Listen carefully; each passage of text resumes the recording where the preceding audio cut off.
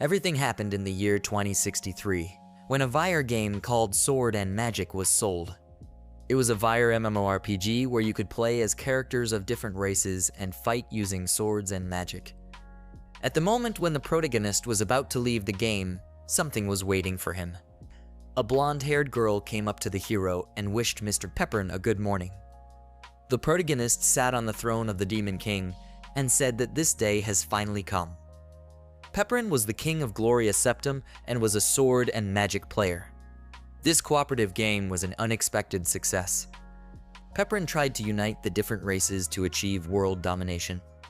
The capture mode in the game is only available to the 7 weakest, among the 35 types of races provided in Sword and Magic. He himself made his character one of these dwarf races. In the beginning, he could not handle even the easiest of opponents, and that's how the game ended for him.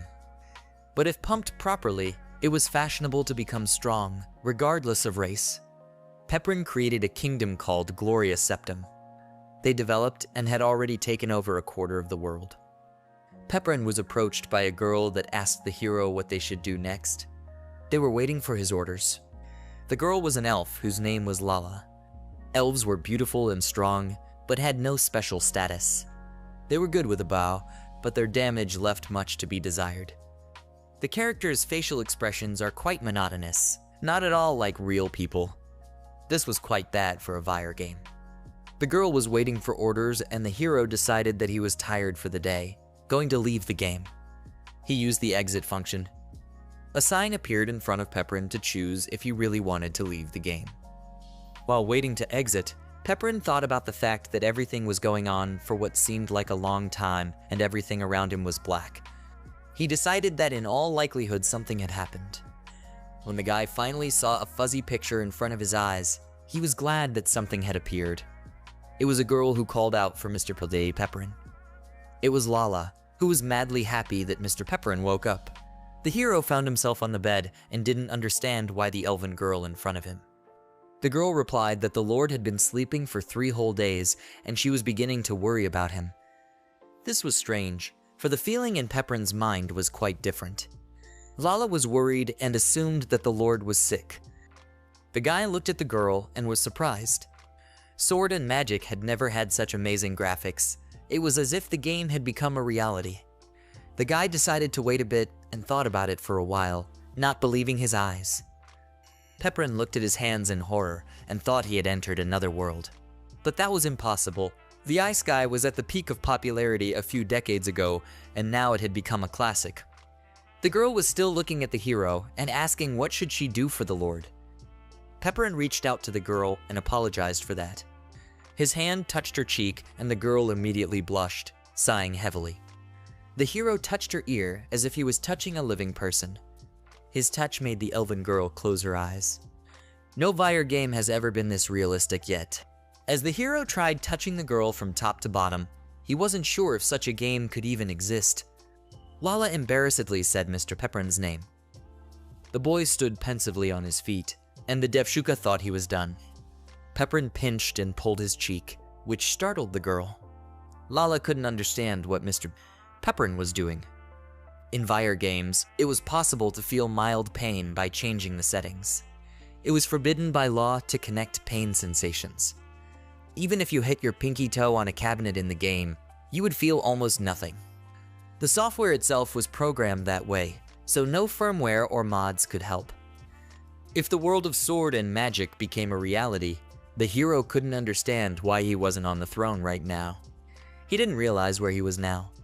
Before he left the game, he was in the royal palace and decided to think. Pepperin was horrified and assumed that this was the same hut he had built at the beginning of the game. It is quite possible that after he moved here, his kingdom disappeared and only his first hut remained. And of all his subordinates, it was the Lala who got him, the worst case scenario. And this was all after all his suffering. The boy asked the girl if Lala knew where they were, but the elf shook her head sadly that she did not know. Pepperin wondered what had happened to Gloria Septum. Lala had no time to realize she was here, so it was just the 2 of them. The girl replied that it was not so, because the others were also here. They were the Goblin Gus, the Titan Nobo, and the Kobold Pachai. as well as the wise demon Eri and the harpy Phanesia.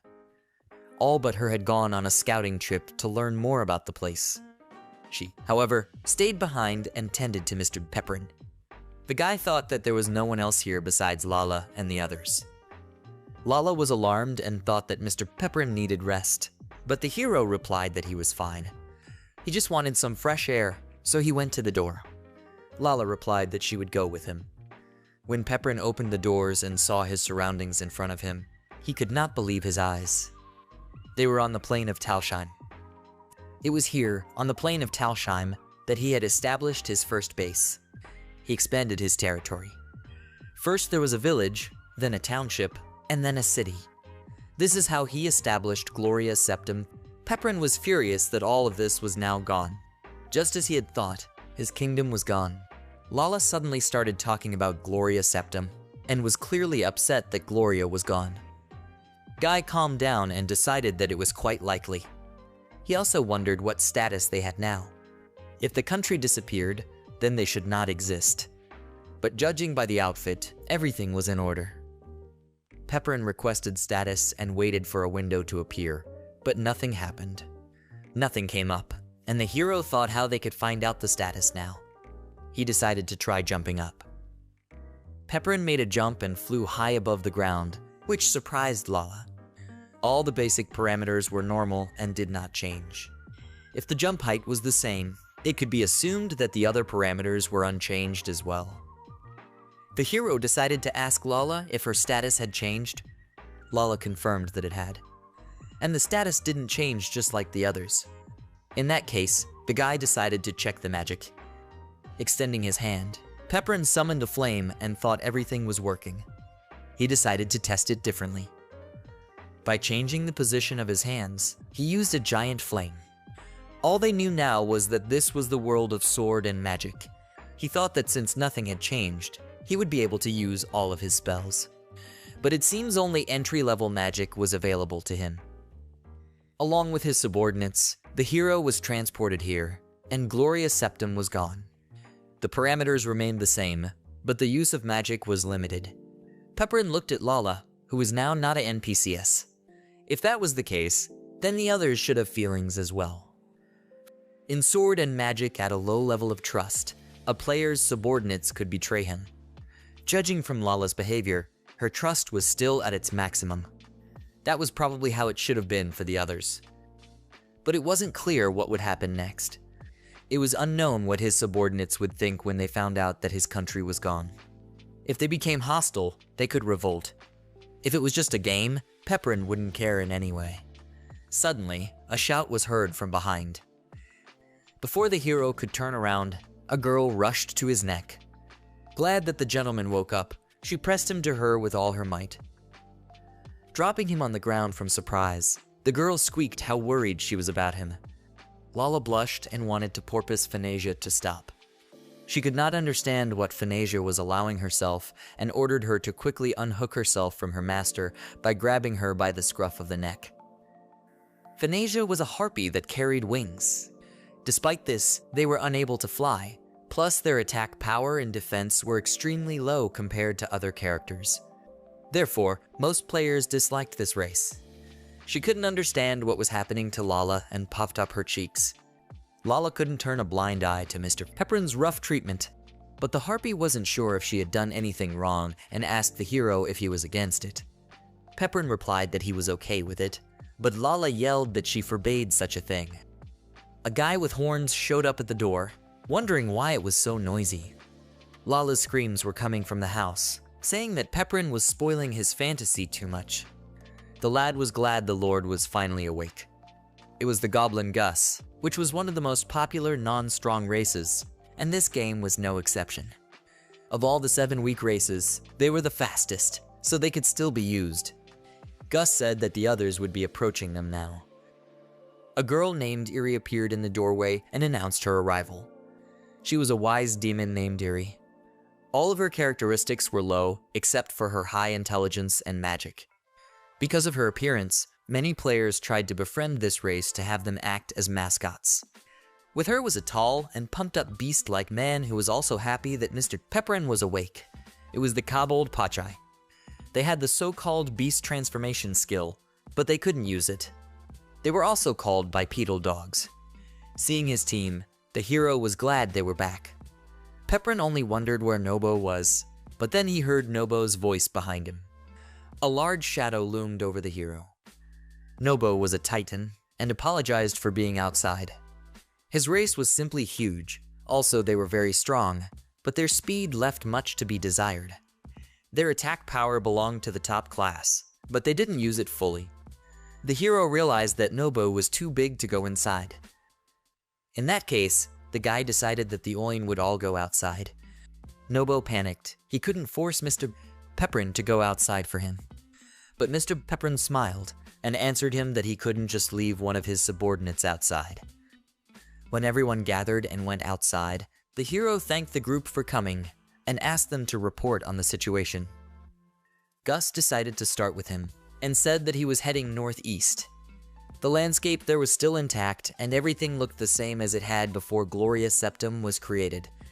In the same direction were the Burkham Caves, where they had previously destroyed all the monsters and built a mine. The same monsters that were there before were now dwelling there. Titan Nobo said that he went on a reconnaissance in the northwest direction. Nothing had changed except that all the structures that were supposed to be there had disappeared. In addition, Lake Fauna was still in the northwest, but the large farm around it had disappeared. Thanasia talked about her exploration in the west. She was sad that she couldn't fly, so Mr. Pepperin had built a castle for her. But unfortunately, it was also gone. She was very sorry about that. Pachai told about the exploration in the eastern side. There used to be a pasture where he kept a captured dragon, but now there was nothing there. Nobo was extremely saddened by this, for he had to travel all over the world to catch the dragon on the king's orders. The last to report was Irai, who went south. In the south was to be the volcano Rufel. There was a mana extraction place she had created after much research, but unfortunately there was nothing left. It was a shame that the fruits of such hard work had just disappeared. This place reminded the hero of the past where they had returned to, where Gloria's Septum was not yet. If indeed their country was no more, Pepperin thought of disbanding their group. In the game, of course, he was a good king who led his subordinates, but he wasn't sure he would do the same in the event that all this was reality. In the present, he was just an ordinary student. In the end, he would drag them through like nothing, and they would obviously hate him. The group asked the hero what they should do, since there was nothing else left. Pepperin thought he could live without his friends, for he had all the knowledge he needed. He decided to tell the group that this is where they should have separated. He asked everyone to listen as he was suddenly interrupted by Lala that he asked if they knew what had happened to them. Starting with a small hut, increasing the number of subordinates and researching technology, strengthening them, the weak, increasing the number of people, creating settlements and cities, and afterward a country, the hero was able to conquer other nations and build the most powerful Gloria Septum in the world in just one generation. This is exactly how Lala envisioned the great hero, Mr. Pepperin. She believed that if they all followed Mr. Pepperin's lead, they could revive Gloria's Septum right here and conquer this world. The group agreed with her, and Pepperin just stood there in shock watching all of this. Gus replied that it was all because their king was the coolest. The Harpy agreed. She believed that their lord would be able to build a castle in the sky once more. He would be able to create a utopia where no one would starve. Pachai was willing to go anywhere with his master, because he would never be bored. Eri also said that if they researched advanced technology, they would surely revive Gloria's Septum soon. Pepperin opened his mouth in surprise and his crown came off. He thought about how it wouldn't be good if things continued like this.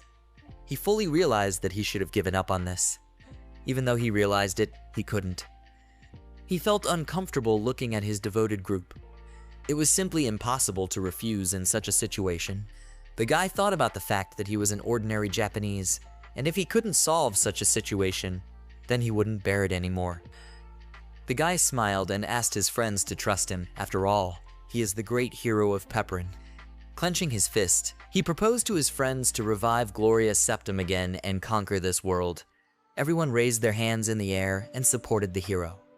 Thus began the world domination of Pepperin. The second conquest of another world begins with the binding of 7 weak races. The first thing they needed to do was 3 things, and the hero decided that his group knew what he was talking about. Eri guessed, and replied that they needed to make money first, and then get provisions and water. They also need to gather building materials to expand their base. That was exactly what Pepperin was talking about. Lala thought about what they should do and suggested that they divide the duties. They could divide into 3 groups. The first group would be responsible for getting provisions and water, the second group for supplying materials, and the last group for the treasury.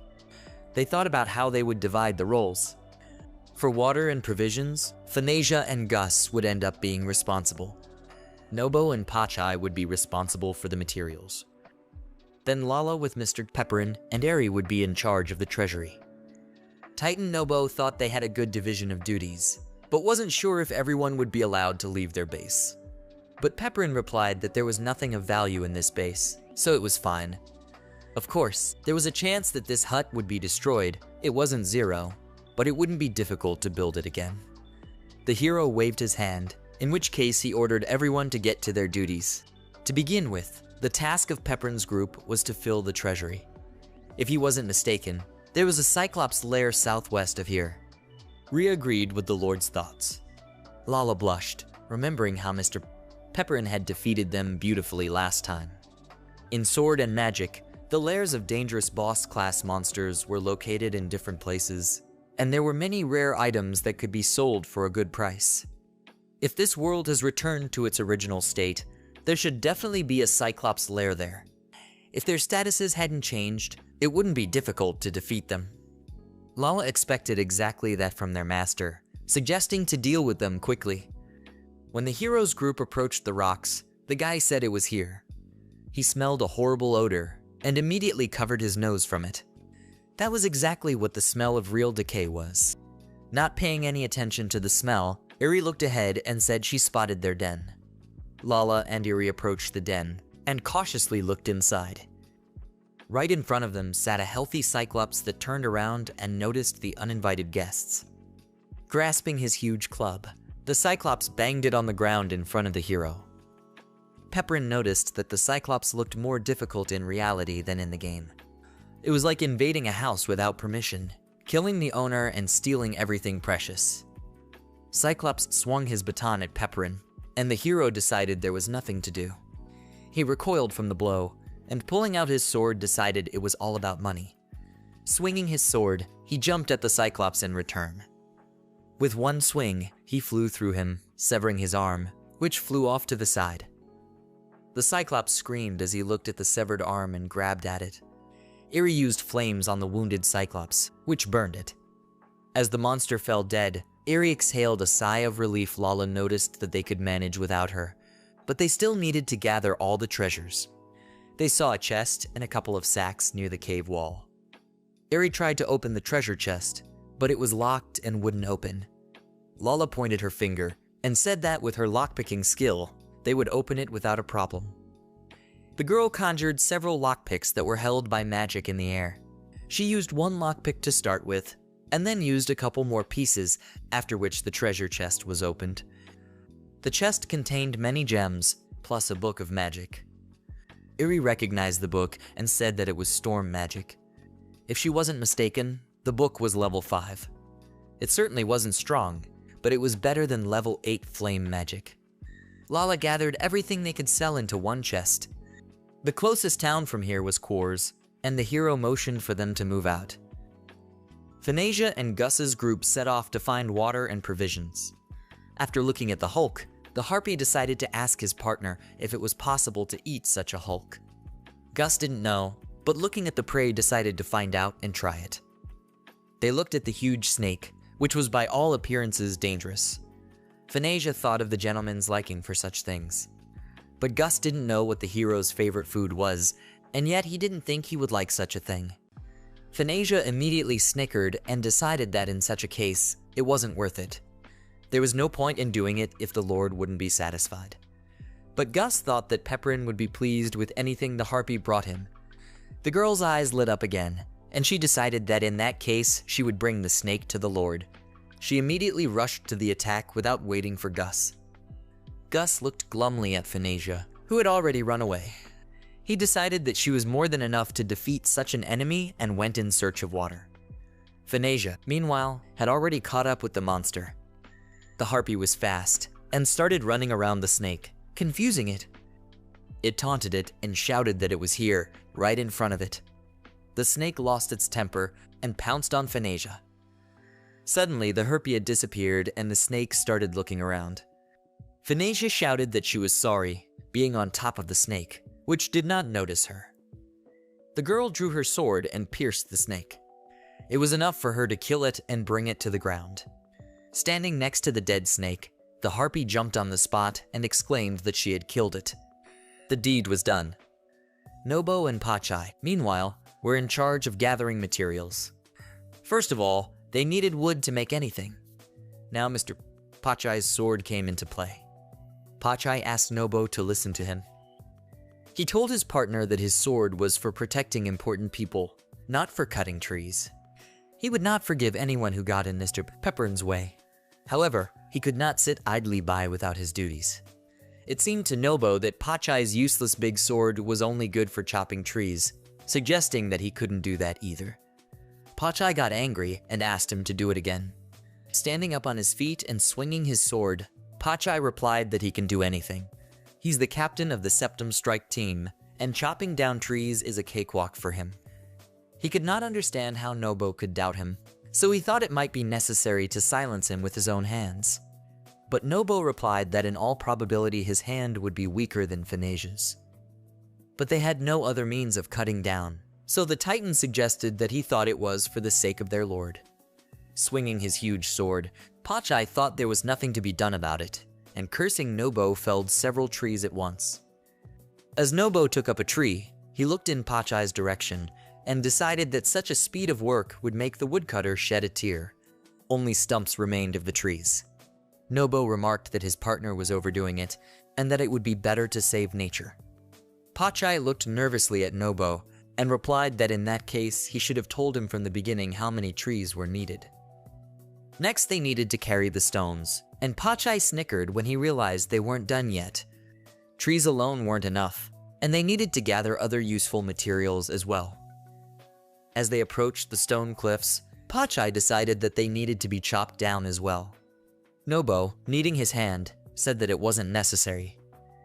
He could handle it himself, hitting the rock afterward, which began to fall apart.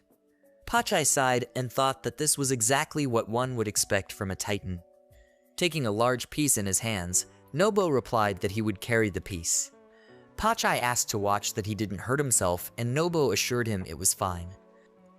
Suddenly the ground began to shake and a stone golem appeared right in front of them. The golem hit the ground and Nobo smiled. He thought his kick was a little weak. Pachai jumped up, ending up behind the golem's back and swung his sword to strike. The golem turned into a pile of rocks, and Nobo replied to Pachai that they were lucky, and he was surprised at that. Nobo said of the golem's stones, they were simply mesmerizing. They were easy to work, easier than normal stones. Pachai thought that was really good, and offered to take them too. The treasury collection team consisted of Pepperin, Lala, and Irei, who made it to the location. Pepperin suggested to start by selling all the gems and taking everything they needed. Irei would like to buy many spell books. They also needed to buy tools to help them in building and processing materials. They needed to buy as many as they could, after which they would return back. Suddenly, someone ordered Pepperin's group to stop. It was a guard that noticed an elf, a wise demon, and a hero from the dwarf race. He asked what they were holding. He thought it was strange that weak races like them were walking around here so freely. Pepperin could not understand what could be suspicious here. The only people who shouldn't be allowed into the country were orcs, and their races shouldn't be affected in any way. The guard suggested that they could have been runaway slaves who had stolen their master's belongings and escaped. The guy was just shocked, and told the guard that they had just come to sell the treasure from the Cyclops' lair. The guard couldn't believe such a thing. He said he would detain them and investigate. The guard called his aides, saying there were suspects.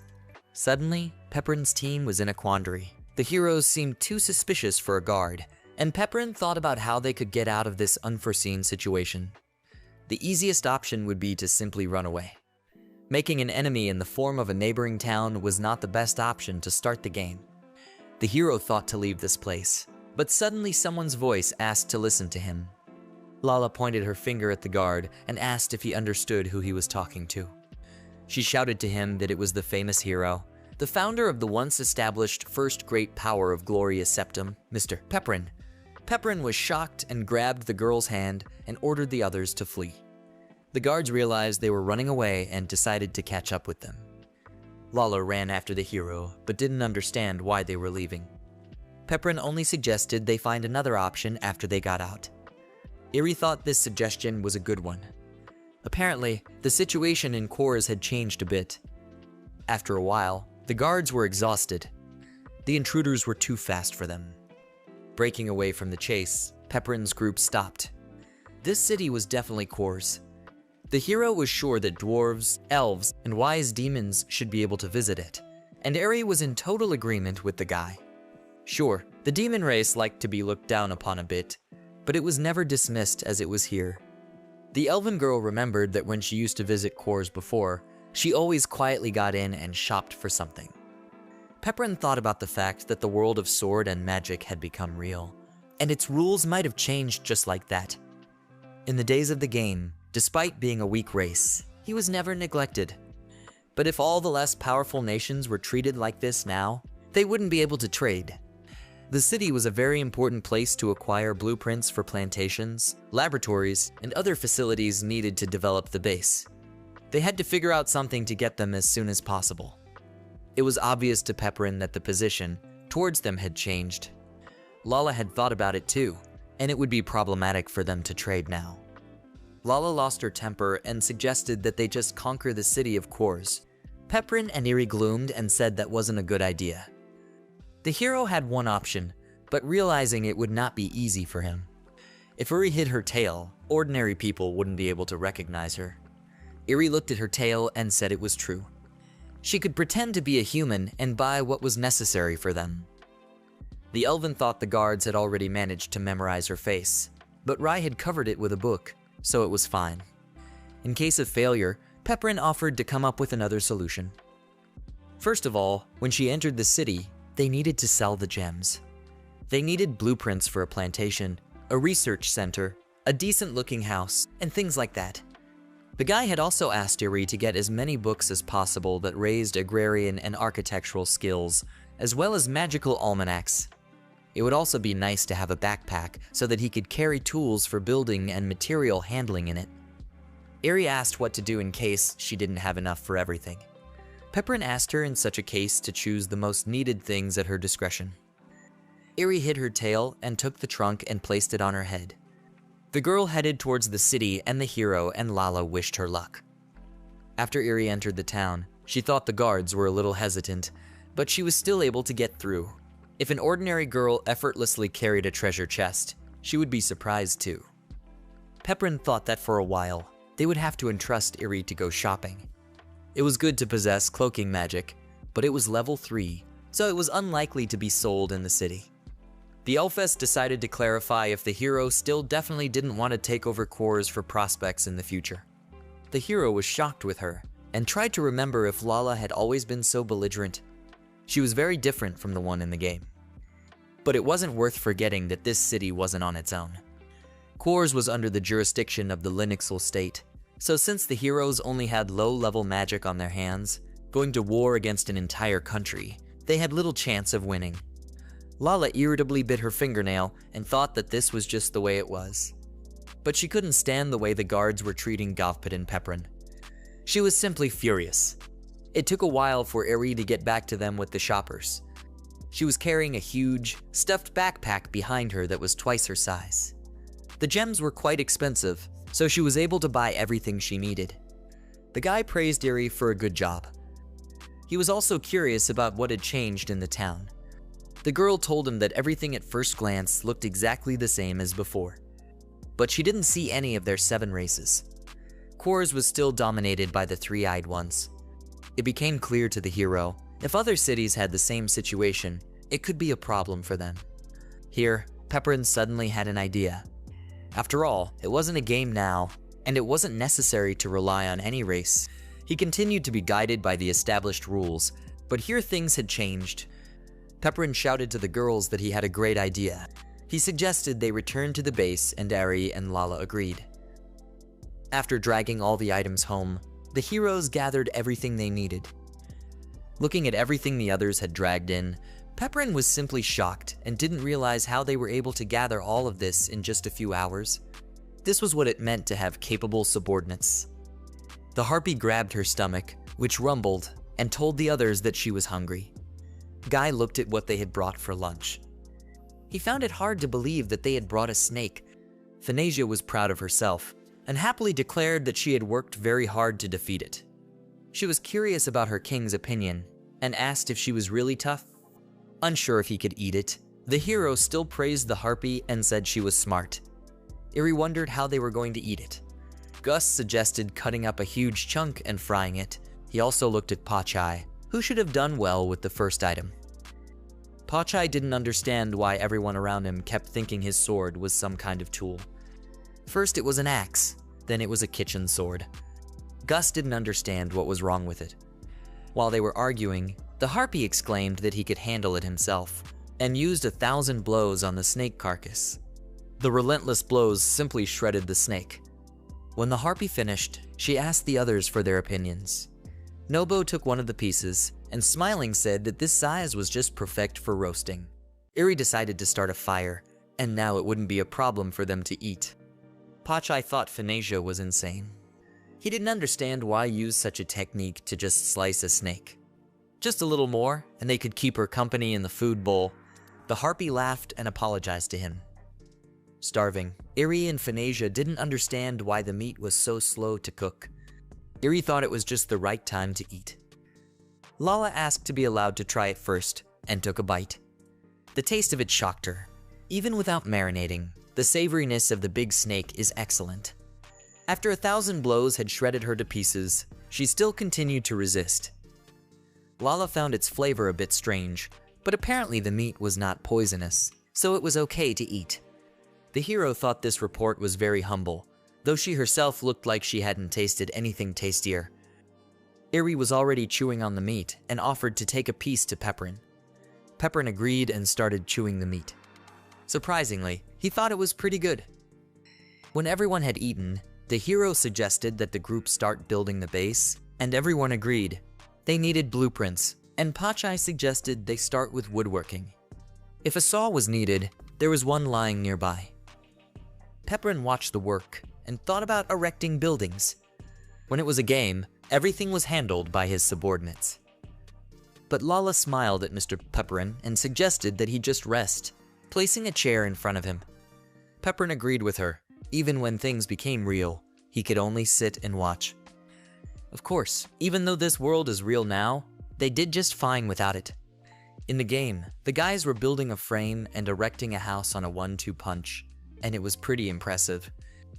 However, just watching everyone just idly work was kind of underwhelming. Pepperin felt bad. Standing up from his chair, he decided that this was no longer a game, and that he would try it too. Running up to the boys, he decided that this time they could use his help too, but the girls immediately turned him down. Lala exclaimed that Mr. Pepperin could not be involved in such small errands. Eri was in complete agreement with her, and the boy didn't understand how that was so. Lala tilted her head back and covered her face with her hand. She could understand how the master was kind, and he always tried to understand their feelings. But it was okay, because working for him, they were filled with boundless happiness. They didn't care how difficult the task was. So Eri and Lala asked Pepperin to sit down and rest, pointing to a chair. Pepperin was uncomfortable, but had to agree. The girls were going over the building plan, Gus was hammering nails, and Pachai and Nobo were hauling large boards. Pepperin was thinking about monster hunting and building. It appeared that unlike monster hunting, construction was considered a small errand. He thought it was probably because he was constantly doing it during the game. It had already gotten dark outside, and their big house was already finished. Pepperin's group managed to do the whole house in a whole day. There were vegetable gardens, a well, and a warehouse. The guy was just shocked. Despite everyone having great skills in building structures, they finished so quickly. The harpy asked the Lord what should they do next in that case. The guy replied that it was already quite late and suggested that they continue tomorrow. Yawning, Eri thought about the fact that they would need to start developing the base from tomorrow. Pepperin said that they would need to start looking for new subordinates. Lala thought about it and noticed that it was quite a hassle. Also, their base level was quite low.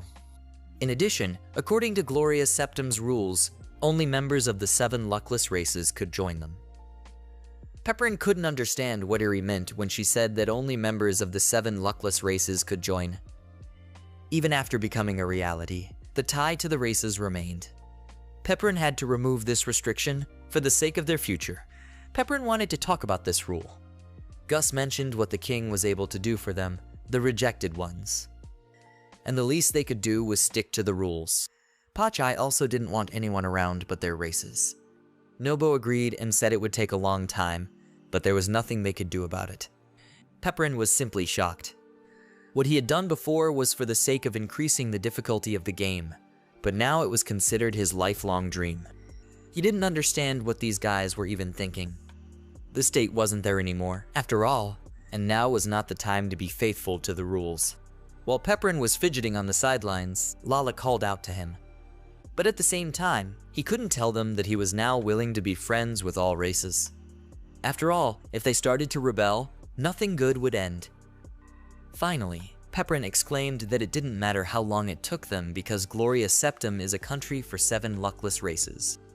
Pepperin had made up his mind, and the whole group was happy about the decision. Now this big house was for them, and they continued to unite the 7 luckless races. First, they needed to raise the level of the base. They still had plenty of work to do, and the hero asked the boys not to relax. In general terms, Gus decided to tell what their plan looked like. The current base, that is, their settlement, was on the 1st level. To reach the 2nd level, they needed to build some buildings. A laboratory and a few dozen dwellings were needed. A well and similar structures had to be built. It was also necessary to reach a number of 50 inhabitants. Additional conditions were also here. One needed to learn more than 6 types of magic, mastery of architecture and gardening above the 7th level, and the availability of certain food in stock. In terms of construction, they only slipped in the number of houses.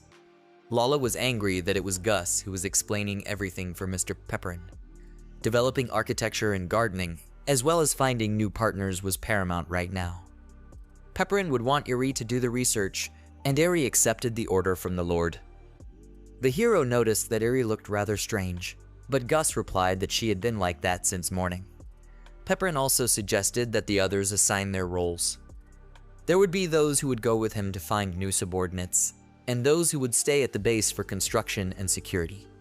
He thought they should split into 2 groups. Lala stated that in that case, she wouldn't mind being Mr. Pepperin's companion. Finasia also wanted to go with Mr. Pepperin, to which he agreed. Pachai and Nobo felt uncomfortable being around a disappointed Lala. The elfess really hoped that there was another place, and the hero decided to ask who would like to go with him like this. All 3 boys immediately turned their backs on Pepperin. Nobo decided to better take care of the housing issue, and Pachai decided to guard their base. Gus headed after them. Pepperin asked Lala if she wanted to join them, and the girl of course said yes. Finasia noticed a crowd heading in their direction, and everyone looked back. They were armed men that looked quite strong. The boy thought they were bandits and thought they would have no trouble chasing them away. When they approached the heroes, the boy asked them to wait. Pepperin was terrified, realizing that they were all humans, not monsters. He didn't know if he would be able to kill a human. He had killed opponents many times in the game, but it was completely different in reality. He remembered the battle with the Cyclops, and decided that there was nothing wrong with it, because he had already felt the same thing in the battle with the monster. One of the men with an eye patch approached the boys, saying that they were new here. His friend shouted that they were just trash races who had decided to build their own settlement. The bandit approached Pepperin, and said that he usually sold his kind into slavery. Deciding to make an exception, he offered to pay him 1,000 gold weekly. It seemed like a good deal to him. Pepperin asked them to get the hell out of here, as he didn't want to waste his time on them. The man with the eye patch laughed and asked if the others had seen it. His friend yelled that the trash had decided to act arrogant, but said he'd give the guy another chance. He put a condition on the hero by putting a sword to him. Either he pays him 1,000 gold every week or he dies.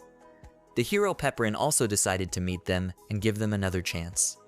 The bandit laughed and couldn't understand what the guy was talking about. He swung his sword at the hero and shouted that he would chop him into pieces, as Pepperin wished. Without moving, Pepperin decided to return the favor, and Gus delivered a slashing blow to the brigand that sent him flying backwards. Gus noticed that apparently the bandit didn't even have time to speak. All the bandits were confused, not realizing what had just happened. Gus thought he had killed him too quickly, but the hero replied that he himself did not want to retreat for good, and they had nothing more to talk to him about. Pepperin cast an intimidating glance at the brigands and suggested that they fight back. Pachai, Nobo, and Fanasia immediately rushed into battle.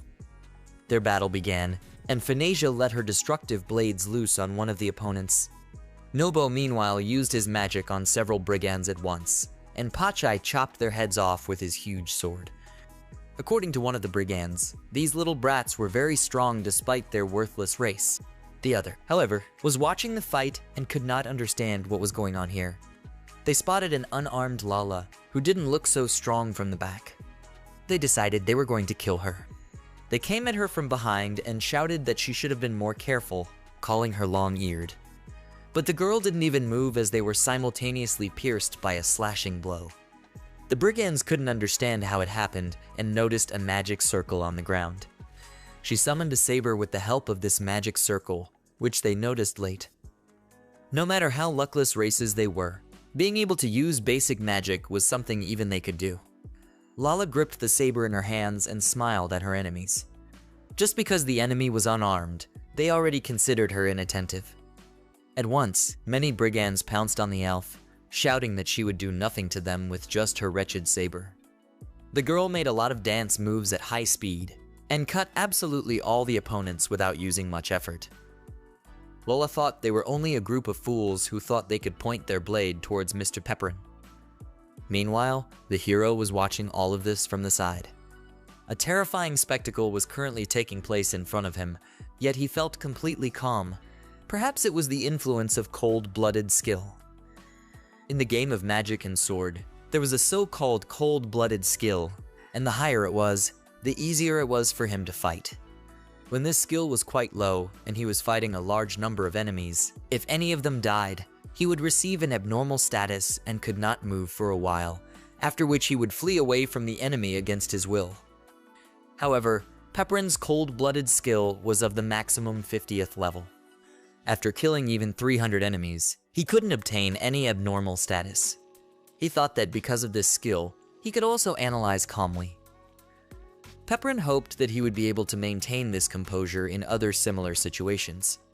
While he was thinking about it, a man with an eye patch came to his attention. He couldn't understand how such a trash race could be so strong, and wondered who they were. Unintentionally, he stepped on a small pebble, which made the hero hear him behind him. The man fell to the ground in horror at the sight of Pepperin drawing his sword. The subordinates did not spare all their strength, and the general just stood behind and looked at it all. Pepperin put his sword to the rabbinic and asked if he had any parting words.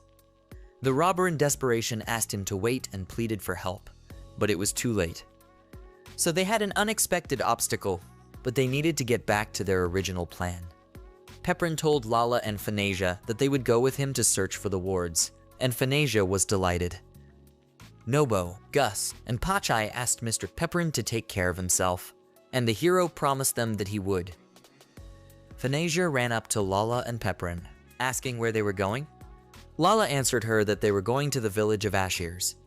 As far as the hero remembered, there was an elven village north of here at the foot of the mountain. He wanted to look there for volunteers willing to relocate. Fanasia hoped they wouldn't be as horrible as Lala. Lala was shocked, not understanding why she was horrible. Fanasia admitted to her that when it came to Mr. Pepperin, it was better not to be around her. Even Pepperin admitted that this was true. A few minutes before the arrival of Mr. Pepperin and his companions, Something happened in the village of Ashiers. There was shouting, followed by a command to sit in silence. It appeared that the elves had been captured. One of the men asked his comrade if they had cleared the entire village, and his partner told him that they had grabbed everything they could find. Finasia was exhausted and said that she could not go any further, for she was very hungry. Lala told her that she had eaten a whole roast wild boar for lunch. Besides, they would soon reach the village and asked her to be patient. Finasia was almost in tears talking about how bad she felt, and the hero asked her to be patient a little longer. Lala looked around and was sure the village was somewhere around here. Looking around more closely, she spotted the entrance to the village in the distance and immediately rushed there. The girls were glad they had finally made it and ran to the gate. Pepperin smiled, even though they couldn't get here until after midnight. Finasia decided to greet the people in the village of Ashiers and wished them a good evening. As they came closer, the heroes noticed a frightening sight before them. Everything was destroyed, and one of the people asked if they had captured all the ears. The lizard-shaped beast thought he saw someone else in the neighboring house. The three-eyed brigand told him to knock it off, as the corpses made it uncomfortable for them to walk, and suggested they shift a bit. Nudging one of the elves with his foot, the man demanded that they move. Lala was shocked at the way they were treating the elves from the village. She recognized their VW's bandits. It was their abbreviation for what stood for the Black Company. In the world of magic and sword, they were involved in slave trade, selling drugs and illegal magic books, murder, robbery, and kidnapping. It was the largest criminal gang in the world. Most likely, they were going to sell the captured elves into slavery. Once the hero himself was a member of their group and was able to achieve considerable success. Acting cruelly and unfairly, he focused on the fact that it was just a game, although even so he felt bad. He knew that getting involved with these guys was signing his own death warrant. It looked like they didn't need to take any action for now, since their base hadn't even become a village yet. He was sad that they wouldn't be able to make these elves their subordinates, but there was nothing they could do about it. Pepperin decided that they needed to avoid taking unnecessary risks, but Lala didn't think so, and ordered them to stop immediately.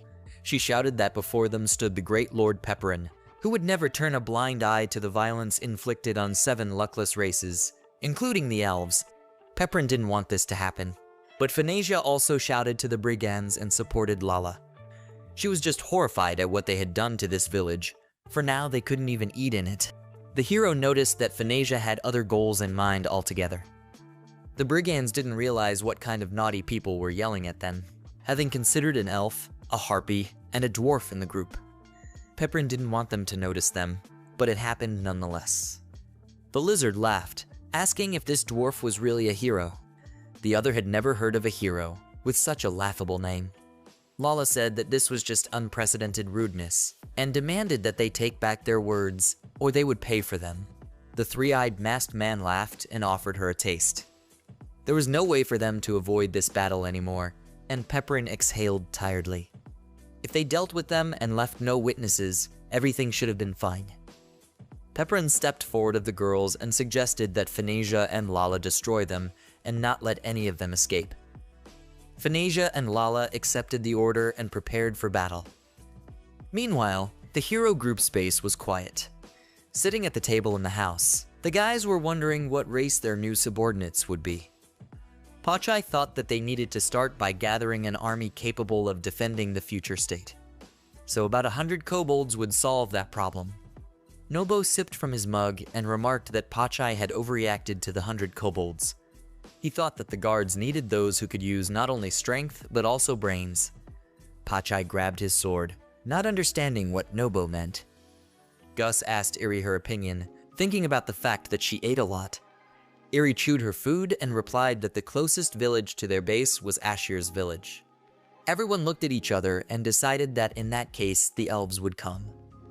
There was a tense silence, and only Nobo broke it by sipping from his glass. They all hoped that the elves would not be as terrifying as Lala. Somewhere in the village, meanwhile, endless screams rang out. Looking at the terrifying characters, the brigands could not understand who they were. It was as if they were not of the luckless races. Their absolute strength towered over the bodies of their enemies. They were true monsters. Pepperin thought that he could assign this couple to deal with the remnants. Meanwhile, he would take care of rescuing the elves. The rest of the gang watched the captives, and one of them asked his partner if everyone was here. The rhinoceros-like beast agreed with him, but then something caught his attention. There was some sort of commotion from the side of the entrance, and it seemed to the brigand that someone's silhouette was peering through there. Right in front of them, they spotted a guy who was a dwarf. Pepperin had finally found them. The bandits blocked his path with their swords and ordered him to stand still.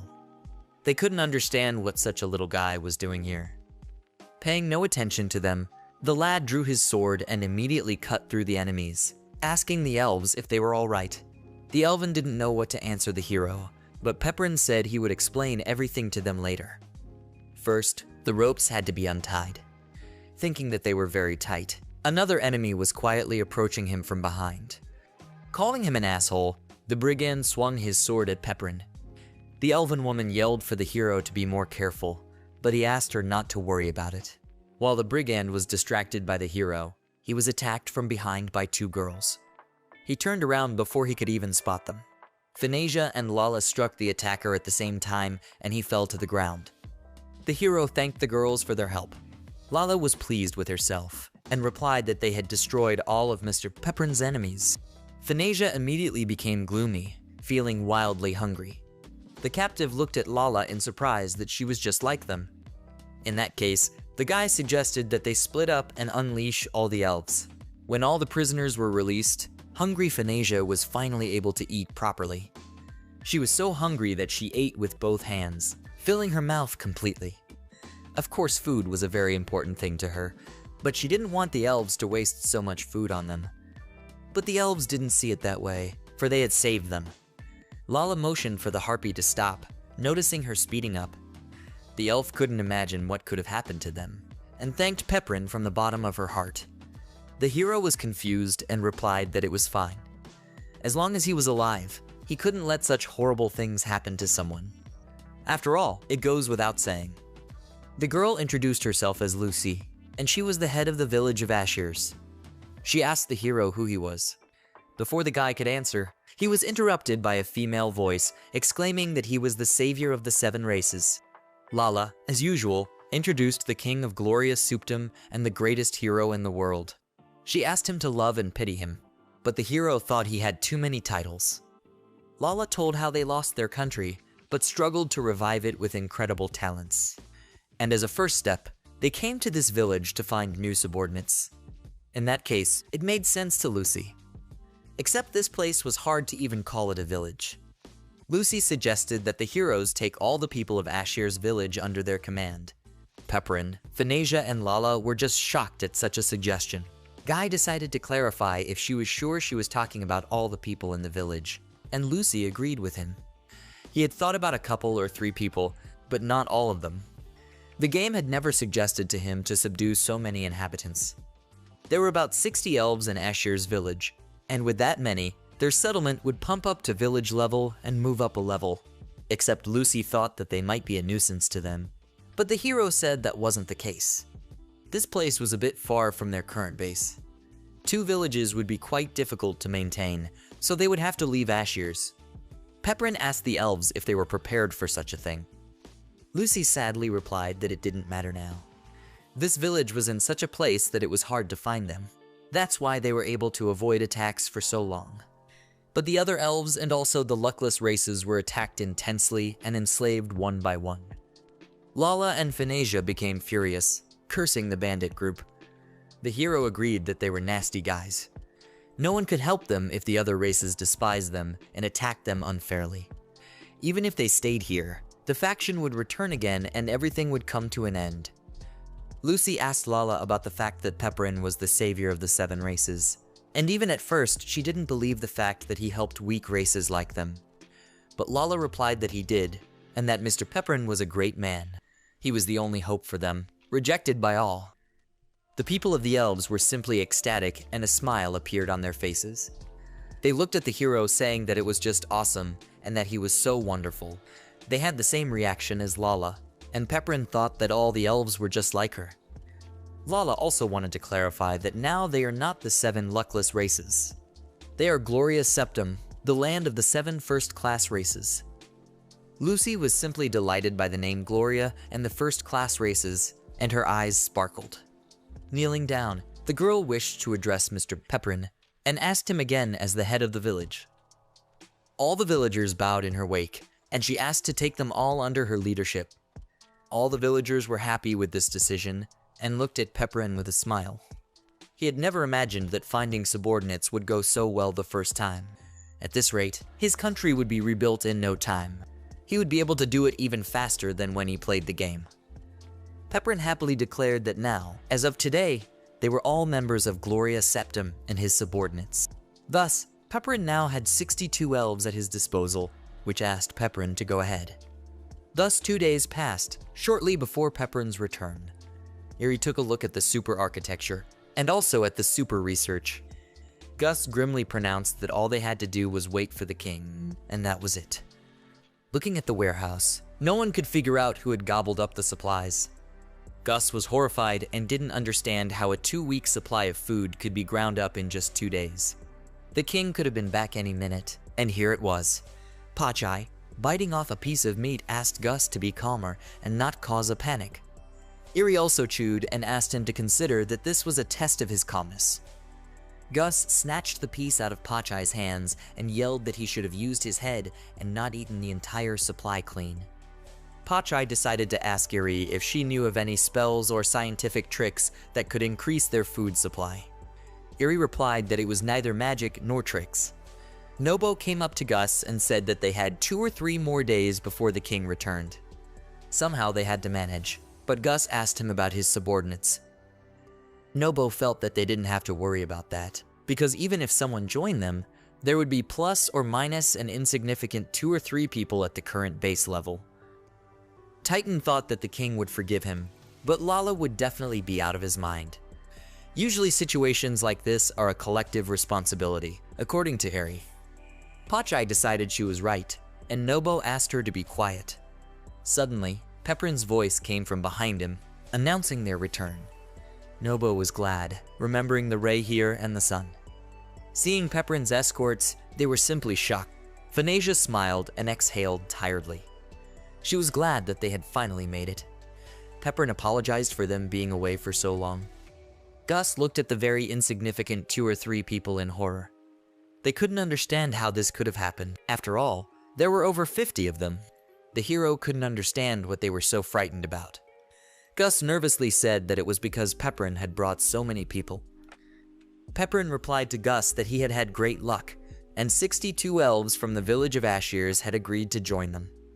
Nobo was surprised and praised Mr. Pepperin for his excellent work. Gus bewilderedly greeted the new residents.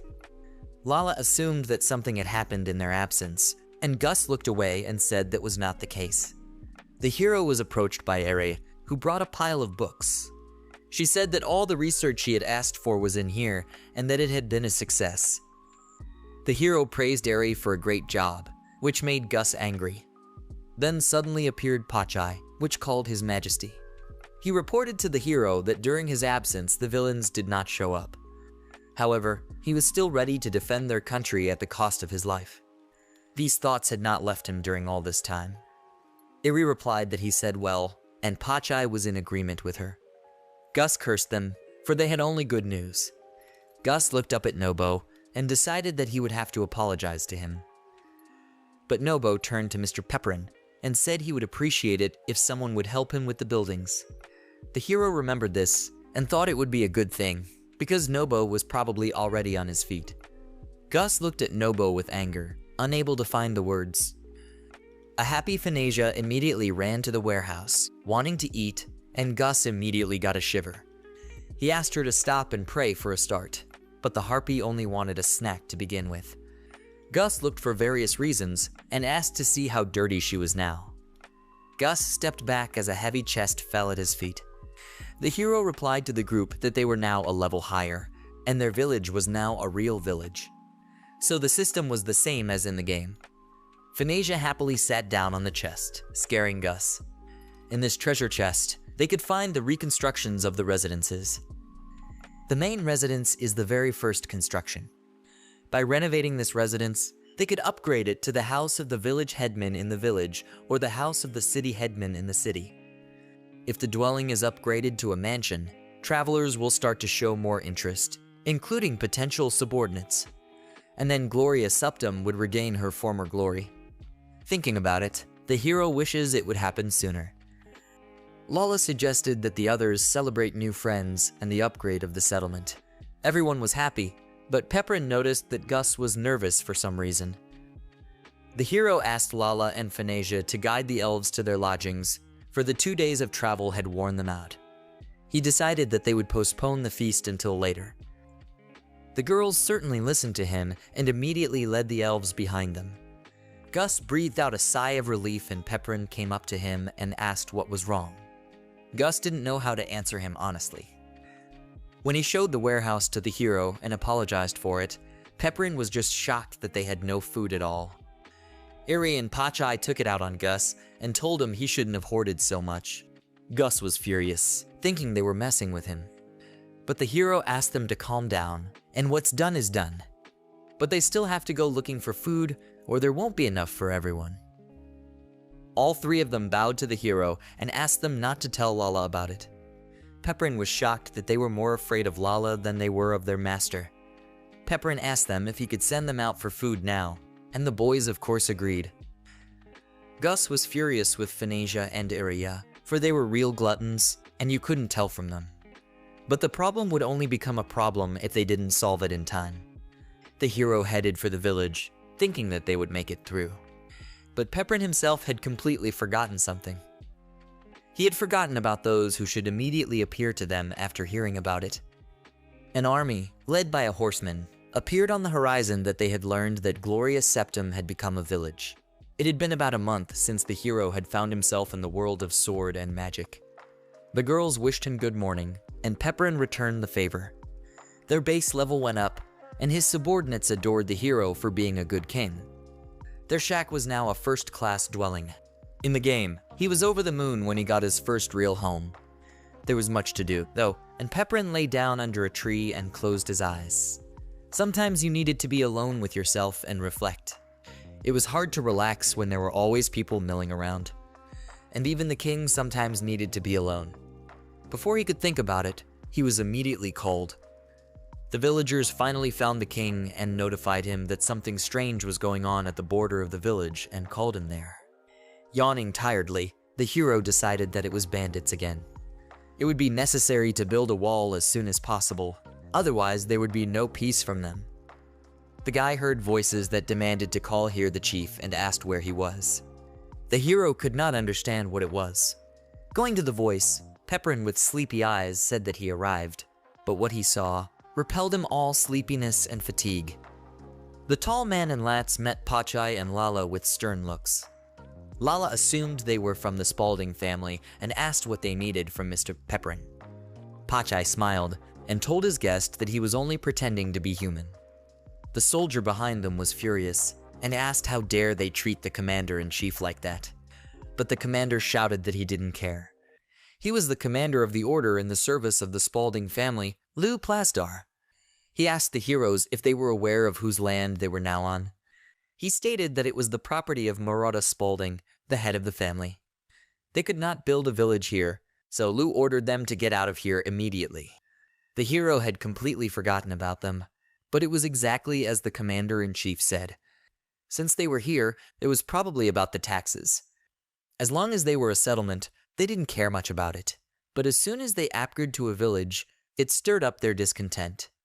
They wanted them to pay taxes for this land, the plain of Talsheim, owned by the Spalding family of the Aleph Azerade Empire. If they refused to pay them, war would break out and a huge army would be sent against them. Then they'll be dead for sure. Pepperin knew that the Spalding family were conscientious taxpayers, and it would be good to follow their example. In the game, the tax was 5% of the annual parish.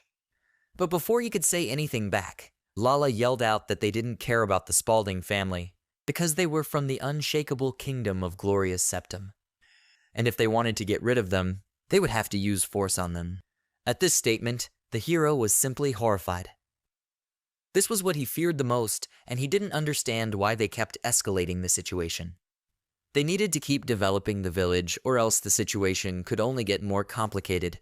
The hero ordered Pachai and Lala to stop. After introducing himself to Lu, he said that he was the headman of this village, apologizing for being late. The general didn't realize at first whether the dwarf in front of him was a dwarf or a child, but the hero replied that he was a dwarf. The general looked at the rest of the villagers. At first glance, the village was full of elves, but if you looked closely, you could see giants, harpies, kobolds, demons, and about 70 other creatures. The general didn't understand how they managed to gather so many vile creatures together. Pachai became furious, but Pepperin asked him to calm down. The hero apologized to Lu and asked what they wanted them to do. As he had said before, these lands belonged to the Spaulding family and they had to get out of here. The hero asked him to wait, as he would not want to hear such a demand from him, and offered to negotiate. The general hesitated, and the hero said that he had one proposal for them. This land was originally vacant, and it would be a good idea to create a village here for the benefit of the Spaulding family. The general asked if they were willing to swear allegiance to the family, but that was exactly what the Pepperin meant. The general thought and smiled as he looked at Pepperin. He ordered the soldier to bring a scroll, and the soldier immediately listened to him, holding out the parchment.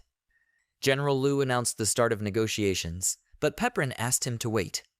He suggested that they go to his residence, for the matter was important and they should make themselves comfortable and discuss everything quietly. The general agreed and took 2 men, ordering the others to stay where they were. The hero asked the rest of the villagers to wait here as well, but Lala wanted to go with him, as there were 2 others with the general. Pepperin did not hesitate to immediately refuse her. While they would negotiate, no one was to come near the residence. Pepperin asked that this be conveyed to all absentees. Looking at Lala, he thanked her, which made the girl's eyes sparkle. She gladly accepted his request. The hero mentally exhaled, because they should not have been present at a negotiation where he was in an obviously losing position. He didn't want to lose the loyalty of his group. When the heroes arrived at the residence, the general offered to start negotiations in that case, though the only thing they had left to discuss was the tax rate. Pepperin would like to think that this is still a game. Of all the crops harvested in this village, 40% was to be paid to the Spaulding family. Then they would not attack them or drive them out of the village. At first, not understanding anything, the boy agreed, but then he asked to wait. Pepperin was horrified after realizing these figures.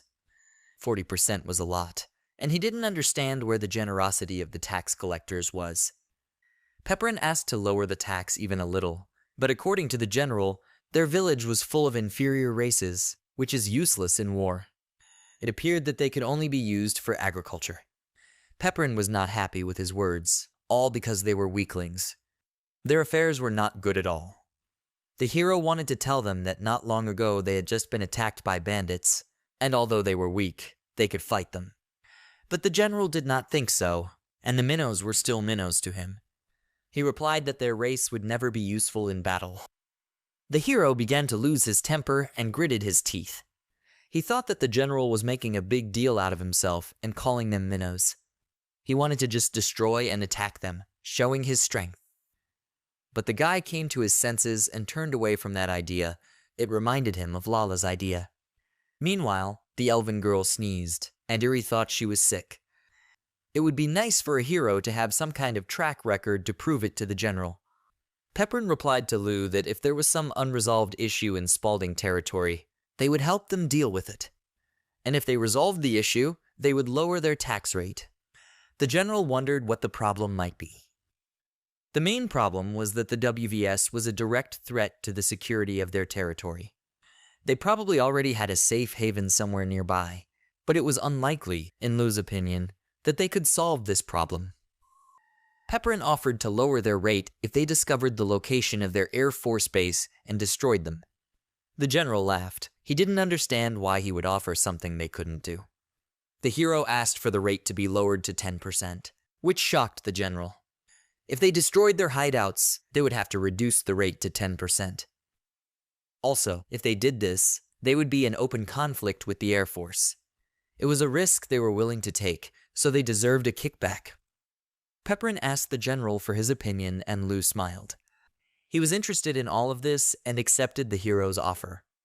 Pepperin was happy and decided to make sure of it again, but that the general answered positively.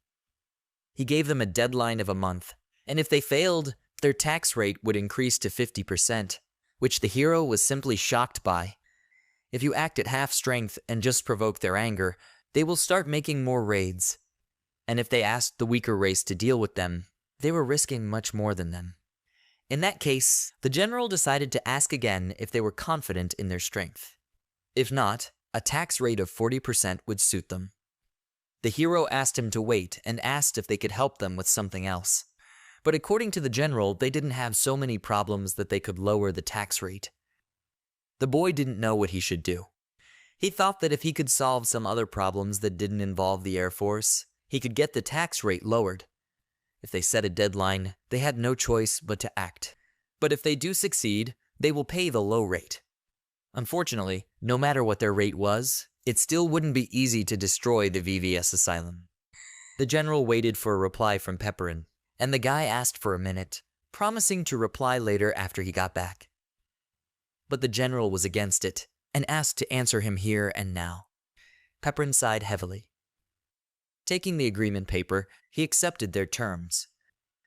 Leaving, the army wished them good luck in developing their village and paying their taxes.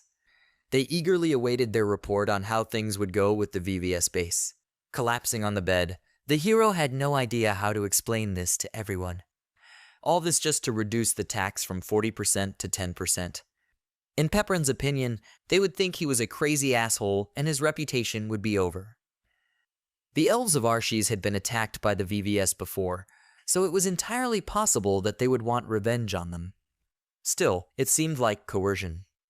But it could have been a mission to free the 7 races from the oppression of the VVS. Hiro and Lala exhaled heavily at the same time. Eri sat next to Lala and asked her what happened. Lala replied that it was nothing, and in that case, Eri was about to leave when suddenly the elfess grabbed her by the tail. Eri turned around and asked again, but in Lala's opinion, she already knew everything.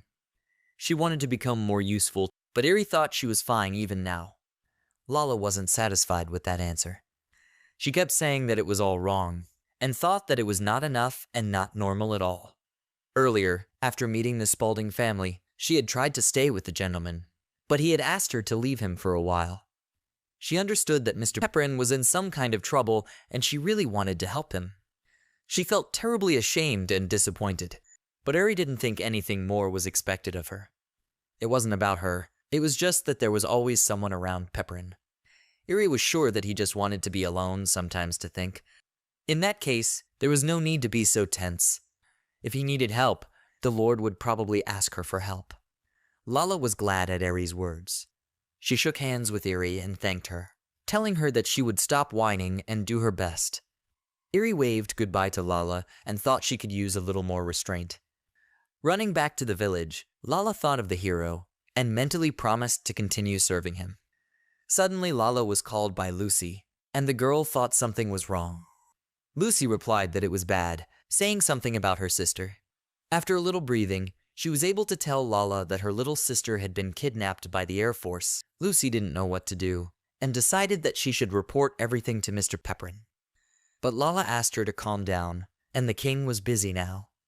She asked Lucy to let her tell the Lord personally. Lucy told that this morning Reese and his friends went to play in the forest.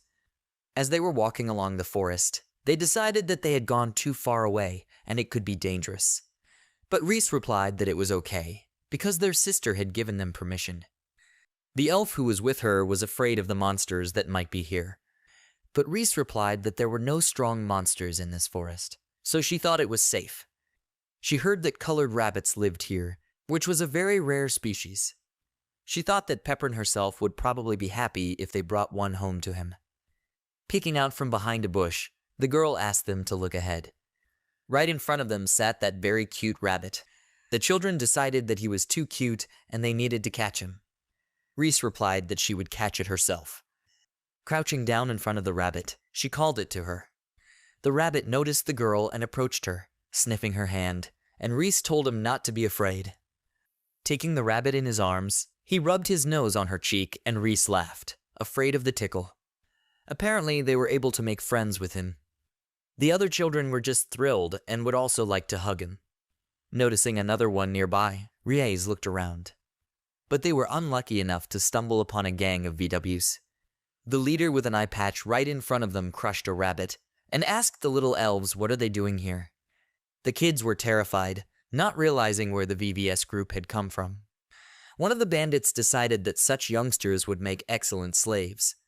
The other agreed with him, for there was much to teach them.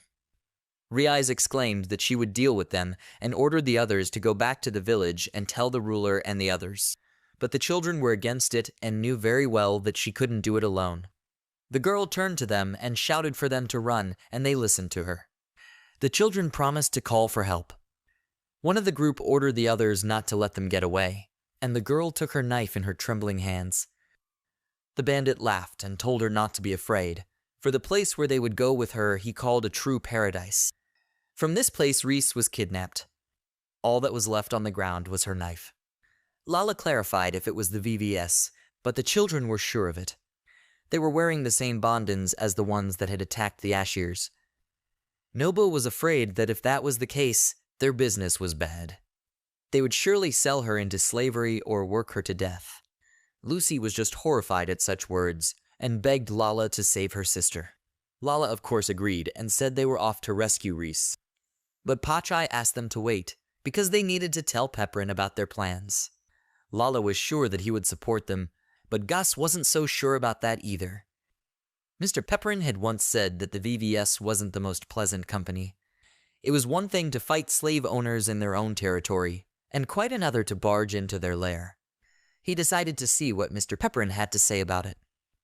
Lucy couldn't imagine what would happen to Reise in such a case. Gus was sure that Mr. Pepperin would be happy to help them anyway.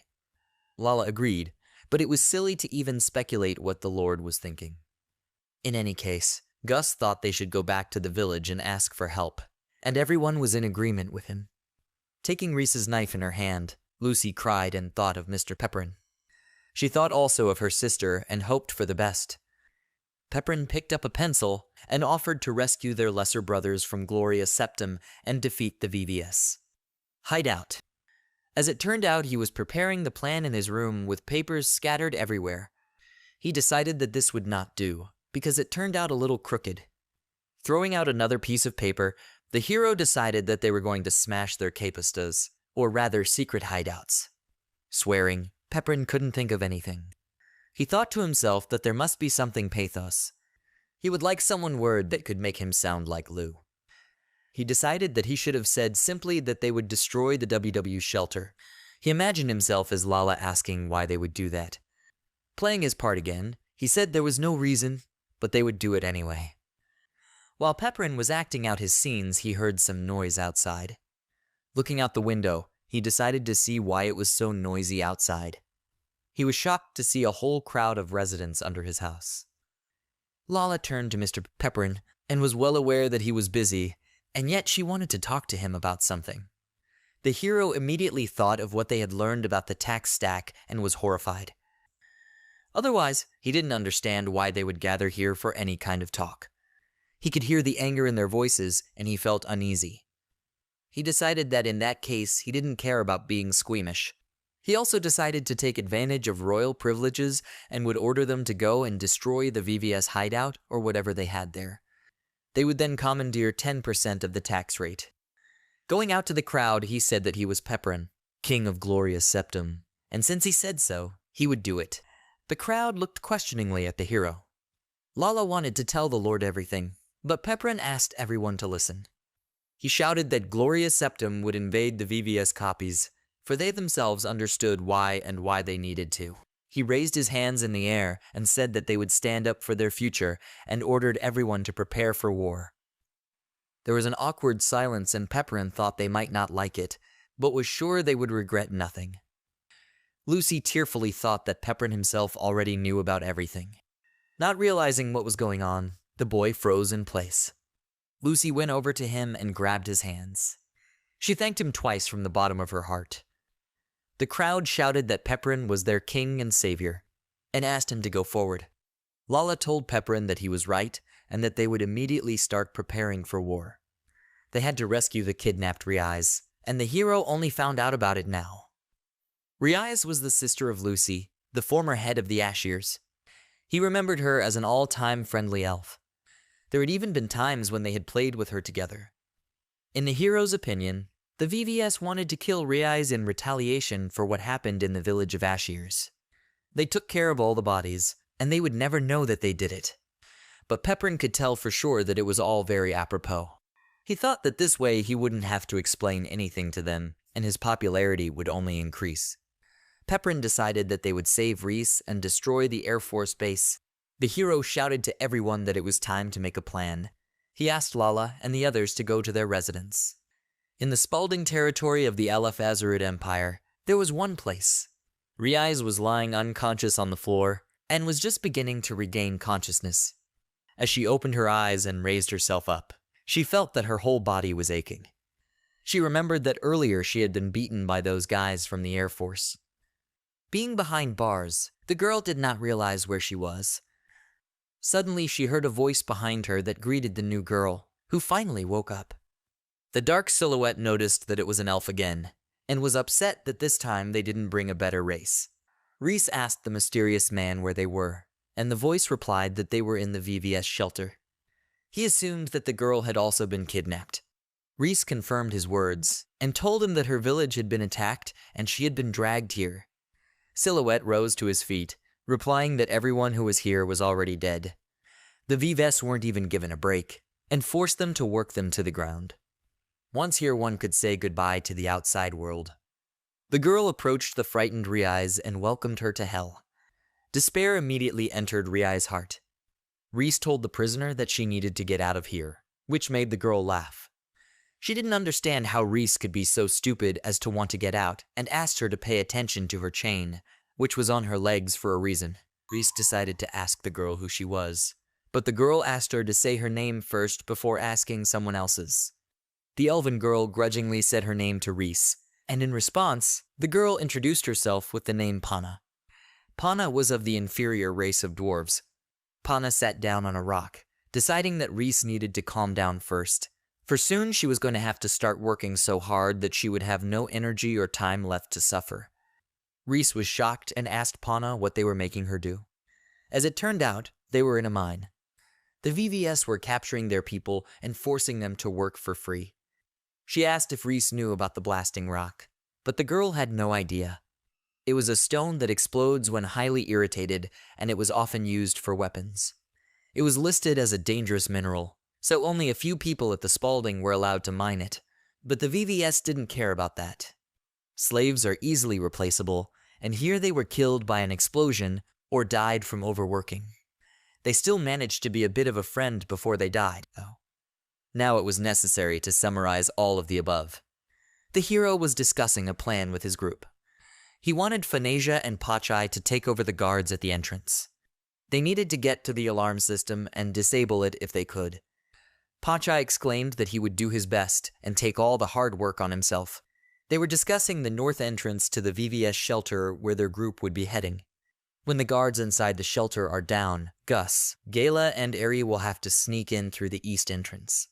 They will rescue Reise and destroy the hideout, and everyone was in agreement with Mr. Pepperin. Nobo and the elves were to defend the base and stay. Nobo was sorry they couldn't go with them, but promised to do his best to take care of their home. Gus apologized to the Lord and had something he wanted to ask. The main goal of their mission was Reise. He didn't understand why they couldn't just leave the shelter after the mission was accomplished without destroying it. Pepperin pretended not to understand what Gus was talking about, but Lala was furious. To her, these were the monsters that had destroyed their village. They couldn't just take Reise away and forget about it all. This was a war, and if you were going to fight them, you had to be thorough. Gus decided not to argue with her, and he knew it. He was just curious. Looking at the heroes, Pepperin mentally apologized to Gus, because if it wasn't for the tax rates, he would have sided with him. Lala, meanwhile, raised Gus' hand and exclaimed that they would tear down the VVS shelter. In that case, if everyone was ready, it was safe to begin. The dungeon doors opened, and Reese was told it was time to get to work. The man knocked her down and the girl fell. He ordered her to move quickly and get up. Ordering her forward, Reese thought about the fact that there were only weak races here, and they had all been kidnapped. Looking around, the girl failed to spot Panu, and the man asked to be let through. One of the men did not understand why the girl was hatching and ordered her to work. But Reese replied that she didn't know what to do. It was the leader of the group, Purst. Since she was new, she had to look at the others and learn from them. Purst also said that if she made a mistake, she would die. The girl puffed up her cheeks and thought, why not pay more attention to her learning in that case?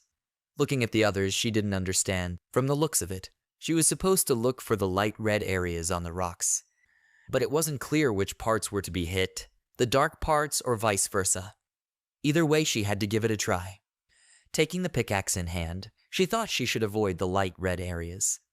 No sooner had she gotten to work than there was an explosion from behind her. Reese turned around and saw the torn body of a slave in front of her. The gang member ordered them not to wrap the body, because there was no point in doing so. They decided to just feed the body to the monsters that were outside. Reese's tears flowed. It was better to die from overwork, but death from the bomb was unavoidable. The girl lost her temper and asked the people what was wrong with them. Purst heard and turned to her. Reese asked if they knew what life was. She didn't understand how a living being could be treated like garbage. Purst answered her that they were just tools and instruments, simple as that. They couldn't even be sold, and she was nothing more than a waste product. Purst thought they were unworthy of life and ordered her back to work. Reese thought this was rude and shouted that they were not tools. They weren't born to be used by scum like them.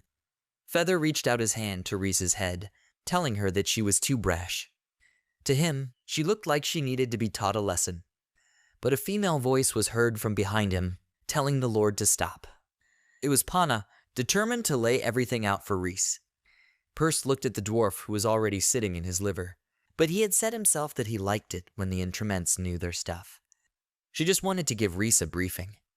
In that case, Purst left Reese to Pana and ordered her to explain to her what she was here for. Pana cheerfully thanked the leader. Grabbing the girl's hand, Pana led her behind her. Reese asked her friend what was going on here, and she ordered her to shut up and follow her. They reached a door, which she asked Reese to enter. Once inside, Reese saw a scary torture room with many implements. Reese was horrified, not realizing what kind of room was this. She asked Pana, what the hell was she doing? Pana decided that she would not let her out until she was sure that Reese was really just a working tool. The girl asked her not to be silly, assuring her that she was no tool. But she had two choices: stay here and let herself be tortured, or lie and recognize herself as a tool. Pana didn't really like torture, but if Reise had to be tortured, there was nothing that could be done here. There was no way Reise could allow herself to be called something like that, and Pana asked her to look on the bright side. Reese needed to be called out that there was nothing she could do to fix it. She couldn't defeat everyone and get them out of here. But Reise disagreed with Pana, because if they worked together, they probably could. But Pana didn't think so, and poked the girl in the nose with her finger. They could only obey and live on, or they could die right now. The girl bowed her head and agreed with her. After all, she was just a labor force for them, and she chose to recognize that. Pana smiled and said it was a reasonable choice. She happily announced to Mr. Purst that her lesson had been learned. The leader didn't like that the girls looked too cheerful. Pana replied that they were, and that Reese's nerves immediately gave out after she saw the camera.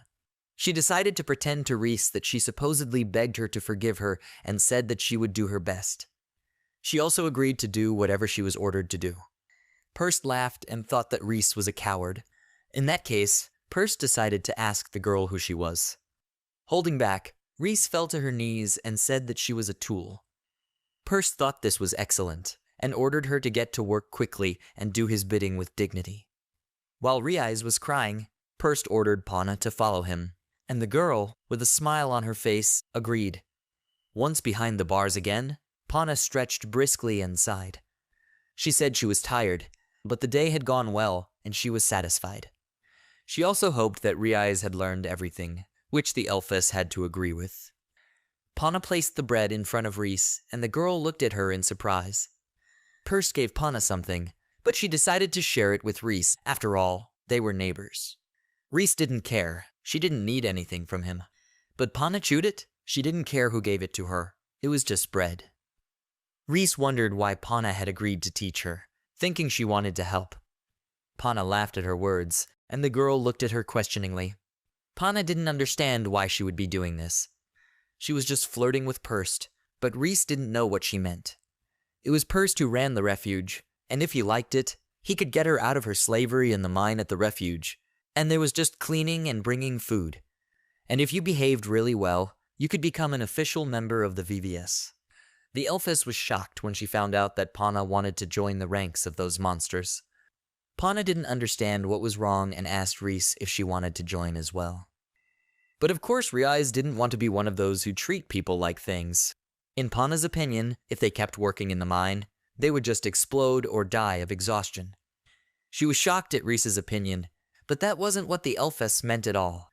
Reese thought that Pana had no pride at all. Pana froze in place, remembering the words that had always told her that they were just ordinary slaves and that they were just labor. But the dwarves had pride, which begged to differ, thinking that they could just get away with it. In that case, Purst decided that they would just die. The dwarves that were then with Pana and defending themselves were killed by Purst.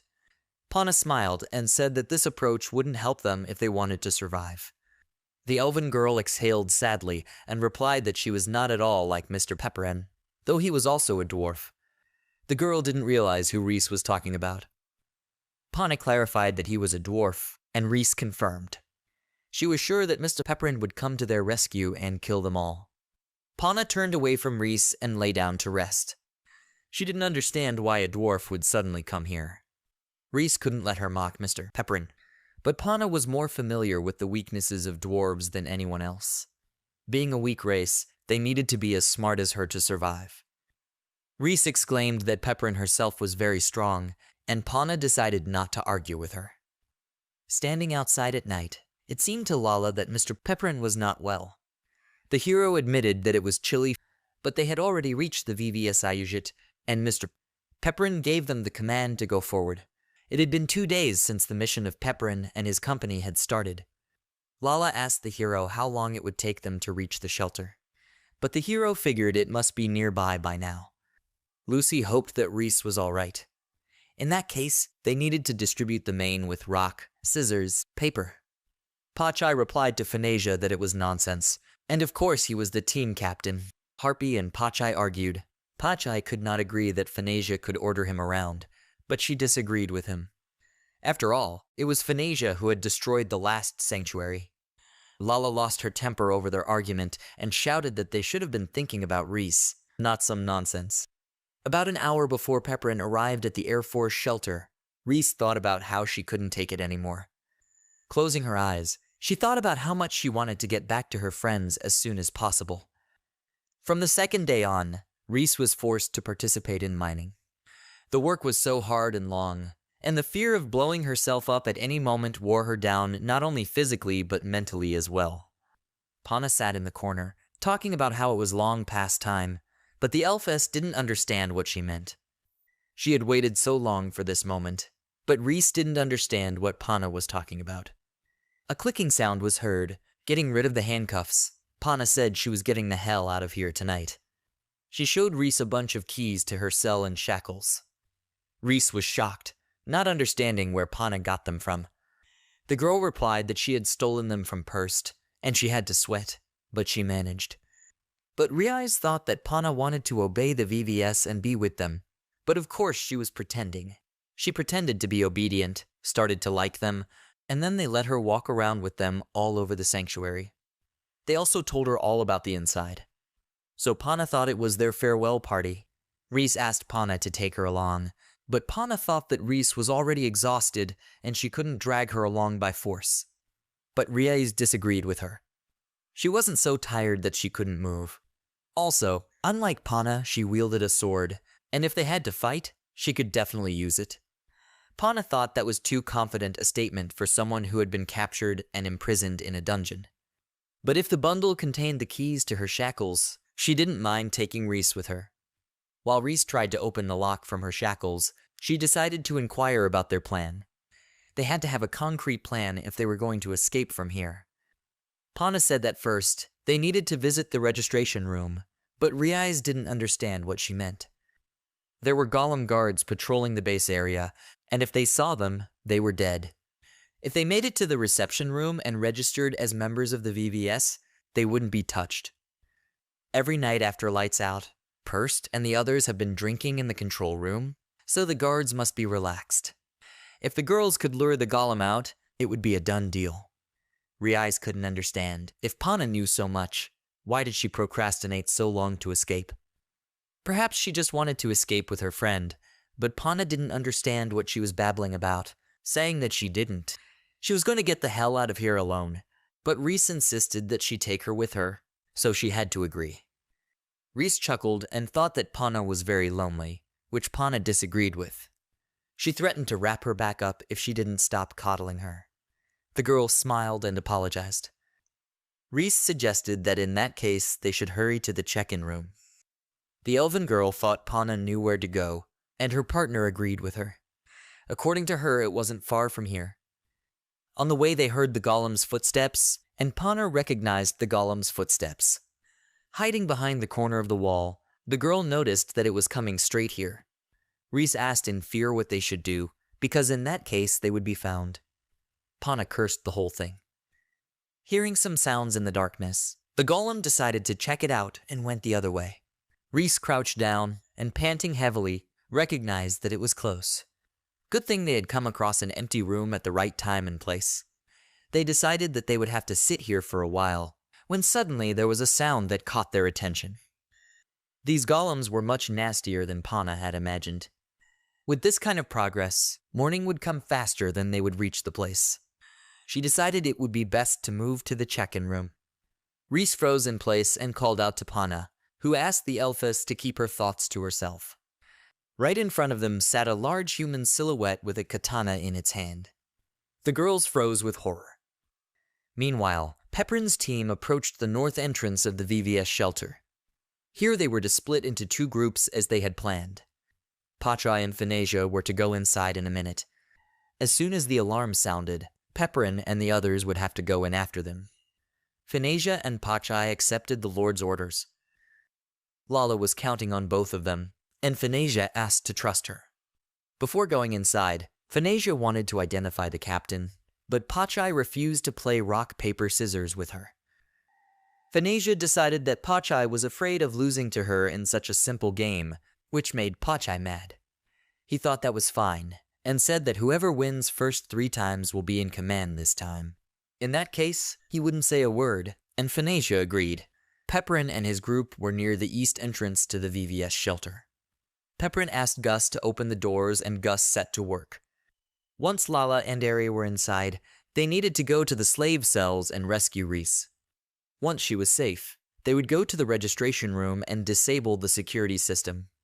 Lala was ready and waiting. Now, all they had to do was make sure they wouldn't be seen, and then everything would be fine. The exact cell that Peprin was thinking of was the one the bouncer was in. He was called Shin Triad, which is where the girls went. Coming to their senses, they tried to leave the room as quietly as possible without disturbing him. Closing the doors, Reese pounced on Pana, for she had talked about the place being empty. Pana apologized, saying that she didn't know that this was the room of Shin's bouncer. Anyway, they had to get out of here, and if he found them, they would be finished. Pana saw a cockroach crawling towards them. Unable to stand it, she screamed, but Reese managed to cover her mouth with her hand and asked her to be quiet, reassuring her that it was just a cockroach. Suddenly, loud noises and rumbling sounds were heard, which attracted the attention of the golems and terrified the girls. A dark silhouette with demon-like black eyes appeared right in front of them. Shin Triad stared angrily at the captives. Hugging each other, the girls decided that they were definitely screwed now. As Peprin's group walked through the east entrance, an alarm went off. They decided that Pachai had done a good job, and the hero decided to hurry in that case. The alarm caught Sin's attention, which turned back around. The girls couldn't even move from their seats out of fear. The bouncer said something about a sign of superiority, then headed in the other direction. Reese and Pana thought they were saved. At the north entrance of the VVS shelter, Pachai and Phanesia played rock, paper, scissors. Fanasia was thrilled that she had won and was captain. She asked Pachai to calm down, for it was only for once. She said he was Gloria Septum's real captain. Fanasia looked at her subordinate and gave them the command to go forward. She ordered them to follow her commander-in-chief, and Pachai already regretted it. Fanasia pointed her finger forward as they suddenly heard an alarm. They didn't understand why it went off, since no one had discovered anyone yet. Fanasia assumed that Pepperin and the others had gotten through much sooner than they had. But they had said they would only go in after the alarm went off, hadn't they? In that case, all they had to do was go inside, and there was no point in staying here. Pachai and Fanasia headed for the shelter. But no sooner had they gone inside than they encountered an enemy who came out to join them. He assumed that Pachai and Fanasia were their runaway slaves and asked what they were doing here. Pachai smirked and called the enemy a loon. He asked Fanasia not to slow down. Pachai announced a hunt for Asina, and the enemy's teeth grinned, not realizing who he was talking about here. Fanasia puffed up her cheeks and thought it wasn't fair, because this way she didn't feel like a captain. Fanasia shouted to Pachai that she was the captain here, and that it was the captain's job to hunt the enemy. Pachai replied to her that such matters were best left to his subordinates. There was no need for the captain to deal with such a little bastard, and Fanasia accepted that answer. In that case, she decided that as captain, she would be the first to enter the shelter. She left the enemy on Pachai and ran inside. The VVS gang members shouted that the guys had no idea what they had gotten themselves into. He couldn't let Fanasia go so easily, and yelled that she wouldn't leave so easily. But Fanasia easily jumped over him, and Pachai blocked the enemy's blow with his sword. Fanasia asked Pachai what should she do in that case. How would she get inside? But Pachai didn't know and just asked her to go already. Fanasia ran away and the enemy looked angrily after her. He said that they just had harpy and kobold slaves who died, so they could be their new captives. But Pachai and the others had only one superior, and that was Mr. Pepperin, and they were only willing to obey him. The enemy replied to him that the kobolds were a bunch of idle men. Pachai had told him earlier that he had declared a hunt for him, but the enemy suggested he start with the frogs. Pachai clenched his sword tighter and interjected. Throwing himself at the enemy, he exclaimed that he certainly didn't need it. The little captives, meanwhile, ran further and further away, not realizing what the hell he was doing there. Shin kind of let them get away. But this guy didn't work for the Air Force. He's just a bouncer and a psycho warrior who's here for the sake of fighting the good guys. From the way he rushed over there, it looks like there's another uninvited guest or something. Reese immediately thought of it being Mr. Pepperin and their friends. Pana looked at the girl who was talking about it again. She didn't know what kind of king Mr. Pepperin was, but she was sure that there was no reason for him to come here. Reese got angry when Pana started mocking Mr. Pepperin again, but Pana didn't care because the registration room was already nearby. She suggested to end it before the golem found them, otherwise they would be screwed. The team of Pepperin, Lala, Gala, and Eri moved further and further away. The slave dungeon was just beyond the corridor ahead along the road. Pepperin figured it was just around the corner. The boy knew that if it was the same as Guma's, he was in this hall. Stopping abruptly, Pepperin ordered everyone to stay still. The signs ahead were false, and Pepperin drew his sword. Shin was already rushing towards the enemy and bared his katana for a strike. His first strike should have been to the back, but Pepperin blocked it. Lala was afraid for Pepperin herself, but the boy replied that he could handle him himself, and ordered the three of them to get to the slave cells. Lala and the others accepted the order, asking the hero to take care of himself. Shin grinned and couldn't even think of anyone being able to stop him from being hit from the back. But it was a technique that Pepperin had used many times, so he was already used to it. Shin was sure that he would never forget meeting an opponent as strong as him. The hero had never seen such a one before in his world, but they had never had a skirmish even on game days. With those words, Pepperin threw a punch at the bouncer who clearly didn't expect it. Pepperin admitted that he had already participated in more than 100 battles, which pleasantly surprised Sina. He became much more interesting, and he said that the hero is the strongest opponent in a long time. The enemy used an enhancement that made him grow a couple more arms. Pepperin was surprised that Shin wanted to use this technique. With many katanas in his hands, the enemy used the Kurenai technique, the mystery of the 6 swords. The deadly blades rushed straight at the hero. It was a powerful attack that had a 40% chance of hitting the target if the damage was more than a certain amount. It was almost impossible to avoid, and if hit by this attack, the health would be absorbed and it would be game over. With such a strong technique, there was only one way to defeat the enemy. The guy used a storm, but Shin decided it was nonsense. It was impossible to just stop him with ice magic. But the attack was successful and wounded Shin. Pepperin explained that if you hit first and make your opponent bleed, the ice attribute would be a very effective strategy. He discovered it after about 50 battles. Putting his sword to the throat of the bouncer, Pepperin declared that it was the end of their game. Shin smirked and praised the hero. He decided to end it that way. Meanwhile, Pana and Reese had already reached the registration room. Standing in front of the doors, Pana thought they were going inside and opened the doors ajar. Right in front of them sat Pursed, and was clearly already waiting for them. He had come here in the middle of the night to see what all the fuss was about, and it turned out to be about them. Pana was shocked to see the leader in front of her. Pana asked the leader in horror what he was doing here. It seemed to Pursed that their haste had played a very wicked trick on them. He wanted to remind her what she meant by that. Her wagging tail was just a pretense she had gone to in order to pull off her plan. Pana cursed him, realizing that Pursed was aware of everything. Reese shouted to Pana, who turned around to see the golem. Pana cursed it all, for they had come this far. Feather walked over to Pana and put his hand on her head. He felt sick at the thought of some slave trash trying to outdo him. He became furious, calling Pana an idiot. Tilting her head, he kicked the girl in the stomach from his knee. Reese called out to Panu, which twisted in pain.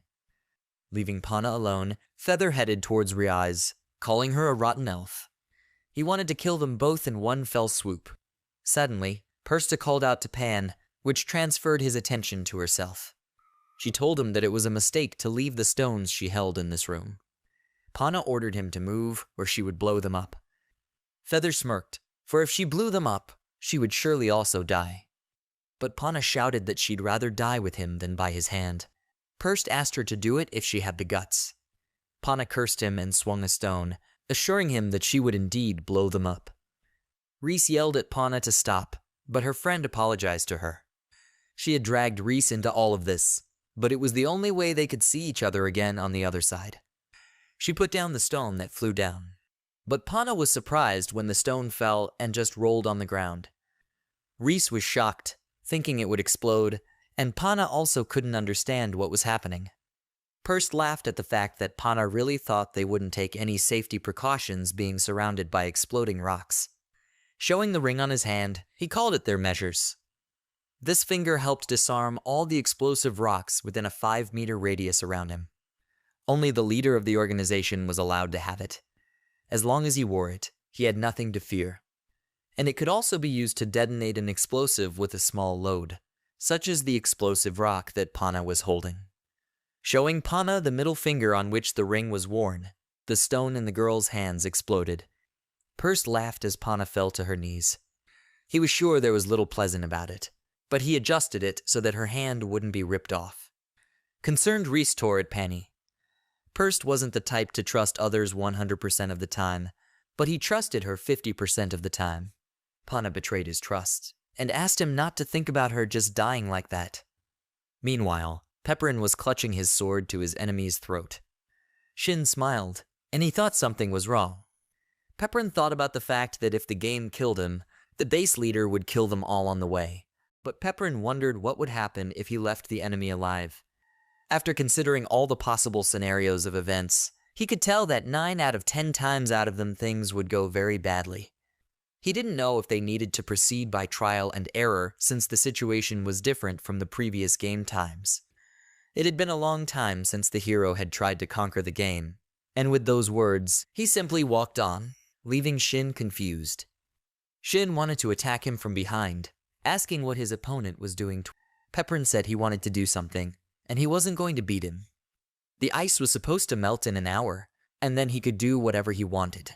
Remembering something else, the hero looked at the puzzled bouncer. He had thought about it while the game was still in progress, but Shin suddenly came up from behind and the hero's heart almost went into a heel. Pepperin asked the enemy to attack from the front as usual next time.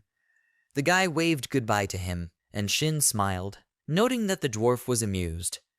The hero rushed forward and thought he would leave the slave trader prison and loyal to the others, and go to the registration office himself. Meanwhile, Phanesia ran on her way, not understanding why there were no enemies here.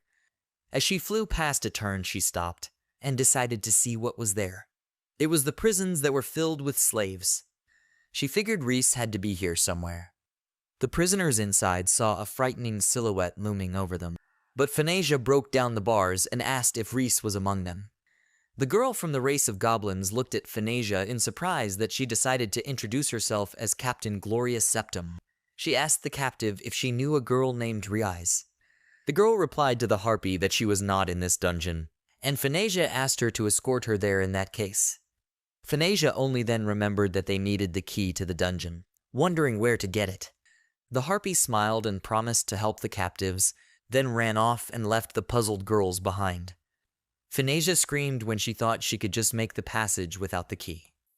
Perse decided it was time to end things with Pana and for good. Reese begged for forgiveness, but the leader replied that they would choose another elf mate. He took a swing at Pana, and Reese shouted the name of Pepperin-sama. There was an explosion, and in an instant, Pepperin saved Pana from the enemy's blow. Perse couldn't understand what had happened, and Pana looked at her savior the same way. Reese exclaimed to Pepperin-sama, who was relieved that Reese was all right. He apologized for the fact that it took them so long to get there. Pepperin looked at Pana, who was also a dwarf. He hadn't seen her kin in ages, and Pana agreed with him in surprise, thinking that this was the same Pepperin.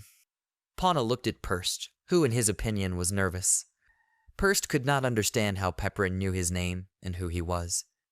The hero introduced himself as King Gloria Septum and gave his name. He could not forgive him for interfering in the affairs of his friends and people. Perse wondered what the king of the asshole state wanted from the leader of the VVS. The hero replied that he had come here to rescue his subject named Reese.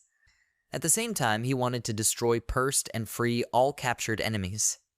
Perse became furious and told the dwarf that he could only dream of this. But before Perse could even attack the hero, Pepperin immediately cut off his right hand, which shocked everyone. Screaming in pain and clutching his hand, Perse fell to his knees. This was the kind of pain that the hero believed he was inflicting on his slaves. From anger and hatred, Perse's veins showed on his forehead. For the suffering he brought to Reese and his kin, he had to pay with his life. Reese ran up to Pepperin and asked him to wait. It was true that he treated everyone like things, and before her eyes people were dying at his hands. His cruelty knew no bounds.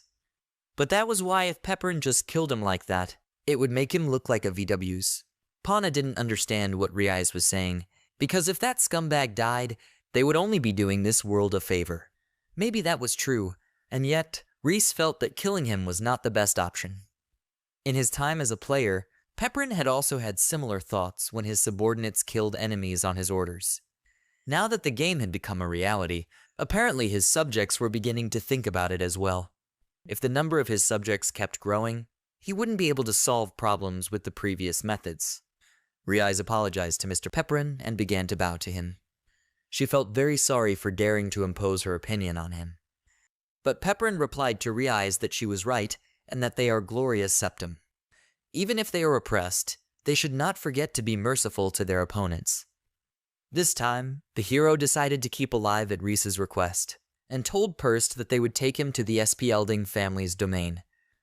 Meanwhile, Lala with Gus and Iri raced down the corridors, not understanding why there were no slave cages.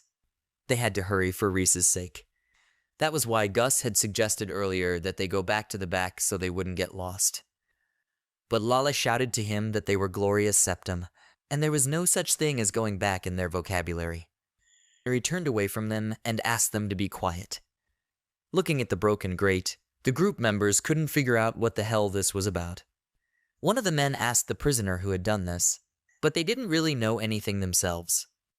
Quietly peering out of the corner, Iri assumed it was the slave cells. Gus realized they were thugs from the Air Force gang, and he also wondered why the cell had been breached.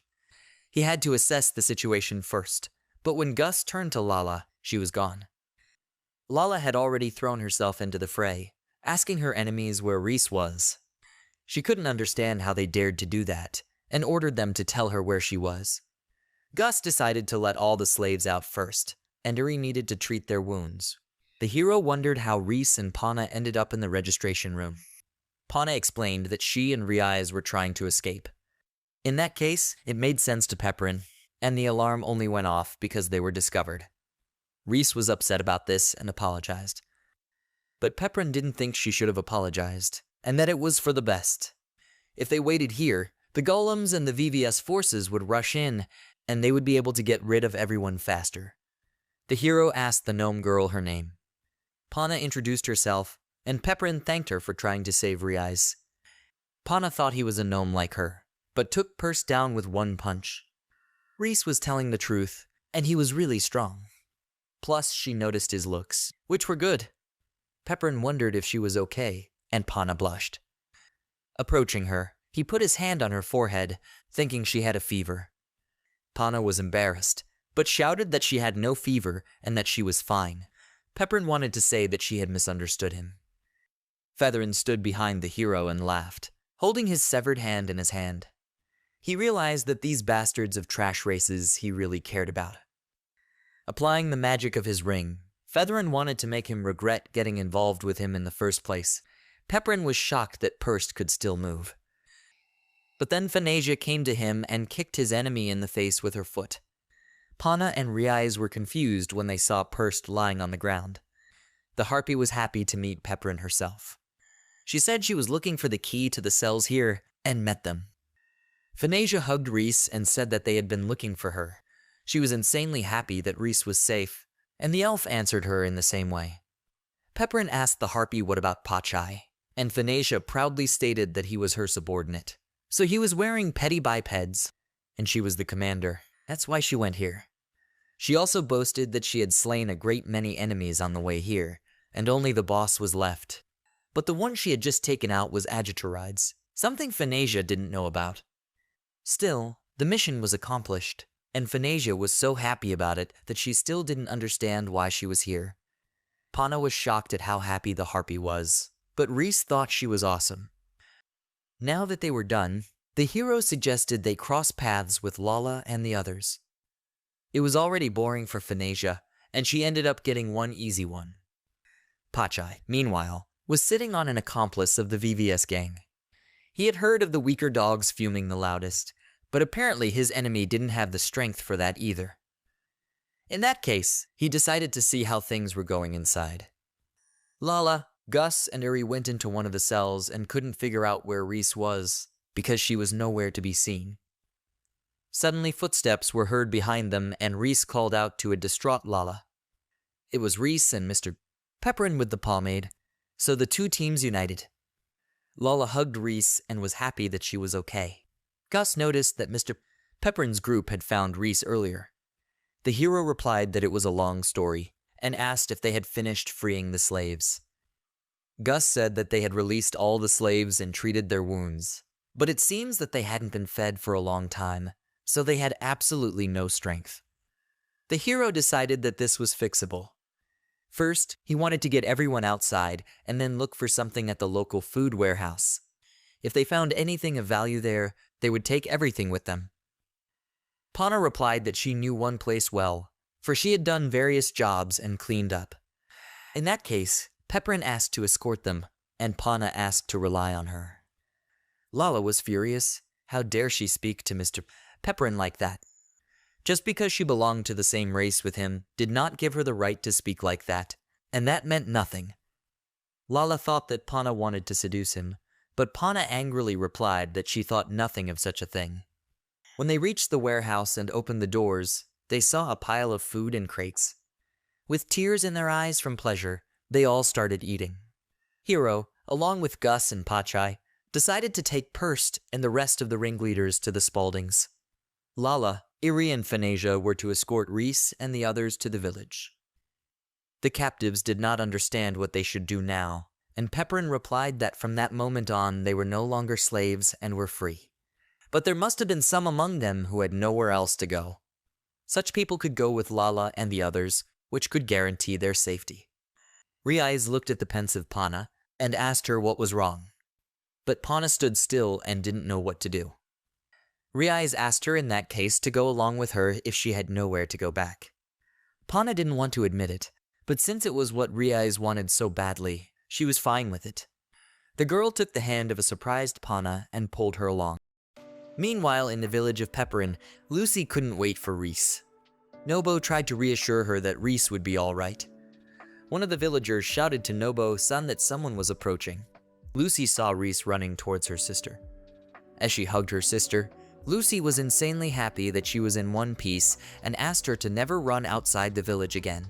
Reese apologized for making her worry. Finasia sobbed at how touching the scene was. Nobo noticed that someone was missing and asked Lala where the Lord and the others were. Lala answered him that the master along with Gus and Pachai had left. They were delivering the VVS ringleaders to the Spalding family. The heroes reached the Spalding fortress of Tadza Castle. The general was surprised to see a small commander in front of him, who quickly returned to him and asked who was the man with them. Pepperin replied that he had with him one of the VVS leaders who was causing the Spalding family a lot of headaches. The general stood up from his desk in surprise and couldn't believe it. The hero replied that their hideout was located northeast of here, under an old ruin underground. They had left the remaining mercenaries in slave cages, so they could personally go there and see for themselves. The general gave the order for a group of soldiers to go there immediately, and they accepted the order. The general still couldn't believe that their motley village could really pull it off in such a short time. Guy thought that now the general would reduce the tax to 10%. The general smiled and agreed, besides he promised. Besides the fact that he would reduce the tax, he brought him a very valuable gift. He wanted to hear what the leader of the group would tell him about the Air Force. In that case, the hero was about to leave and asked the general not to forget about the tax. The general called for Commander Pepperin. He extended his hand to the lad and hoped that he would continue to serve the Spalding family. After shaking the general's hand, Pepperin agreed with him. Leaving the castle, Pepperin was met by Pachi and Gus, who were glad to see him back. Gus praised the hero for a job well done and handed him his sword. Pepperin replied to them that they had a deal and they were free to go back. Pachai didn't understand. Did they have to drag them here? Unlike in the past, their village was still part of Spalding's domain. Gus thought it was better for them to do so. They had passed on information to them about the problems in their territory. Gus asked Mr. Pepperin about it, and the hero agreed with him. Pachai sighed heavily and said it was too complicated for him. Guy looked at his subordinates and decided that Gus had saved him. If this keeps up, the Spaldings will start to trust them even more, and they can expand their territory. But it will be nowhere near as easy as it was in the game. Affairs of state will be more complicated than the game mechanics. Pachai tells Gus that their ranks of subjects have now swelled by nearly 100 men. Gloria Septum's warband would yet be reborn, and Pachai wanted to train them in such a way as to make their enemies look bad. Gus replied that the goblins were outnumbered. If they formed a secret mission squad, they could use it too. Expanding the territory was also important, but first they had to think about military power. Pepperin thought that it was absolutely pointless to expand the territory and attract hundreds of residents if the military strength was only 7 people. If they split into 2 squads, those who would train the villagers and those who would go in search of magic books, they would optimize their activities. The hero decided that they should just return to the village first and then discuss further plans. First, he would like to thank everyone for their excellent work. Thanks to their efforts, they have increased the number of subjects, and Gloria's Septum is inexorably on her way to her former glory. But in truth, Pepperin said they lacked military strength. So they must train newcomers and scour the ruins for books on magic.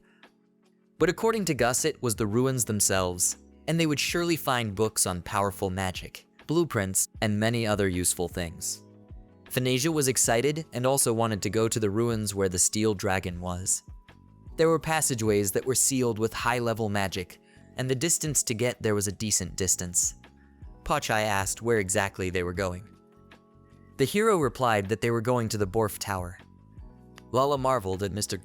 Pepperin, saying that he always had great ideas, and Eri asked who was going there. Out of their group, Gus, Phanasia, and Nobo will be going with Pepperin. Lala, Eri, and Pachai were to stay at the base, which Lala was shocked by. Not understanding anything, she screamed and asked again. She asked Mr. Pepperin about it. Lala understood that Eri was needed for martial arts and Pachai was supposed to guard the village, but for some reason she was also among those who were staying behind. Lala was afraid she had done something wrong when they were on a mission to the slave trader's lair. She thought it was because she had to spend too much time getting to the slave cages because she didn't know the way. And a lot of innocent lives could have been saved in that time, and it was all her fault. Kneeling down, she apologized to Mr. Pepperin, who said that it wasn't that at all. In his absence, someone should have been in charge of the village. Here Lala's imagination flashed as the hero tells her that he has thought it over and has decided that only she can replace him, and no one but her is capable of doing so. The girl's eyes shone at the thought of the Lord. Pepperin hoped that there were no objections from anyone, and everyone exclaimed that there were no objections. The hero counted on Lala's help, and the girl of course asked to rely on her. Nobo decided that in that case he would tell the guys from the village about the search in the ruins, and the hero thanked him for his help. He had someone in mind, and Nobo headed for the village. Nobo told Pana and Reese about the search of the ruins. They were supposed to leave in 3 days, but the two of them's wounds probably hadn't fully healed yet. Besides, it would be too dangerous there, and if they weren't sure, they could refuse. While Pana was quietly thinking about searching the ruins, Rie's eyes lit up, and she immediately replied that they would go, and that they could rely on them. Nobo smiled and decided to tell the others about their decision in that case. Pana didn't understand why Reese had agreed so readily, for no one knew what could happen. Something could go wrong, and then they would just die. Reese assured her friend that everything would be fine, since Mr. Pepperin and the others would be there for her. Besides, she thought this was their chance, but Pana didn't know what she meant. Of the dwarves, only Mr. Pepperin and Pana would be there, and Reese wouldn't rule out any possibility. Pana blushed, not realizing what Reese was imagining and what possibilities she was telling her about. Reese smiled and apologized, for Mr. Pepperin had approached them himself. Reese thought that the Lord expected a lot from them. Lala that was sitting in the bushes jumped out at them and agreed, scaring the girls. According to her, Mr. Pepperin had high expectations of them. To deceive his expectations was the same as betraying Gloria's Septum. Lala shouted to them that there was no way they could relax, and this was a military mission. Especially Lala meant Pana that she didn't understand anything. Lala gave an evil look and asked Pana not to even think of seducing Mr. Pepperin just because she was of the same race with him. But Pana shouted that she didn't mean to do anything like that. In any case, she could not go on this trip in the clothes of a slave, so Lala dragged her along. She decided to change her into something she could appear before Mr. Pepperin in. Pana waved her arms and legs, saying that she could change herself. Thus 3 days passed. Having gathered all his crew, the hero left the village in the hands of his comrades. Lucy asked Reese to obey Mr. Pepperin and not to cause trouble for anyone. Reese agreed with her sister, and Pana noticed that they looked more like a mother and daughter rather than sisters. Lala decided to remind Pana to think nothing of it, just because she and the hero are of the same race. But Pana furiously shouted that she knew it. When everyone was assembled, the hero motioned for them to move forward to Borf's tower, and the team set off in search of the ruins. Not far from Borf's tower was a town called Rabble. People in the bar were asking each other if they were aware that the Alf-Azerid Empire was all about the VVS. They were found and wiped out clean. The friend of the interlocutor couldn't believe it, so here they were, the Spalding Knights. But his friend had heard that it was all the work of one dwarf. From his words, the man who sat across from them at the bar clenched his glass. The friend laughed and said that it was all lies. The guy sitting behind the bar called out to them and asked them to share the story with him. Pana and Reese were dealing with hostile rabbits that attacked the team. As Gus had expected, after the whole VVS thing, they didn't lack courage. Although Reese, according to Phanesia, was still a bit good-natured. After a little while, all the rabbits were defeated. The hero smiled, noticing that the girls could do something. Reese thanked Pepperin, and Pana replied that they were definitely enough for such a task. The boy noticed that if they were having a hard time at this point, they certainly couldn't go into Borf's tower. He decided that they should let them practice on even stronger opponents. In that case, their next task was to defeat the ogre bear that lived in the forest nearby. Pepperin decided that they would wait for them here, and Reese got excited when she heard about the ogre bear. The hero smiled and said that if they teamed up, they would have a chance to defeat the bear. Pana agreed and happily said they would do it. The boys in the group doubted that they would be all right and thought that the Lord had given a very difficult task for them. But the hero was well aware that it was a bit extreme. But this way they would learn how high the stakes were when fighting a powerful enemy. Before they arrived at Borf's tower, he wanted them to firmly grasp the base. Pepperin asked Phanesia and Nobo to wait at the site, taking Gus with them. Nobo decided that they would make a meal in that case, and Phanesia was glad when she heard about the food. Reese doubted that the two of them would be okay, and Pana decided that her friend had chickened out. Reese justified that the bear ogre sounded like a bloodthirsty monster. She envisioned him as one that was only said to run and not look back. Pana calmed her down and told her it was just a bear. She recalled how she had defeated those rabbits, and some bears she was ready to chop up as well. No sooner had she finished than she heard the roar of a bear behind her. The bear was just huge and looked down on the frightened girls. Reese and Pana rushed out, and Reese decided to remind her friend that she was going to chop it up. But Pana shouted that of course she wasn't, and that she certainly wasn't going to slaughter such a huge bear. Despite its size, it was also incredibly fast. It was coming closer and closer, and at this rate Pana realized that it would trample them. She turned toward the bear and gave it a surprise stab. The bear stopped and looked at its belly in confusion. Pana realized she hadn't done any damage to it at all, and Reese told her friend to be careful. The bear swung a huge paw to strike, but Reese managed to push Pana away, and they ran away together into the thicket. Hiding behind the bushes, the girls tried to catch their breath faster. Pana thought she was going to die and looked at Reese, who appeared to be injured. Reese told her not to worry and said it was just a scratch and everything was fine. Pana lowered her gaze guiltily. Pana apologized to Reese, for she had pounced on that bear alone. Now they had to try to do it together. Reese knew they couldn't do it alone, but they were together. Together they could defeat the bear and chop him up like a cabbage. Barely had they gained their fighting spirit before the bear found them and swung around to strike. But right in front of the girls popped up Pepperin that he used the flame magic in his hand and hit the bear with it. The flames flared up even more and the bear roared, backing away. Raising his head to the top, he saw another figure that was approaching him. It was Gus that hit the bear right on the nose and it collapsed to the ground. Reese was happy to see Mr. Pepperin and Gus. The hero decided that it was still a bit early to put them against such an opponent, and yet they had learned an important lesson. Pana never lost her fighting spirit, no matter what kind of opponent was in front of her. But sometimes she could go against the enemy alone, thus endangering a comrade. Reese, on the other hand, always put others first, but this kindness could turn to weakness, and then she could be killed. When their strength individually was not enough, they could unite, thus becoming stronger. So Pepperin and the others took them both. Pepperin decided that in that case, they had gotten some food for dinner, and it was a good time to go back to Nobo and the others.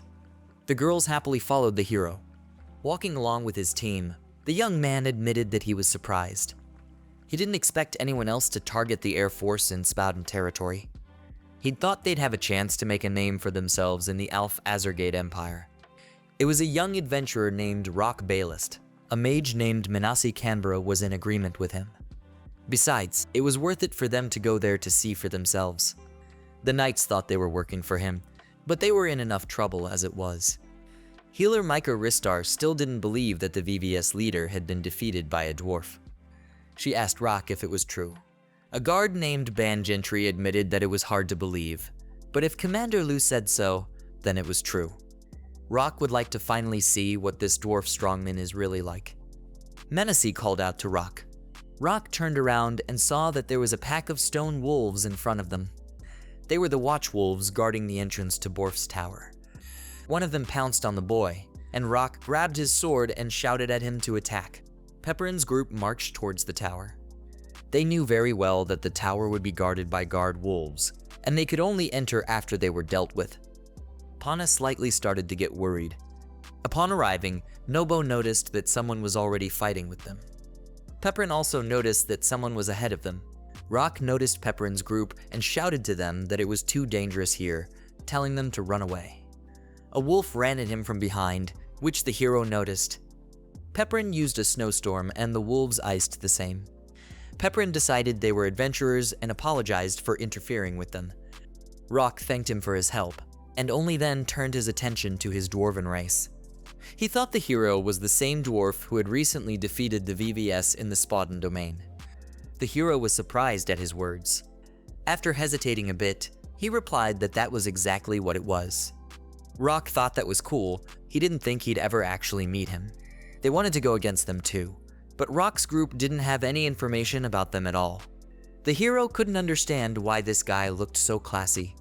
He didn't look like the others, not at all. Rock thus clarified that they were villagers, and it was rare to meet such a team. Rock extended his hand to Pepperin and introduced himself as the main character of the game. His name was Rock Ballast. He was pleased to meet them. Reese asked him to take it easy and think about who he was talking to. After all, Pepperin was the liberator of the 7 races.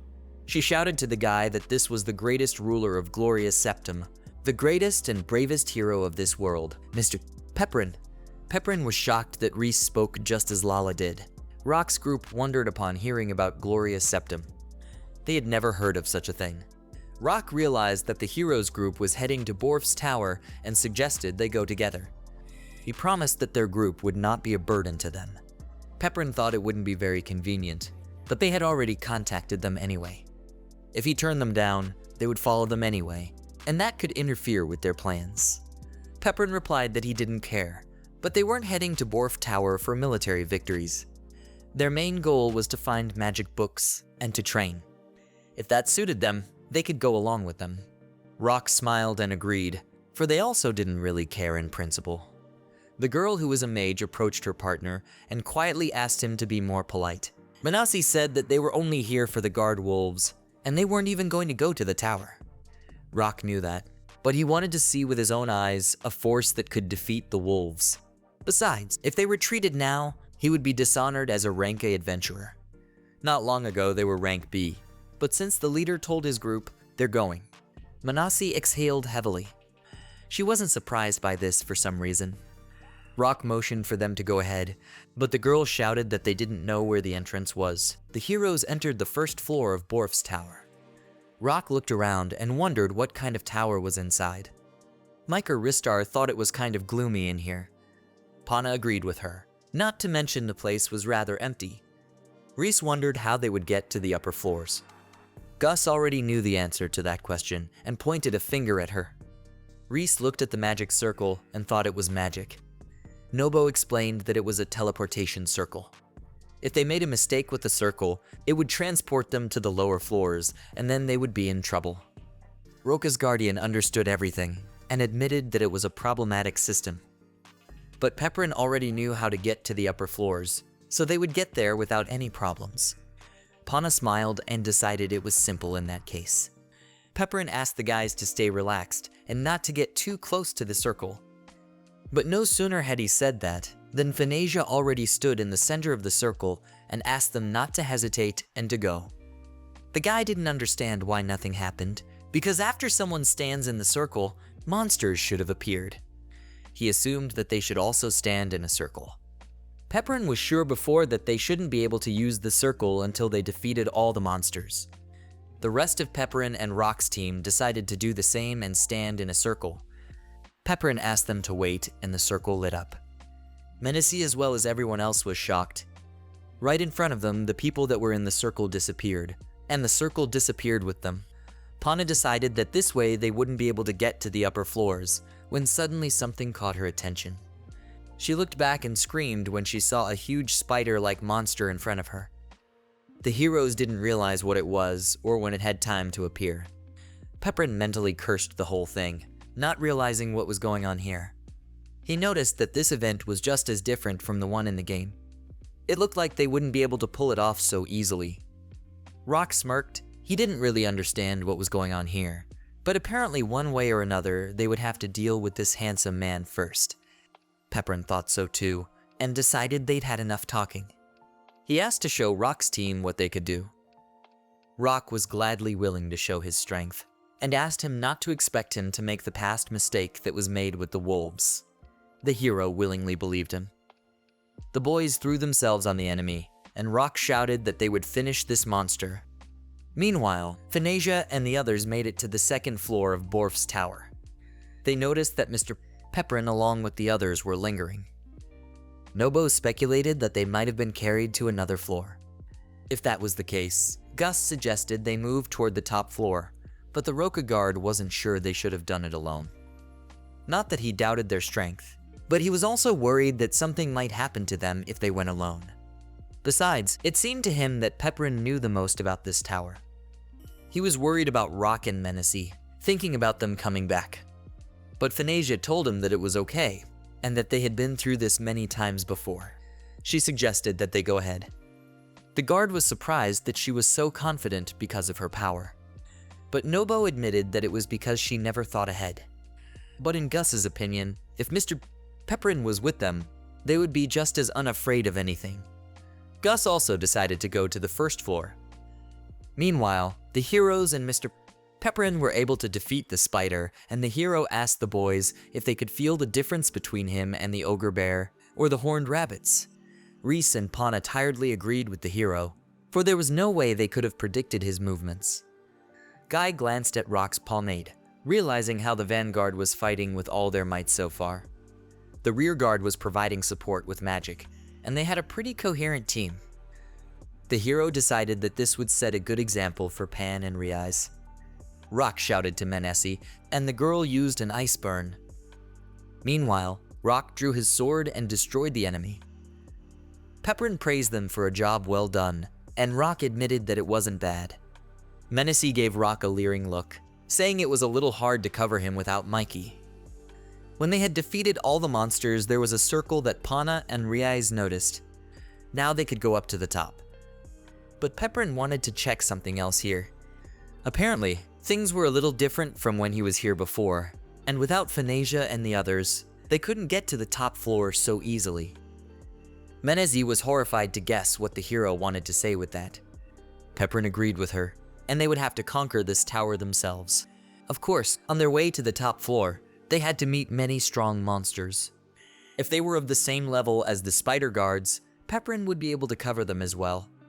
But everyone had to protect themselves first. The guardian spiders were probably the easiest ones here.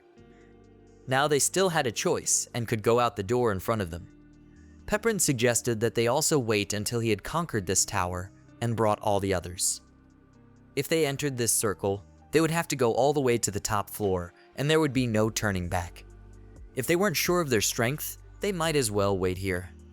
But Rock had already told them everything. They wouldn't be a burden to him. Besides, he was an adventurer who had stepped into the dungeon, and there was no way he would stoop to running away with his tail between his legs. Pepperin thought he was imagining himself as the main character again. Menacy was shocked that Rock hadn't had enough of the first floor yet. She thought they had had enough on that one as well. In her opinion, it would be best for them to wait here, because hoping to conquer the Borf Tower on their own was too presumptuous. And frankly, she thought that she, Rock, and the Pepperin were the only ones who could fight.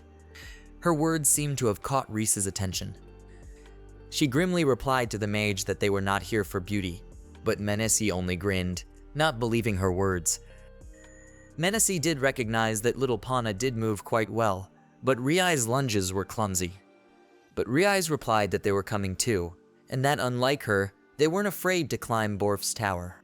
Menacy agreed, and still couldn't understand how they had managed to defeat the VVS with such a lineup, when the elves and dwarves clearly should have stayed home and kept their heads down. Reise demanded that she dare not insult Pepperin and Panu. Rock bowed to the hero and apologized for Menacy, who was actually not a bad person, just could get wound up sometimes. But Pepperin decided it was no big deal. He looked at Pana and Reese and said that they had a chance to change their minds, because if they backed out once, death would await them. But everyone decided to join the magic circle and were transported to another room. Looking around, Reese thought they had gotten to the second floor. Pana also noticed that it wasn't much different from the first. Menassi asked Pepperin where the next teleportation circle was. Rock couldn't believe there wasn't a teleportation circle on this floor. But Pepperin replied that it simply couldn't be and decided to search the room carefully. Starting from the second floor, the teleportation circles were arranged in the direction of the 4 sides of the world. To advance further, one had to choose one of them. If the circle wasn't here, they couldn't go upstairs, or they couldn't go downstairs. Menassi sighed heavily and pressed herself against the wall, reminding them that she had warned them to stay. They turned this room upside down, but there was nothing here. She decided it was a simple waste of time. The girl looked to the side and noticed a huge monster looking at her. Menassi panicked, not realizing what the creature was. Plus, it was moving. Pepperin thought it was a guardian. Most likely, the circle was supposed to appear after they defeated them. The principle was a bit different, but they still had to defeat them. The hero ordered Pana and Reise to stay behind and not attack for anything. Roku and Menassi, on the other hand, would have to work hard with him. Rock and Menassi prepared for battle and accepted the hero's order. With that, they grabbed their weapons and Pepperin went on the attack. Pepperin swiftly ran up to the enemy and struck him in a leap with his sword. Pana realized from the attack that the monster had an iron body, and Mr. Pepperin couldn't cut it with a simple sword. As the hero expected, he could not be defeated by force alone. The guy decided to act differently while the monster pulled out 2 more swords from behind his back. He wanted to strike the hero, but Pepperin was able to block his blow and smiled. Swinging away from the monster's swords, Pepperin struck him with fire magic. Flames emerged from his hand and enveloped his opponent. The flame didn't work for long, and the monster just managed to cut it, after which it disappeared. The hero expected this, and confidently watched the enemy. Pana and Reise watched the battle closely, and Nappa thought it was cool. The hero used a high jump and flame magic, applying it over the enemy's head. He used the flame 3 times without slowing down his pace. Reese couldn't understand why Mr. Pepperin only used flame, since apparently it had no effect on the monster at all, but Pana said that wasn't the case. Its iron body began to melt little by little. The enemy guard began to notice that his armor was melting, and the hero decided that this was a good time to swing his sword at the monster. The blow was so powerful that it simply cut the enemy in 2. Pepperin looked at the defeated enemy and exhaled in relief. He had used the flame 5 times on one floor, and after all, he wanted to maximize his strength to the highest floor. He couldn't swing his sword so freely unless Phanesia and the others were around. But he also thought that this impromptu performance wasn't bad, and it was still better if the attack had some sort of name. The girls were just excited, shouting about how Mr. Pepperin was very cool and very different from the rest of the dwarves. They dreamed that one day they would become as strong as him, and then they would join him in battle. Pana imagined in her head how Pepperin would come and kneel down in front of her, taking her hand and asking her to fight with him. Pana turned red as a tomato and tried to push these thoughts and the horrible feeling away from her. She tried to justify herself by saying that she simply felt sorry for the Lord and wanted to help him at least a little. Reise tried to understand what was going on with Pana, for she was all red. Pana assured her friend that there was nothing wrong, and she was just thinking how cool Mr. Pepperin was. Reise smiled and admitted that she was so scared that she couldn't even move. All she could think about was how sorry she was and that she couldn't be of any use to Mr. Pepperin. Reese thought about the words of that Menassi girl. Just like she had told her, she was unfit for battle, but Pana thought that wasn't true. Reese was approached by a hero that answered exactly the same as Pana. To him, it was not so. After all, in battles, not only attackers but also defenders are important. This time he ordered both to be in the rear guard, and it was only because they obeyed him that he was able to focus on the attacks. Rock and Menassi were really strong. Being only 2 of their team, they were able to navigate and act on the situation. It would be great if Reise and Pana emphasized something from their battles, But they also had nothing to compare themselves to the masters. Reese and Pana visibly perked up and told the hero that they would try their best. Pepperin was relieved, it was hard to say that every time, and wished he had a collection of phrases of the king or something like that. Pepperin looked at the other guard, and considered the thought of trusting Rock's team to crush him. Rock meanwhile blocked the blow and was pushed back. The strength of the guard from a single blow was strong. Menacy was worried about Rock, hoping he was okay, and Rock reassured her. The girl suggested that he use the exact same tactics he had used on the spider guard, figuring she would stop him. Rock agreed and entrusted the matter to Menacy. Rock went to attack and Menacy yelled at him to take off. The boy listened to the girl and jumped, ending up above the head of his confused opponent. Immediately after his jump, Menacy used her staff, which she struck the ground with, creating stone spikes. The attack went for the enemy, but the Guardian did his best to block it with his two swords. Rock and Menacy clearly did not expect such a guard to be able to repel their attack. When the enemy was free from the shackles, he immediately attacked Rock, swinging his sword at him. Menacy shouted to Rock, and the boy prepared to block the blow with his hands. He didn't expect the guard to be able to move in the air. But no sooner had the Guardian struck than the hero rushed to his aid. Swinging his sword, he used a flame attack, after which his sword and his body were split in two. Pepperin landed neatly on the floor, and the soldier fell behind him.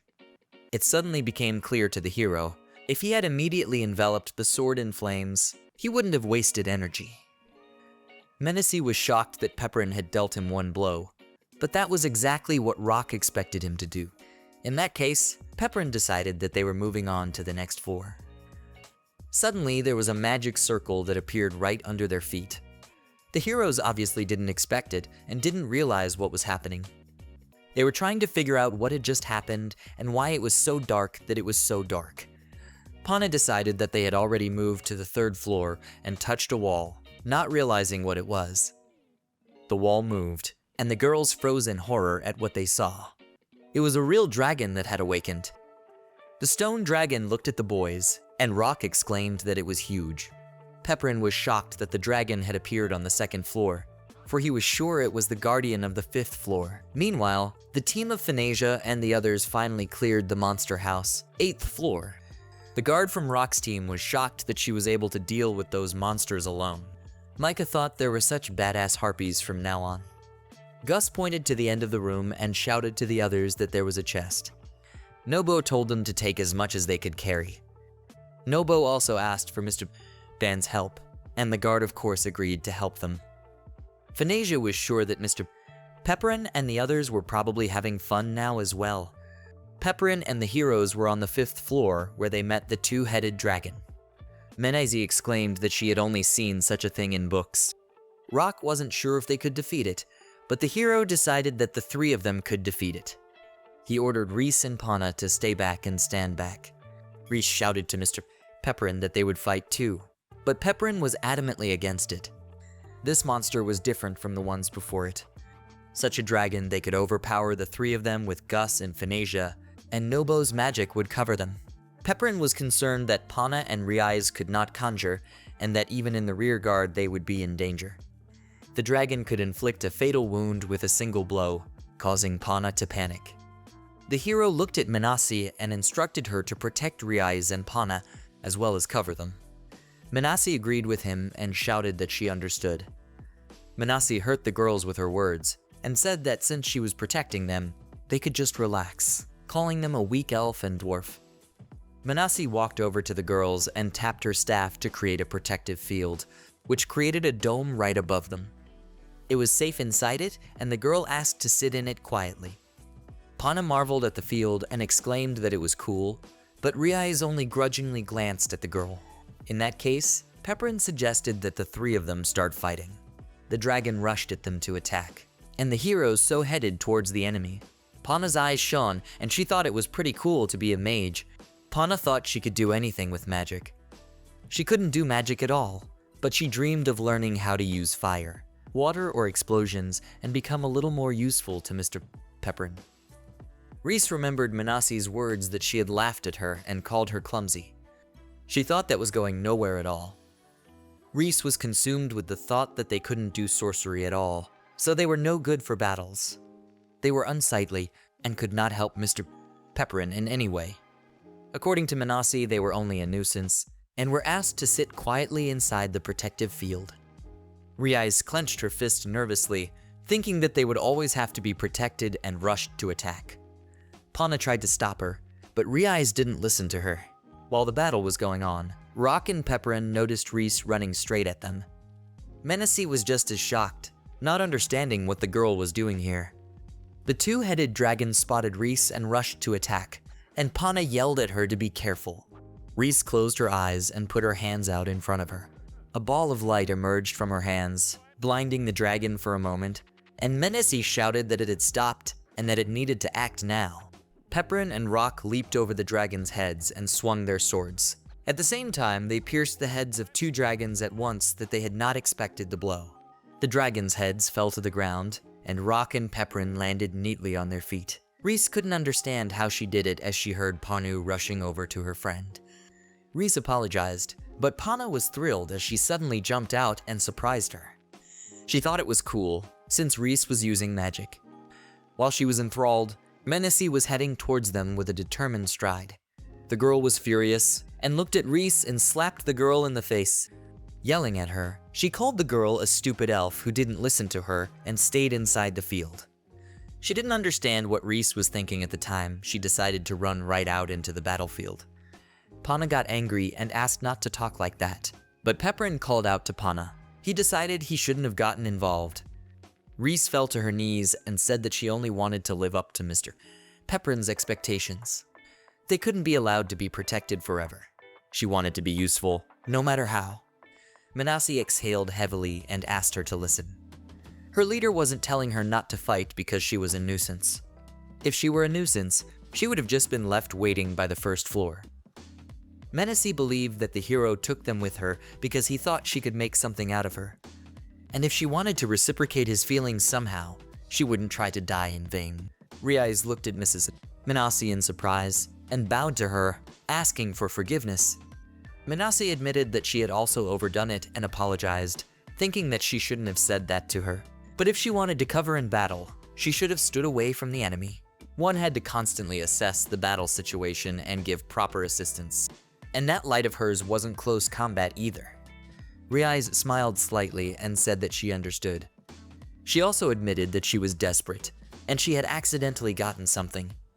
She didn't have time to realize anything herself.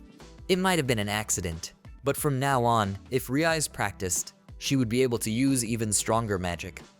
In magic, it seemed to Menacee that Reise had more talent than herself. Reise was surprised at such words. Everything except ice magic was given to her with difficulty, and if their healer Mikey wasn't around, she wasn't much more capable. Menacee admitted that she was not as all-powerful a sorceress as the Oin might have thought. Rock replied that it was only because of her staff that she was able to sorcery, but the girl replied that this was not so. She exclaimed that the staff just helped her save mana. Mr. Pepperin decided to approach Reese and looked at her. Reese fell to her knees and apologized to him for that. But the hero remembered that light, and that she was first time in battle and was able to defeat the two-headed dragon, and that was worth a lot. Henceforth, Pepperin was very much looking forward to her help and supported Reise. The girl smiled and agreed with him. Pana waved her hand at them and said that there was a passage to the floor. Pepperin wondered what floor they could have been thrown to this time. He would like to get to the monster house floor to train Pana and Reise on small monsters, but there were only mid-level bosses here, so they wouldn't be able to get real combat experience that way. If they reached the top floor and never reunited with Phanesia and the others, they could be killed. Rock noticed that Pepperin was thinking about something and asked what was wrong. The hero followed them and said he was relying on them. Meanwhile, Phanesia's team was on the top floor at the entrance of the higher floor.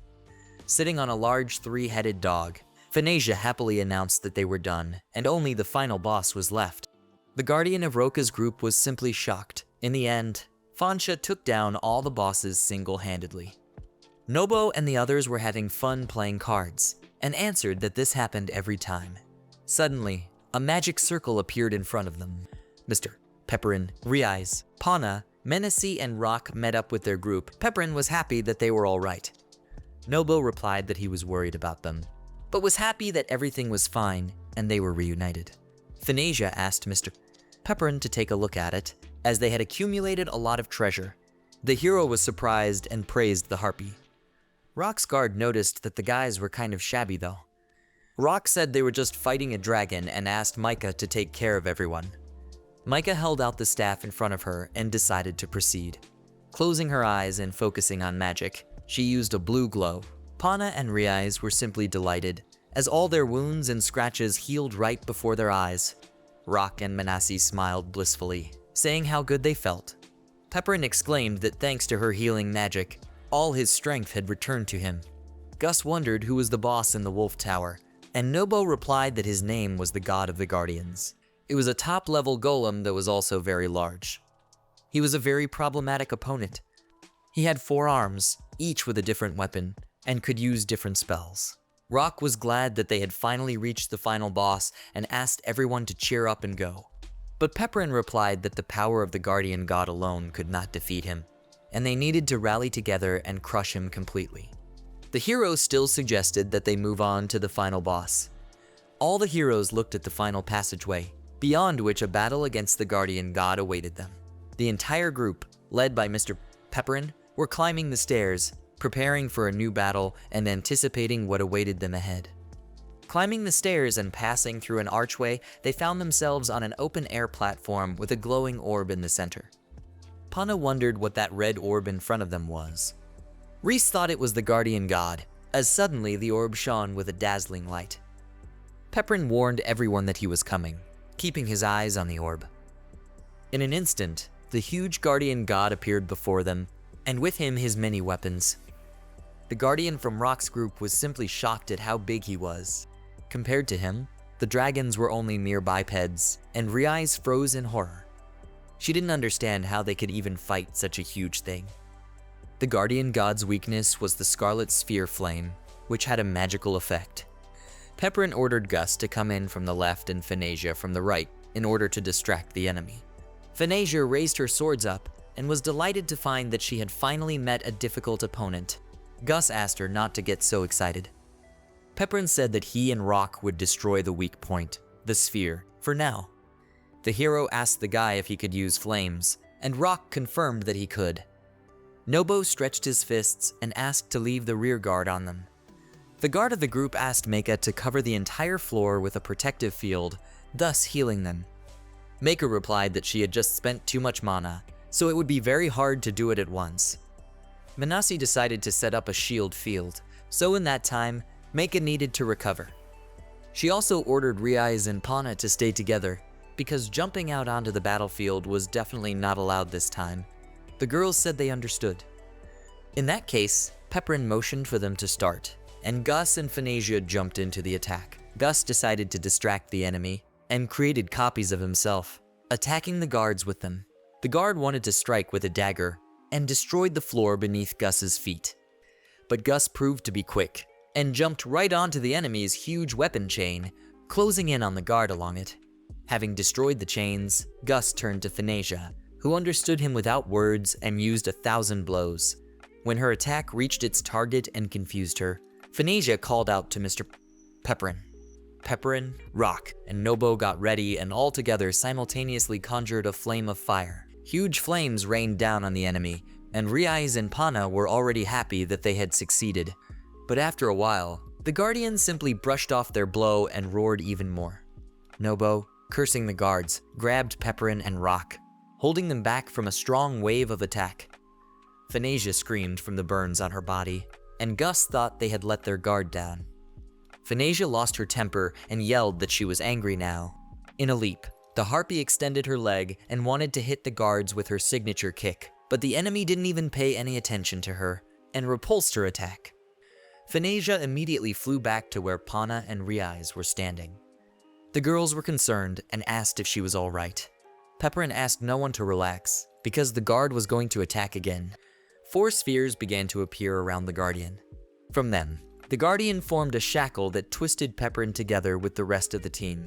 He began to prepare for the next attack, and Nobo noticed that they were doing very badly. Menassie was terrified and shouted that her shield wouldn't stand up to such a thing, and Gus decided that was the end of it. The boss threw his huge clawed spikes at them, and Pepperin gritted his teeth. He thought about breaking the shackles, but then Rock's guardian appeared in front of them and asked them to step back. The heroes were happy to see Ban, who replied that everything had been going smoothly so far. But now as a protector, he decided that by any means necessary he had to do his duty, trying to stop the attack. Ban couldn't understand what kind of magic was this. He began to be pushed backwards, and he knew that at this rate he would soon be crushed. He turned back around and saw Menassie, Reese, and Pana trying to hold him back in place. He couldn't understand what they were doing. Menassie yelled that if he died, they would all be finished. Reese also said that they weren't very strong, but still if they had to die, it was together. Ban smiled and replied that he was indebted to them, and then did his best to deflect the enemy's attack. In an instant, the attack was interrupted and the heroes fell to the floor from the blast wave. The wave also hit the guard, who was engulfed by a blinding flash. His shackles immediately fell, and Pepperin and his crew were free. Panting heavily, Ban said that they had succeeded. Menassie sighed just as heavily, thinking about the fact that she was going to die.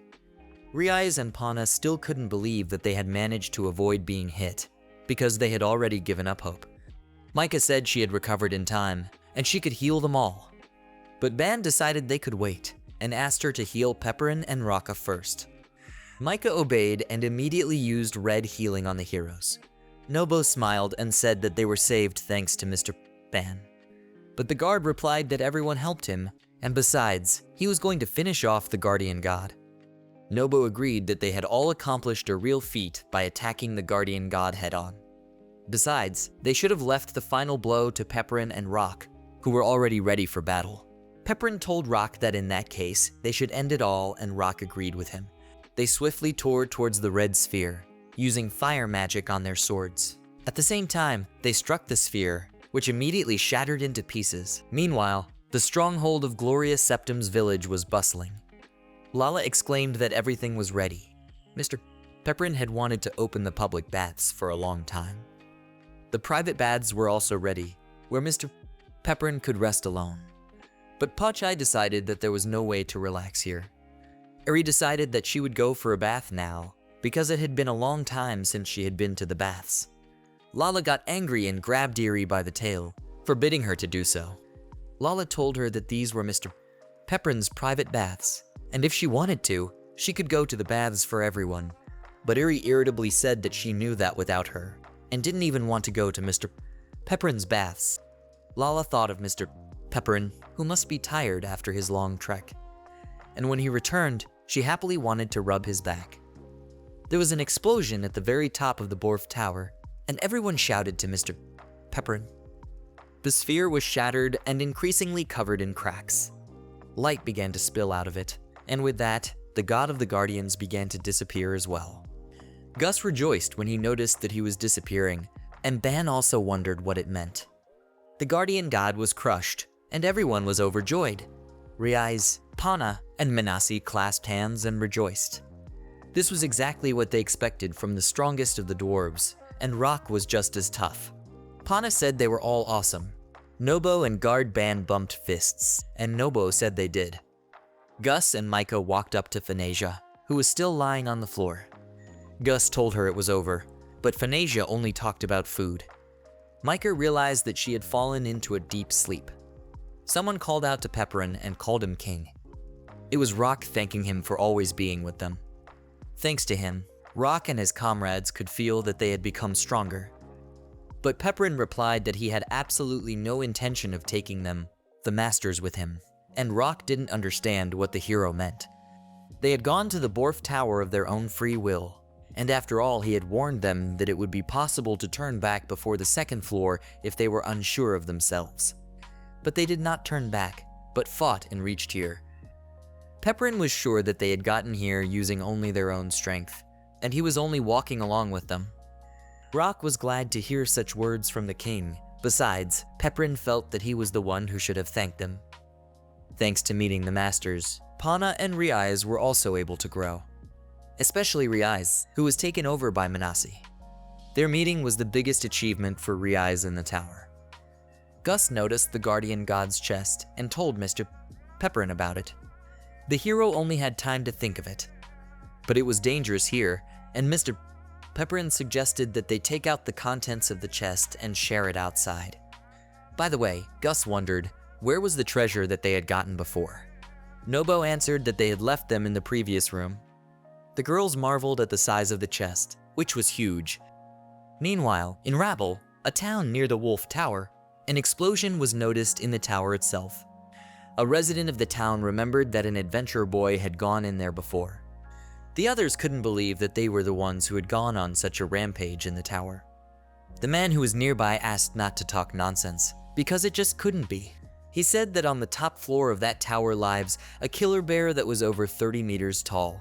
He hides a chest of untold riches, gold and silver. And adventurers and thieves who believed in these tall tales went into that tower, but no one ever managed to get out of there alive. The villagers thought they had encountered a half-asleep dragon and heard human screams. They thought it was terrible. Putting all the jewelry in bags, Pepperin asked the boys not to forget anything here. Reese looked at the portal that was near them and assumed they could get there by using it. Pana hoped they wouldn't get into any more strange accidents or meet the dragon again on the way. But according to Pepperin, it was the top floor, and there was no other floor they could get to, only the outside. Wherever they went, a portal was needed. Nobo hefted his sack and decided to just accept what would happen. Finasia smiled and said that in that case they were going back to the outside world. Rock agreed, and all the heroes stood in a circle. At Gloria Septum's training ground, there was a workout where voices were coming from that side heavily. It was hard to pump the abs 500 times. It was the villagers that Pachai was training. Smiling, he couldn't understand why they were taking a break. This way, they would never be able to serve in the special assault unit. Pachai commanded to do push-ups 500 times, and the guys agreed despite being severely exhausted. That's when Eri came up to Pachai that she noticed her partner's Spartan conditions. But Pachai was only trying to mold them into real warriors of the special unit. After all, Mr. Pepperin had personally trained Reise and Pano. He was determined to raise soldiers who would never lose. By the way, Pachai remembered that Eri wanted to bathe earlier. Eri hesitated and looked away, and Pachai assumed that she was practicing rubbing her back. Earlier, Eri asked Lala if it was necessary. Lala replied that it was all so that she could perfectly help the tired Mr. Pepperin, and took the sponge in her hands. Lala asked Eri in a threatening tone to relax and raise her hands. She wanted to give Eri a good scrubbing, but the girl decided she could wash herself. And actually, Lala wasn't looking at her back at all, and her gaze was scaring Eri. Eri didn't last a second before she was out of there. Pachai figured she was having a hard time too. Suddenly, they heard Lala screaming for Eri, and Eri told Pachai that she had run away.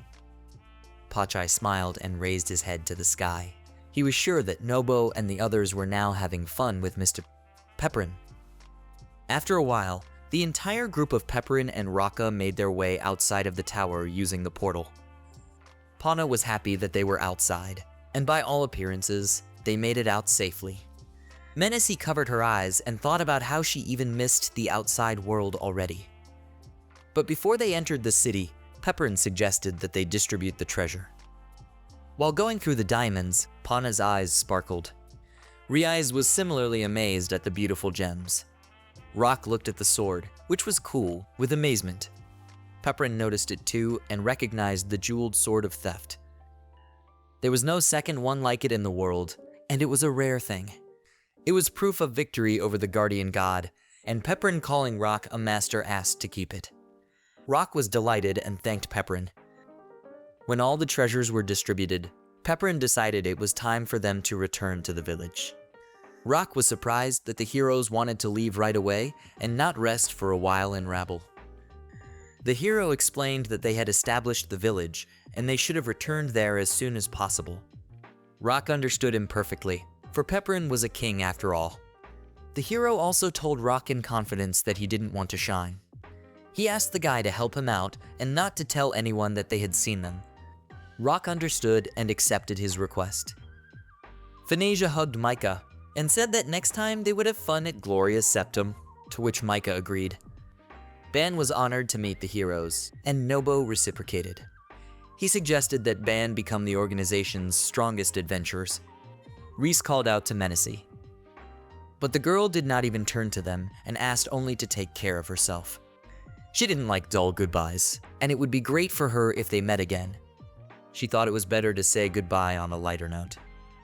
Still, goodbyes had to be said with a smile, and the girls bowed before Menacee, thanking her for everything. They promised to become stronger in magic from now on when they meet again. Menacee couldn't stand it and sobbed. Hugging the girls, she asked them to try harder, for they would definitely meet again. The Pepperin group watched with a smile as the girls said their goodbyes.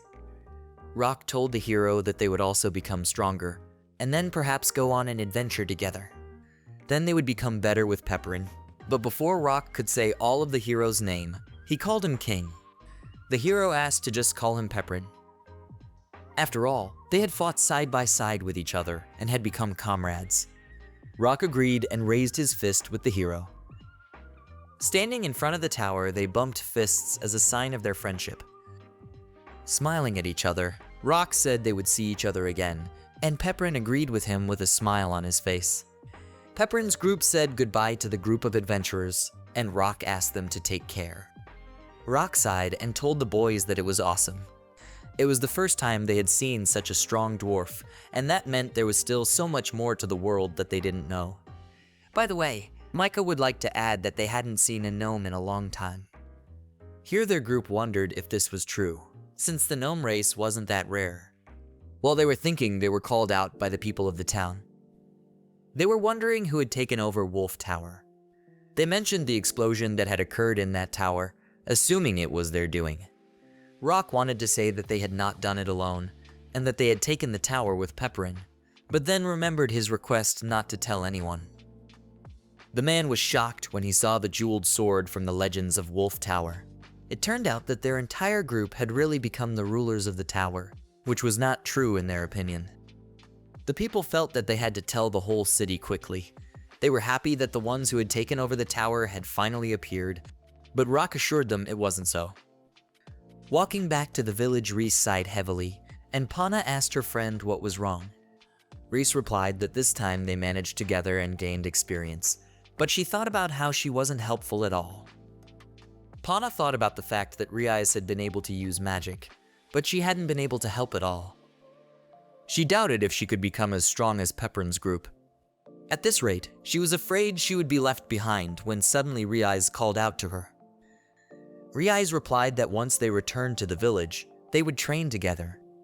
They couldn't lose to Menacee, and the rest of them would become stronger. Reise was willing to do anything to support Pana and offered to fight together. Pana smiled and agreed with Reise. But Pana yelled that she wouldn't hold back, and Reise replied that she wanted to hear just that. Meanwhile, at the top of the cliff, a human silhouette with horns that also had demonic eyes was watching them. The creature said that she had finally found the strong dwarf that had been rumored and smiled. A few days had passed since the boys' expedition. Now Lala and Phanasia were together taking care of the villagers. Gus went to gather information in the nearest town. Eri conducted experiments using the book she found in Borf's tower and trained another sage. Nobo was tasked with expanding the facilities. Meanwhile, Pachai was doing the training. Pachai gave his apprentice 5 minutes of rest, after which he had to run 50 laps around the village. The goblin named Kokka finally waited for the Peppererv and took a breath. Kobold Hachai, who was also trained by Pachai, laughed when he noticed that Kokka was already on the verge. It was a pitiful sight for him, and the harpy behind him replied that he himself was barely breathing. It was the harpy Atori, who was also training with them. Titan Dag was resting on the sidelines and said that this was definitely not his thing. He felt that he would be best suited for research. Hachai kicked the Titan with his foot and shouted that their bodies, on the contrary, should be suited to battle more than theirs. And in that case, there was nothing for them to read books about.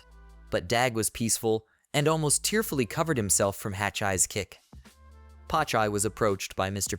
Pepperin that he decided to check on them. Pachai was happy to see the Lord and replied that he kept his students strict, so they were tough guys. He thought that soon they would be able to go hunting, and Pepperin was glad of that. But Pachai had not yet finished speaking.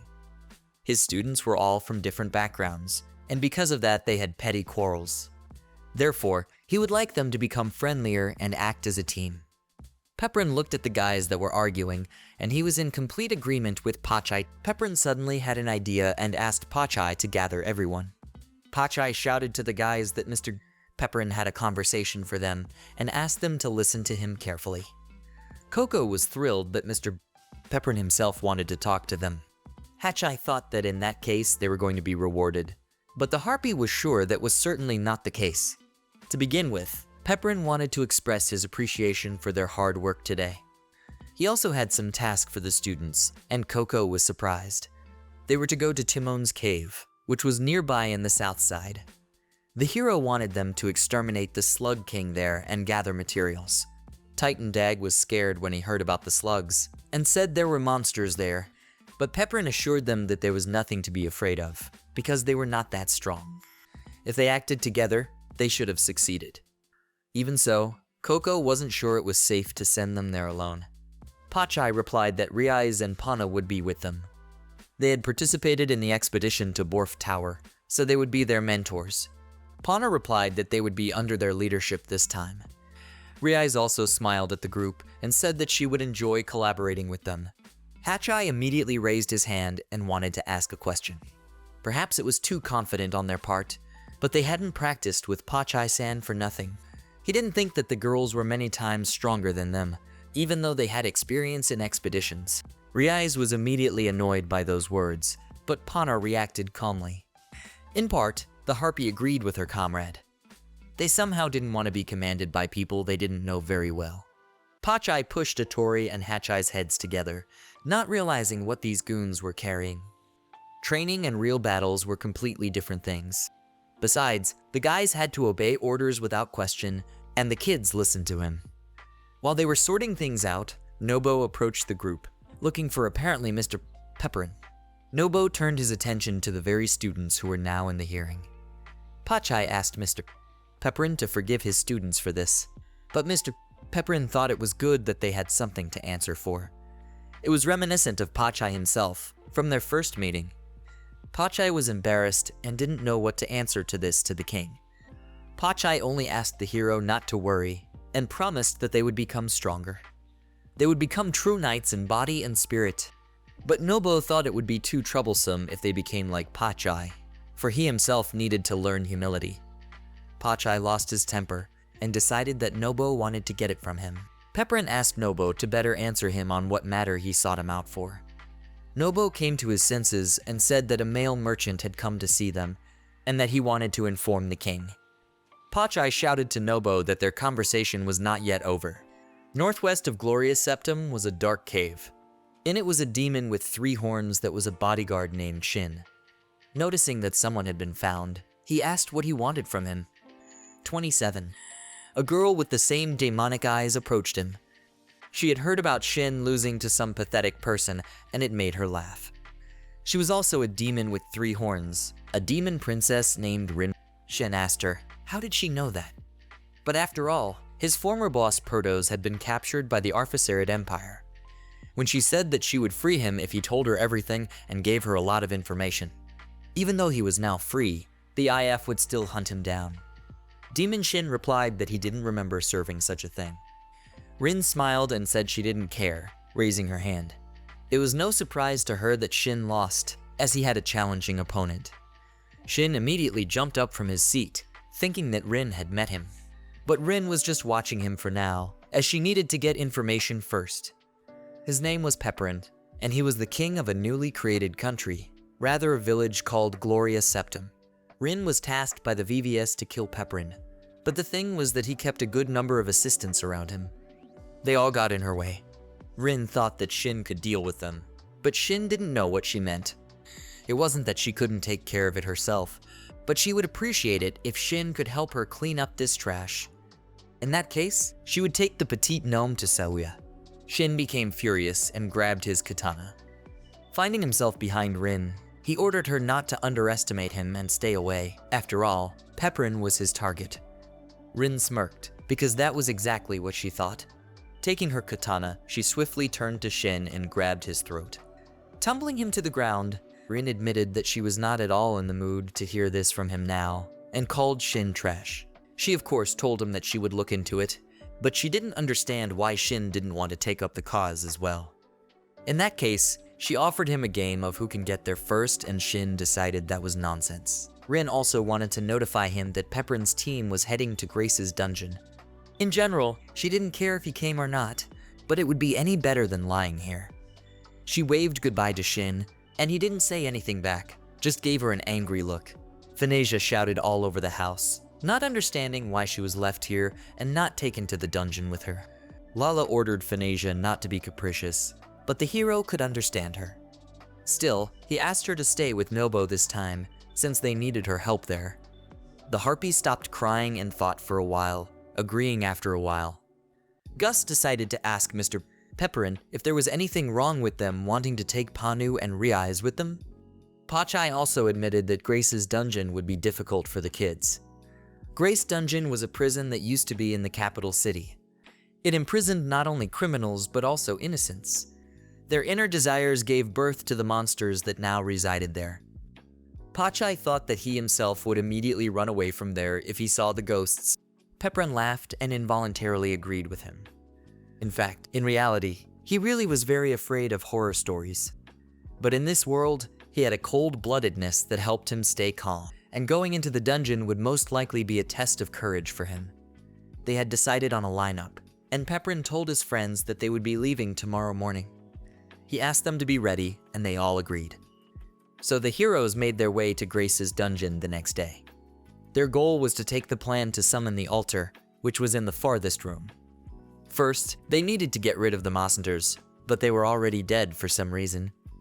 Gus thought they might have fought among themselves, but Pepperin examining their corpses thought that was odd. There was no trace on the treasure box. In addition, the bodies of the monsters were too neat, and it didn't look like it was a feud. In that case, there was someone else here, and Pepperin realized that it was different from what was in the game. Eri pointed her finger in the direction, and Pepperin asked her what was wrong. They noticed a strange human silhouette that threw a hooded cloak over itself.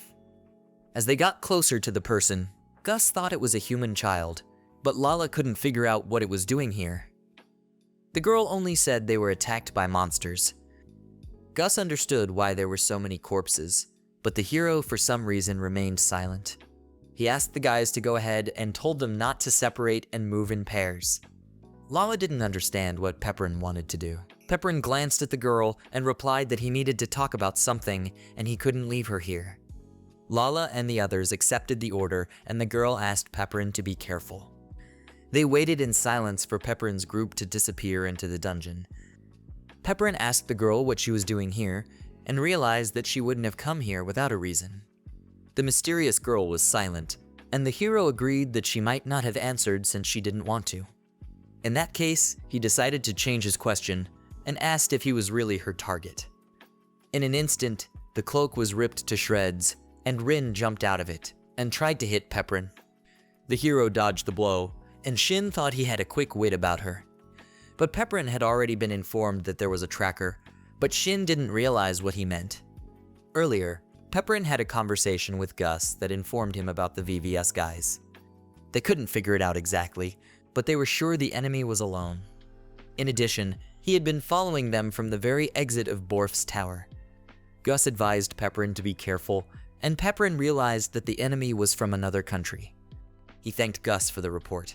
Rin realized that she had been seen by the same goblin after all. Pepperin decided to make sure that all those monsters were her doing, and Rin confirmed it. She didn't want to get hurt, and decided it was best to kill it without being crippled. Pepperin thought that she came here to avenge Shin, but the girl asked not to think so, because she didn't care about that trash at all. This was just her job, or rather the task of the VVS. Rin had already realized that the guy had taken away something important from them, and thus pissed them off. Pepperin looked at the demon in surprise, not understanding what she meant. But Rin herself was clueless and admitted that she didn't care and came here for one purpose. Before she could say anything, Pepperin rushed to attack from behind, knowing her next move. He used blizzard magic, but Rin ignored his attack and hit her forehead. Pepperin didn't expect such a thing and tried to block her blow with his sword. He wondered what kind of jewelry was on her back, assuming it wasn't simple. Rin called him an idiot and said she wouldn't fight seriously against a single enemy. With those words, she rushed to attack, and Pepperin dodged. Rin decided to ask him the same thing, thinking he had some kind of jewelry and not understanding what just happened. Pepperin gritted his teeth. He realized that she was definitely stronger than him in strength now, and used the enhancement. Pepperin attacked and Rin prepared to fend off the blow, but the guy was so fast that he was able to easily strike her in the chest with his sword. Pepperin was pleased with the attack and Rin glared at her enemy with all the anger she could muster, cursing the hero. Recovering from the blow, she became more serious. The demon shouted that Pepperin had had enough of her, and thought he was only making a tough guy out of himself. Rin licked her lips and pointed her katana at her enemy. She asked him not to regret it later. Pepperin didn't realize what kind of power she had, because it was the first time he felt such power. Rin attacked and gave the guy a swift kick that he barely had time to dodge. A strange feeling rushed through him, and he couldn't understand what had just happened. He looked at his hand, thinking that for a moment something had happened to his strength. Rin didn't let him get distracted, and shouted that now was not the time to look around. Striking the hero in the chest with her katana, she said that he had no reason to be distracted during a fight. Pepperin was horrified when he realized this feeling that he hadn't imagined it. When her katana touched him, his strength ran out. Pepperin had already guessed that this was exactly how her katana worked. Upon contact, it stripped the enemy of all abilities. The same was true for the cold-bloodedness skill, which simply disappeared. Rin smiled and asked the hero what was wrong, noticing that he was shaking. Pepperin was overcome with thoughts of what he should do next. He had only one sense of fear. He realized that he had to run. He was in pain and thought he was finished. The hero decided that he had to run, or she would just kill him. Pepperin stared at the demon in horror, not realizing what he should have done. Rin didn't understand where all his attitude had gone, and so she was only bored. The guy decided to tease her, and replied that he didn't fight such a small thing at full strength. In that case, Rin decided to just make him do it and threw herself into the attack. As she approached the hero, she was easily able to pierce his shoulder with her katana. The guy clutched at the wound and fell to his knee. Rin came up to him and kicked him in the back and said that he would only die that way. She didn't care though, because there was only one outcome for him. Suddenly, there was an explosion, covering everything around with a smoke screen. Rin looked at the place where Pepperin was sitting in surprise. Only a pool of blood was left of him, and the demon realized that Pepperin had hidden from her. The girl smirked and recognized that he was good at playing hide and seek. Pepperin hid behind the ruins and tried to keep quiet. Looking at his shoulder, the hero cursed the whole thing, realizing that this way she would find him quickly. He knew her weakness, so if caught, he could fix it. He needed to do something about her katana. While he was thinking about it, Rin was following the blood trail. Touching a pool of blood with her finger, she licked it. The demoness shouted out that she would easily find him since he hid his presence, but not the blood trail. Walking on, she paid attention to the ground beneath her feet, as if afraid of something. All around her was clouds of smoke, and she decided that it looked very much like a hero. He certainly wanted to attack their hideouts, but she could sense his presence, and it was all for nothing. With those words, she pointed her katana towards the shadow that was moving towards her. But her katana only pierced through a human figure made of ice. Rin realized that he had made her ice magic, and that his real target was not her, but the katana. She heard Pepperin about to attack her from behind. With his bare hands, Pepperin clashed with the demon. Rin looked at the hero full of determination and smirked. She would like to hear his last words before he died. After all, he would still die from lack of blood. The hero, breathing heavily, said that would not happen, for he was going to end her. In that case, Rin asked him to act faster, and swung at Pepperin, who fell to one knee in front of her without strength. She asked him not to think that if he stripped her of her katana, he could defeat her. But suddenly she felt cold, not understanding why her hand was freezing. Pepperin said that he had managed it, though with difficulty. He used his cold magic and applied an ice burn on her, causing Rin to curse him. Smiling, Pepperin told her that he had won. Noticing the blood that was in the ice, Rin realized everything. Pepperin was using her, and thus taking a great risk. But he didn't have time to think about it during the battle. But now he realized that he needed to stop the bleeding as soon as possible, and Rin laughed at him. Pepperin looked at her katana and decided that it had returned to its former state, as well as her strength. This was the first time he had fought without being prepared for such surprises. The emotion behind it was more than real, and as it turned out, there were many things the hero didn't know yet. Rin thought that the guy liked the blade and offered to take it, but the hero refrained. He was already getting sick just from the mere sight of it. Rin didn't care and asked if Pepperin would let her live.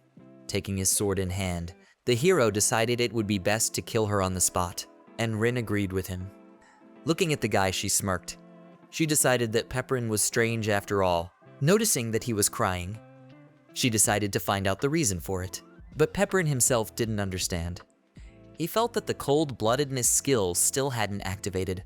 It was impossible to kill a human with a normal psyche, but if he didn't kill her, they would kill him. Pepperin clenched his sword tighter, pondering what he should do. Suddenly, a voice was heard behind them, wondering what they were doing. It was Shin. As Shin had already realized, Rin was in a predicament, so the girl ordered him to shut up. She thought he had come for her prey, and Shin confirmed it. The hero greeted Shin, noting that he was alive and well. Shin replied to Pepperin that he looked less than he did then, as if he was exhausted. Rin of course agreed with him, saying that she had almost defeated him. Shin took up his katana and the hero thought he wanted to hit him. But to all surprise, Shin stabbed Rin's body, who coughed up blood. From his blow, she immediately fell to the ground. Looking at the girl, Shin asked Pepperin to give Rin to him. Rin grinned at the demon, not understanding what he was doing. But Shin ignored her and told the hero that he had business with her that they should settle. He was also well aware that it was very frustrating to have the decisive blow taken away. But Pepperin thought it was only fitting, and of course agreed, receiving a thank you from Shin. He thought he couldn't kill her in that condition anyway, and Shin helped him out. Shin grabbed Rin by the tail and pulled her behind him, intending to deal with the hero later. Pepperin agreed with him, and then Rin called out to him. She shouted to the hero that in this world, if you die, you lose. But she was still alive, and she thought it was not over yet. Pepperin thought she was really too mean, even though she was still pretty. He thought she could have behaved more appropriately. Suddenly, Rin felt as if she had been replaced. She approached Pepperin and asked him what he liked. Pepperin averted his gaze and felt embarrassed. He thought about it and cited her face, and Rin decided that in that case she was his type. But the hero immediately said he didn't mean anything in that regard. It became clear to her why he never got over her, and in fact, she actually thought exactly the same thing, that he was very cool and cute. Watching Rin, the guy became embarrassed and realized what a liar she was. Shin also looked at Rin, not understanding her at all, but Rin answered him that he would never understand. Pulling the girl's tail, Shin said goodbye to Pepperin. Pepperin was uncomfortable, and it was kind of like they weren't even enemies now. But he still thought they were dangerous guys, so he was left alone in the middle of the ruins. Still, he felt good that his guys weren't around. He leaned heavily against the wall of rubble. He certainly didn't want his team to see him in this condition. He had never imagined he would have such a hard time. All this time he had been emphasizing his focus on magic attacks, but would need to switch to defense techniques. With these thoughts, Pepperin exhaled heavily. He needed to take a short break, after which he was going to go to the guys. Meanwhile, inside Grace's dungeon, the four-man team was advancing further and further. Pepperin's team stood in front of the grate, waiting for Eri. They hoped that the girl had already finished, but she told them that it was very rare and valuable material and asked them to wait a little longer. Lala was examining the corpses, and Pachai thought it was strange that they were all over the place. Gus concluded that those who attacked the girl outside were even farther away. From the darkness of the cave came someone's quiet laughter. The voice called them strangers, with no thought to the fact that they were actually coming here. The strange man in the cap decided to check with the boys to see what would be best for them. He could dismember them while alive or after death, and offered them a choice. It was the ghost of a torture jailer named Eridor that gave the heroes a choice. Apparently he was in charge, and Pachai noticed that he was very nasty. His words made Eridor furious. He couldn't understand how Pachai dared to talk about him like that, and how he treated him.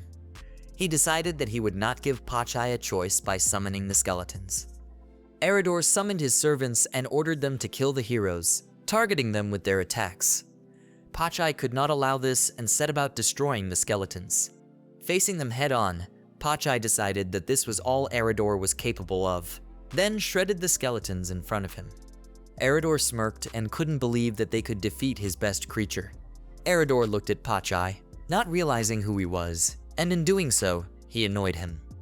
But Gus found himself behind his enemy replied that they didn't have to choose when to dismember them either. Only Mr. Pepperin had the right to decide such a thing, and with those words, Gus used an air attack on the enemy. Eridor fell to the ground, cursing the demon wench who had told him otherwise. Pachai asked again about the demon girl, but Eridor said they had already seen her. Lala didn't understand what Eridor was talking about. But the enemy himself didn't know all the details, he was only ordered to kill them. Also, this demon said she would kill Pepperin herself. Gus decided that in that case, Mr. Pepperin was in danger if the jailer was telling the truth. Lala immediately offered to go back and find Mr. Pepperin. Pachai called Gus with him and said that the two of them would go together, ordering the girls to go ahead.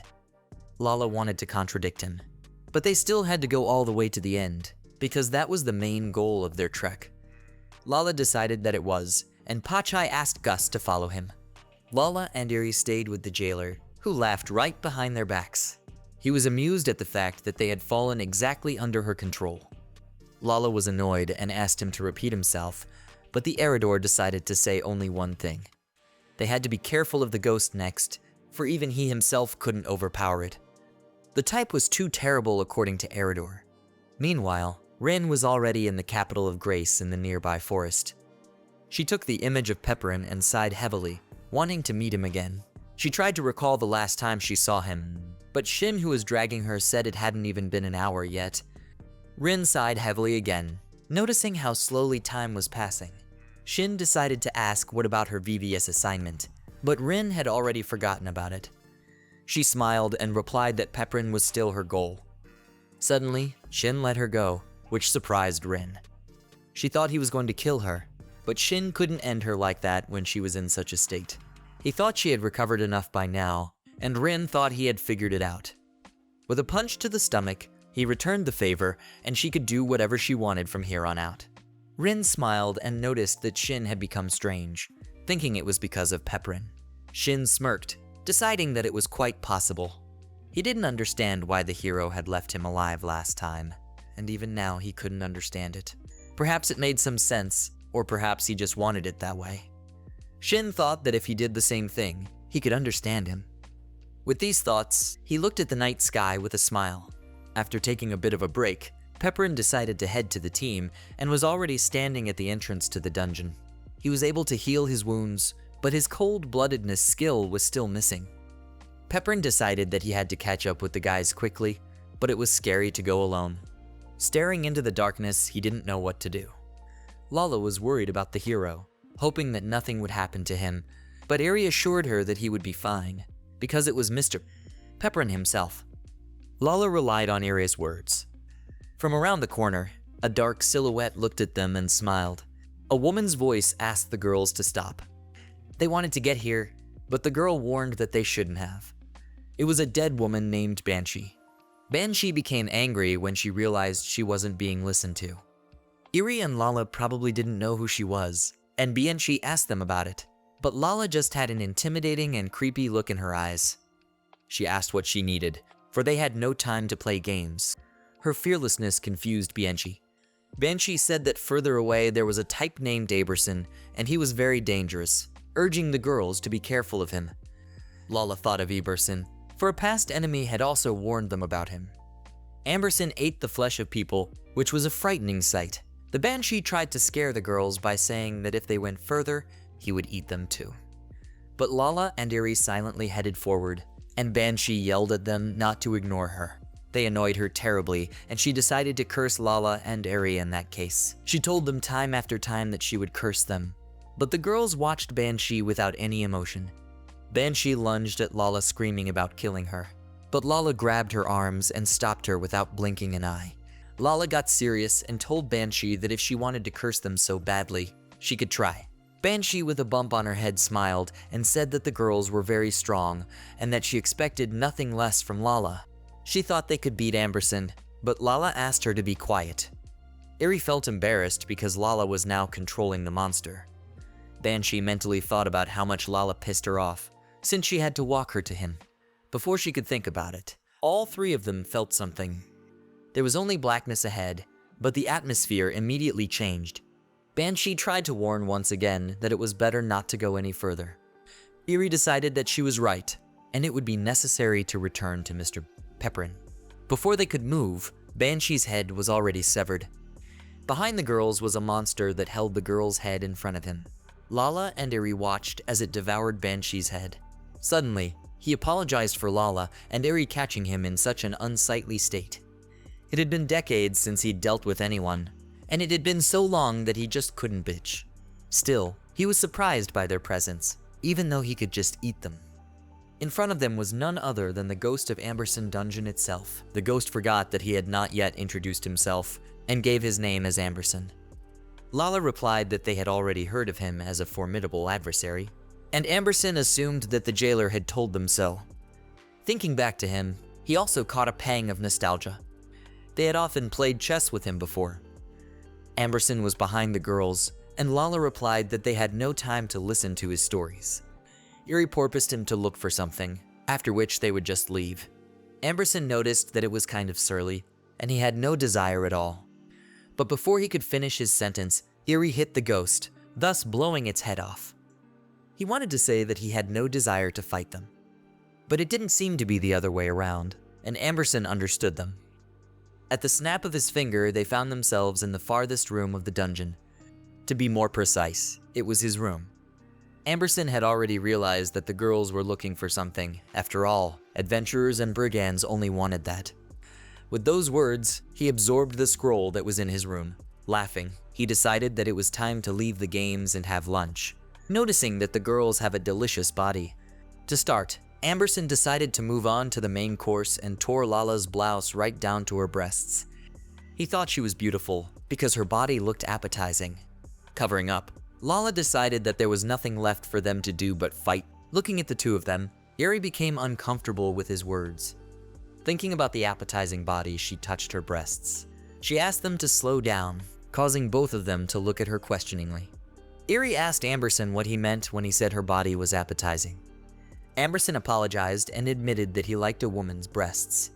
It wasn't nice of him, but he told Eri that she had virtually none and her appetite was not whetted. Eri was shocked, but Amberson told her not to worry because he would eat her too. Eri became furious and asked Lala to deal with him personally. Amberson noticed that he had hurt the woman's pride and smiled. After pouncing on Eri, he decided she would be a charge before eating. Meanwhile, Pepperin was still standing at the entrance to the dungeon. He heard footsteps and realized that someone was coming. Fearing it was a monster, he hid behind the ruins. But it was Gus and Pachai who came after the hero. Coming out to meet them, Pepperin asked what they were doing here. Pachai was glad that the Pepperin was okay, and Gus figured they would explain everything on the way. Pepperin looked at the boys, hoping he wouldn't be so scared with them. Running through the cave, Pepperin talked about Rin that was originally targeted at him. But in the end, she failed and failed. Thanks to her, though, their path was cleared and they didn't have to stop. But Gus also dumbfounded the jailer they had underestimated. Pepperin knew that the most troublesome part was yet to come. The boys were here for the first time and probably didn't know. The ghost of Amberson, who was in the farthest room, and he was impossible to kill. If one met him on the path, the only thing left to do was to run away. Pachai was worried about Lala and Eri, making sure they were okay. Pepperin replied that they had come here once before, but never made it to the end. He would hate to see them meet. Amberson laughed and offered the girl a game. Eri conjured a quick flame and attacked the enemy. After the attack, she conjured an enhancement and applied an air side strike. Amberson was too fast, and was behind Eri's back and said it didn't work on him. He was not affected by magic, firearms, or gunfire. Absolutely nothing. He punched Eri, who fell to the floor. Amberson stretched his arm, saying he hadn't warmed up like that in a long time, but then he noticed Eri still coming at him. He noticed that she was a pretty stand-up girl who asked Lala to step back. Eri used a gigantic flame. But the enemy didn't even move. Gathering all the fire in his hand, he promised to take it back. Extending his hand, he used the giant flame on Erea, who had time to apply the defense. Amberson thought that Eri had already realized that he could not be defeated. Eri thought that was true, but she was interested in something else. She wondered why, with such power, he was still sitting here. That was a good question that Amberson decided to answer. He was simply sealed in here. Decades ago, he had been sent here behind bars and put under a magical seal that he could never get out of again. Thinking back on it made him sick to his stomach, remembering that magic. Eri mentioned the vault. A flask appeared in front of her, which she picked up. She smiled, for Amberson was stupid enough to tell her own shortcomings. Amberson was frightened, realizing what the girl wanted to do. Eri pointed the flask at the spirit and used the vault, which began to consume it. He couldn't believe it, to be sealed in that glass. He demanded not to be laughed at, and screamed that it was impossible. His screams came from the flask. He shouted that this magic is only activated by a few people, and that there were 4 magicians when he was sealed. Eri put the lid on the vial, calling Amberson a bore. At least now she had good material. Phanesia was bored being in Gloria's Septum. She hoped the boys would return soon, and there were no enemies in sight. Nobo was sweeping the yard and didn't know what she was talking about. But Phanesia said that she had nothing to do and Nobo asked her to help the villagers. Someone called out to Nobo. When he turned around, he saw a wise demon named Dorosi in front of him, who notified him that the cleaning was finished. Nobo thanked her, for they had been of great help to him. Phanesia shook the future warrior's hand and asked if she wanted to practice with her. Harpia suggested that Dorosi become stronger together to protect Gloria's Septum. Nobo answered her that she was from a family of wise demons, so close combat was not their skill. As for learning magic, she would agree gladly. Phanesia remembered Eri who could fight and Nobo said she was just special. Phanesia only sighed heavily. She hoped that Peprin's group would return quickly. At that time, there were screams in Grace's dungeon. Amberson was screaming that he was cramped and that it was the first time he had been sealed into such a small space. He asked Eri what was she doing. Eri looked at the test tube and wanted to rid him of that filthy soul so his heart could be pure. After which he would work for Eri as a test subject forever. Amberson shouted that it was impossible for him to be some kind of test subject. Eri smirked evilly in response as footsteps were heard at the door of the room. It was Peprin and Pachai getting to them. Once inside, they saw Eri shaking a flask in front of Lala, showing off her test subject. Lala was happy that Peprin was okay and unharmed. Peprin was also happy that they were unharmed. But as far as Peprin could see, the battle was hard and looked at Lala's exposed breasts. Lala immediately covered herself and apologized for that view. The elven girl saw her lord's wounded shoulder and forgot about her breasts.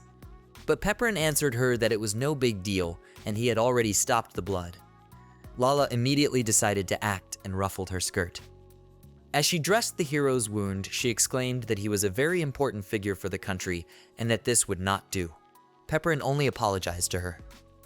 Gus asked if they had seen Amberson's ghost, and Eri showed him her test tube. Peprin was shocked that they had somehow managed to catch it. Eri explained that she had used vault magic. Apparently, even normal attacks didn't work, and the hero was completely unaware that he could be defeated that way. Amberson looked at the small man and called him unusual. Lala shouted that it was Mr. Peprin himself for his information. Peprin didn't understand what he meant, and Amberson told how in his time they were hunted, and he thought the dwarves were all extinct. Pachai also understood nothing, for there were many like Mr. Peprin. Gus remembered that indeed, except for Mr. Peprin and Pana, they had seen no one. Eri suddenly fell to the floor, which frightened everyone. The guys came over and asked her if she was alright. She was using too much magic. Peprin decided they needed to find a plan and head back. Lala apologized and didn't know how to tell him. Amberson shouted smugly that the plan was in him. The spirit offered them a deal. He could give them the plan, and they would release it. Lala immediately blurted out that he was lying. Peprin suggested they just go home, counting on Eri to come up with something. After a while, the group of students returned to the village, all tired, frazzled, and exhausted. Phoenicia greeted them, and Nobo saw that they were all in one piece. Coco asked about Pepperin, and Nobo replied that his team had gone to Grace's dungeon. Reese teased Pana by saying how sorry she was, but Pana blushed and said she wasn't. Phoenicia suggested that they practice. But Hachai, along with the others, asked her to stop, as they were terribly exhausted. Reese and Hachai met each other's gazes and then immediately turned away from each other.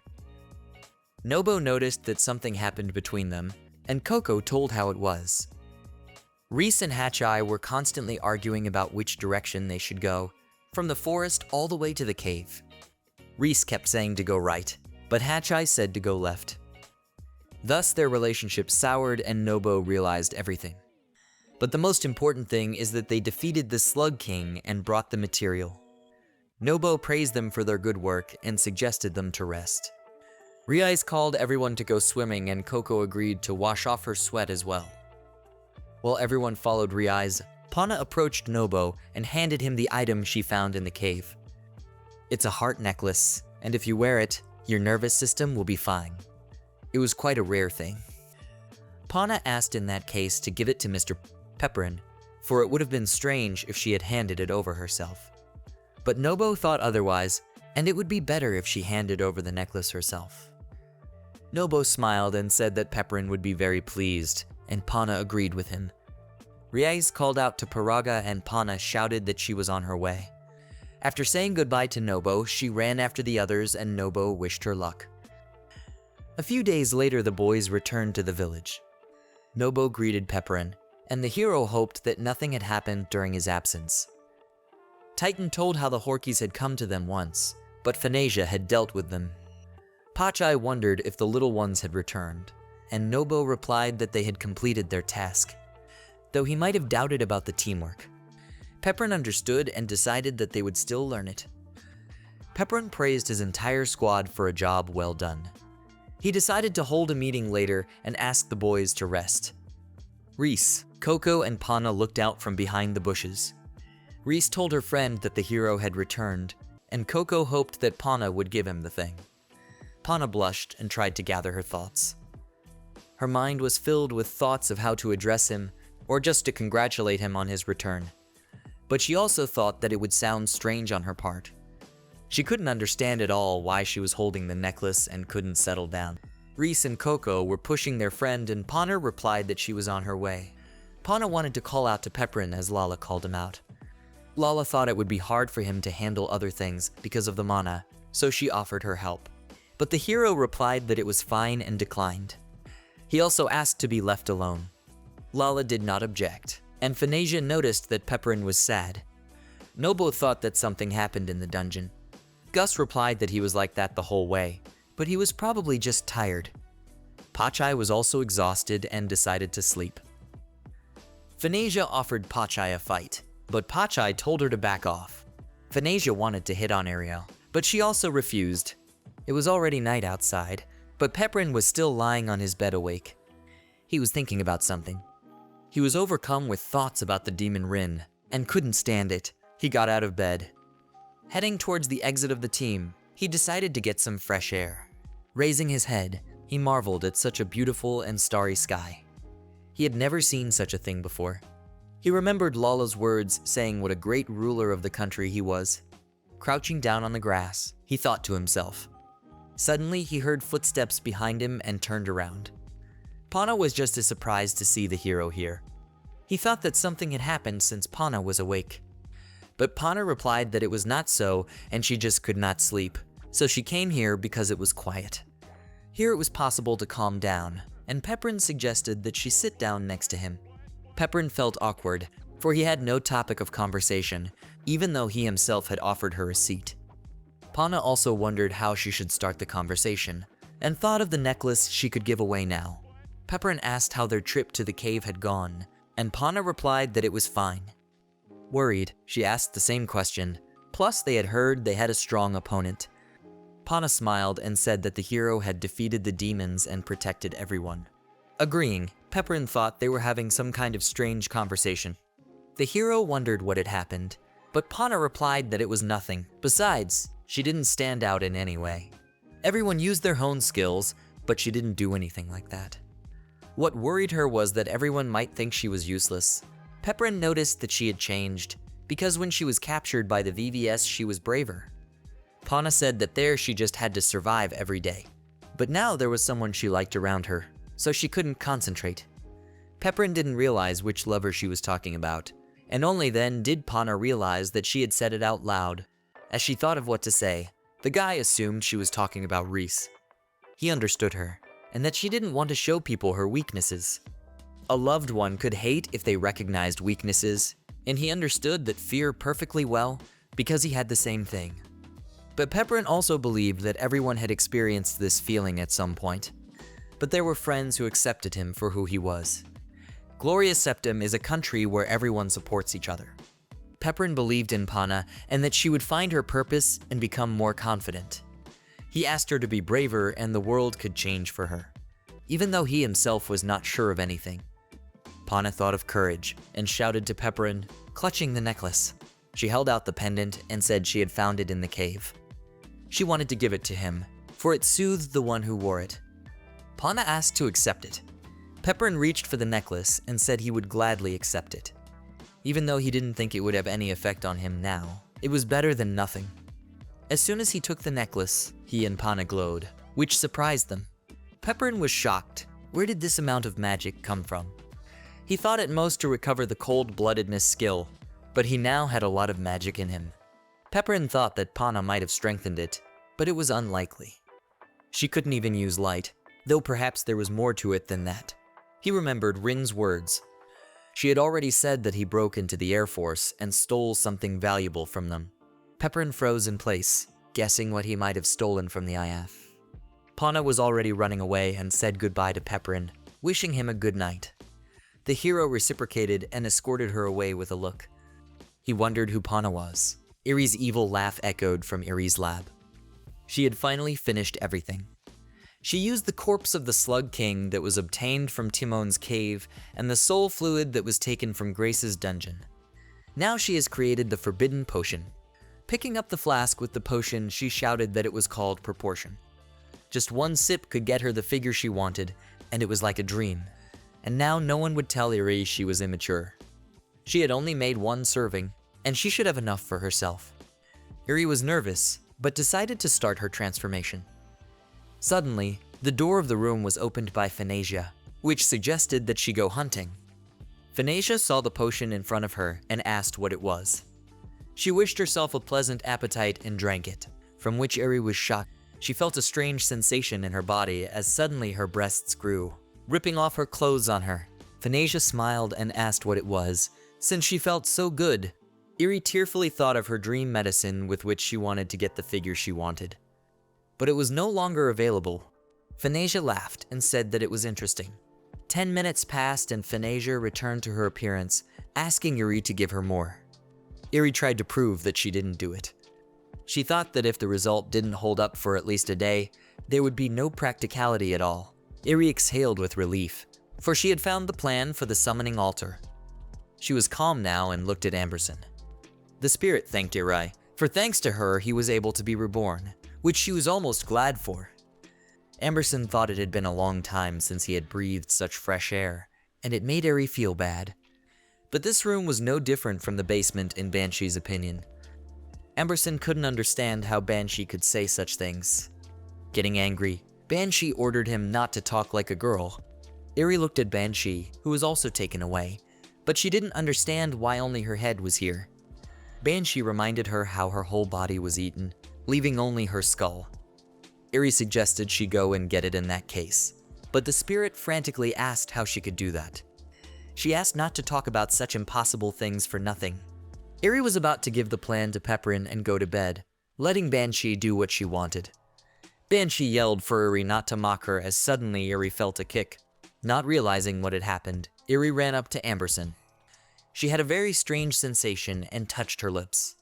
Everything was different from the ghost, which meant only one thing. The Banshee had gotten into Irie's body.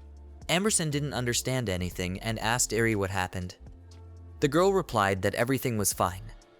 She wanted to go for a walk for a while and instructed the spirit to do some cleaning, which he happily agreed to. Inside Eri's body, the girls were arguing amongst themselves. Eri was ordering Banshee to leave her body, but she wasn't going to do it, promising that she wouldn't do anything wrong. Banshee was all glistening, thinking about what she would do in Eri's body. Eri asked her not to do anything weird, but Banshee thought of something. Being right outside, she lifted up her skirt, revealing her panties, and Eri yelled for her to stop. Lala came up behind Eri and asked what she was doing. The Banshee wasn't very happy to see her, so neither was Eri. Banshee kept running Eri's body, deciding that she would enact her revenge and send Lala to the other side of the world. She pointed her finger and shouted that Mr. Pepperin was there, and Lala thought he was calling for her. The Banshee called Lala a fool and asked her to die by using death frame magic. Eri's voice wanted to warn Lala, and Lala turned around. Suddenly, Eri grabbed the elf girl's chest and crumpled her. Laughing, the Banshee in Eri's body said she had nice breasts, and Lala blushed. Freaking out, she screamed at Eri, not realizing what this all meant. A merchant named Ailes Torth came into the village and said hello to Pepperin. Pepperin approached him, hoping he had something interesting, and Ailes replied that he had gotten a plan and papers. The hero asked to be shown to him. While they were talking, Reese and the other guys exclaimed that a merchant had arrived. They saw the hero buying something from him, and Reese thought of something. She suggested that the boys buy something from him too. They could buy magic books and practice in secret, and then surprise everyone. Pana was thrilled with Reese's idea. Coco asked if she had any money, but Reese admitted that she only had 100 gold pieces, and that would definitely not be enough for them. Reese suggested they add up, and Coco admitted that she only had 100 as well. Pana had the same situation. After collecting all the coins, they had 300 gold pieces. Meanwhile, Pepperin took the mid-level experiment plan and the mansion plan from the merchant. Looking at the papers, Pepperin was surprised by the excellent blueprints and asked how much it would all cost. The merchant put up a price of 45,000 gold for everything. Pepperin agreed and asked about the magic book. Ailes said he had 3 pieces. They were defense charms and 3rd-class sandalras, and a 2nd-class ice laser. The hero picked up the book in his hand, surprised at the 2nd class. One 3rd-class book was worth 20,000, and a 2nd-class book was worth 35,000, totaling out to 55,000. Pepperin thought that in the future he would cooperate with Ailes and asked for a discount in that case, putting his hand on the merchant's shoulder. Ailes was a little embarrassed, but could not refuse the hero. Ailes agreed to give it for 8,000, and Pepperin replied that it was a pleasure to deal with him, to which the merchant reciprocated.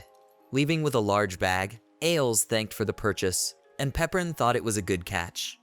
Now he could learn more about the city. This merchant was interesting to Pepperin. Besides, the goods were inexpensive, and it was even better for him. Ailes looked at the map to see which way the next town was, as he suddenly came across the girls. The merchant recognized the boys from Gloria's Septum and thought they wanted something. Reese admitted that they only had 300 gold and asked if they could buy a magic book with it. The merchant thought that he had nothing for 300 gold, and besides, the guides had just been bought by Pepperin. Coco admitted that they wanted to practice secretly and then surprise everyone. Pana decided that there was nothing for 300. Ailes remembered that he had something and took out a potion. Reese's eyes glistened with joy. It was methamphetamine, and it could be used to turn into anyone you imagined. Pana thought it was cool to transform. The merchant also said that one bottle would last for 30 minutes, and if they divided it among 3 people, each would have 10 minutes to spare. After taking the potion in her hands, Pana decided that there wasn't much point. But that wasn't quite true, because it was all up to the imagination. This is the kind of potion that trains their imagination. Generally, it cost 500 gold, but for diligent girls, Ailes decided to make a discount. Of course, it was a secret to Pepperin. Reese was pleased and thanked the merchant. Waving goodbye, the girls immediately ran into the forest to practice, thinking about who they would turn into. Watching the girls, Ailes smiled and thought that Gloria's Septum was an interesting city. Banshee still didn't want to leave the body of Iria, who was already tired of everything. She had decided that she would never win, and her self-esteem had only gotten lower. She asked Banshee to finally leave her body. She had to give the plan to Pepperin, and Banshee remembered that. Banshee threw out the plan, and Eri screamed at her not to do it. Someone came up behind her and warned Eri that she had dropped something. It was the goblin Gus that picked up the parchment. Looking at it, he recognized the plan to give to Mr. Pepperin. Banshee thought he had a pretty face, and she thought of something. Eri begged her with all her might not to do it. Eri approached Gus, saying she had a favor to ask of him. She made a pretty face and asked him to give the plan to Pepperin, in return for granting Gus any wish. Eri decided she was done for.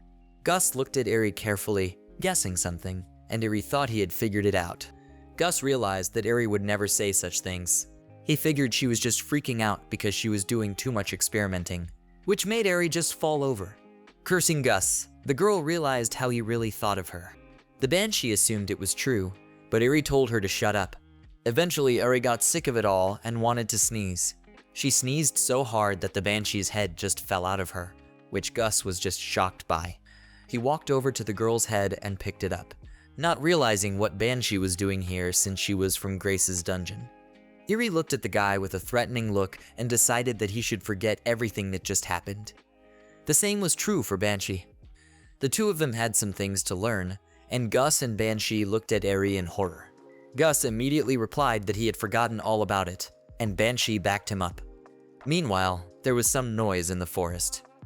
The wolves were trying to chase the cat, who thought something terrible had happened. She had to tell Mr. Pepperin quickly or she would be killed. The girls found a convenient place that would suit them for practicing and decided to give it a try. Coco asked if Reese and Pana had decided who they would turn into. Reese didn't know yet, and Pana was also thinking about who she would turn into. She thought of a figure like Lala's, which might appeal to Pepperin. The girl blushed as she got a little confused, and her friends suggested she drink it already. Pana came to her senses and agreed. They clinked each other's glasses and got down to business. Reese was already drinking her potion, thinking about who she would turn into. Coco wished she could become an adult soon. A goblin who wielded both sword and magic. Reese, on the other hand, wanted to turn into the little sister of that baby elf.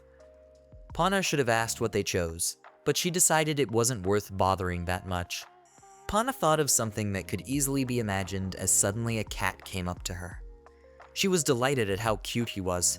Coco was already able to reincarnate, though her breasts were a little weird. Pana was happy for Coco to be able to become an adult. Pana wanted Reise to look at it and turn to her. The girls were horrified when they saw that Reese had become a baby. Taking her in her arms, Coco couldn't understand why a baby. Pana doubted that Reese even realized that she had turned into a baby. Coco figured that Pana hadn't drunk the potion yet, but Pana replied that she had. She had a feeling that something was missing. Pana decided that she had made a mistake somewhere, but Coco stared at her friend's body in surprise. Looking at her hands, which had become paws, Pana realized that she had become a cat. Coco was glad that the effect of the medicine lasted only 10 minutes, and Pana also calmed down. After 30 minutes, nothing happened. Pana desperately lowered her head, because 10 minutes had long passed. But the merchant said that if they divided the portion into 3 people, they would have 10 minutes each. Perhaps he had given a different medicine, and the girls thought they could never go back to the way they were. They should have gone to see Mr. Pepperin, even though he would be angry. Suddenly, they heard some sounds behind them. Turning around, they saw that there were monsters in front of them, and they had to run away. Coco sighed heavily, thinking that she and Reese had lost their way. It seemed to her that children were definitely not the flowers of life. Looking back, Coco called out to Pano. But when she turned around, she saw that she was gone. Meanwhile, Pana was running away, thinking that this way she would definitely become their food. When Pana tripped over a rock, she fell and hit a tree. She thought her life was over when suddenly there was an explosion. She was surprised to see Mr. Pepperin and didn't understand what he was doing here. Mr. Pepperin smiled and said his magic was fine. He noticed Pana and lifted her up in his arms. The hero was surprised that such monsters existed as he suddenly noticed something familiar. He had a feeling that he had seen it before. The color of its fur reminded him of only one. He called the cat Pana, and it waved its paws, trying to say something. When Pepperin realized this, he decided to take it to the village first. Such a thing he certainly didn't expect. and Pana thought of being saved. Coco was thinking what she should do, intending to go into the forest. Lala noticed the girl and asked who she was. Coco seemed out of place and decided that the girl wanted to move to Gloria's Septum. Lala pulled the girl behind her and wanted to call Mr. Pepperin, but Pachai met them on the way. He immediately recognized Coco and didn't understand what their species was. Coco didn't even know what to say and Lala was just furious. They were children that they had bought some potion from a merchant without permission, and now they couldn't get back their old look. While Lala was reprimanding Coco, Nobo asked her not to get so angry. Pachai was in agreement since they didn't do anything wrong. Everything served as an experience for them, and Nobo was supportive. Lala ordered them to be quiet, and they obeyed her. She asked Coco not to do that again, for the medicine could have been harmful to them. Coco apologized and Lucy came in to see them, which Reese saw. She became a baby because of the medicine and Lucy couldn't believe it. But after a minute, she was already cradling her in her arms, talking about how cute she was. Reese had been so independent lately, she had already forgotten what it was like to be a big sister. Now she was going to take care of her sister again. Lala couldn't understand how Lucy could stay so carefree, but Pachai told her not to take it seriously because everything would come back. Nobo wondered where Pana was, and Coco remembered her friend. She said that they were surrounded by monsters in the forest, and at first they ran together, then they split up. But she wasn't in the village, and Lala said they should go look for her now. Pachai saw Pepperin go into that forest recently. Lala was furious that Pachai sent him alone, but the kobold offered to go with him, which Pepperin refused. He just wanted to be alone. Lala was frantic, suggesting that something might have happened to him, when suddenly they heard the hero wanting to know the situation. Holding Pana in his arms, he thought they had something wrong. Lala was happy that he was okay and wanted to tell him, but saw the monster in the hero's arms. Pepperin stroked the cat's head, saying that it was actually Pana. Everyone was just shocked and couldn't believe their eyes. Coco told the boys what had happened. The merchant said so and so said that if they shared the potion, it would hold for 10 minutes. But Lala noticed that the effect was different, and Nobo had never encountered this before either.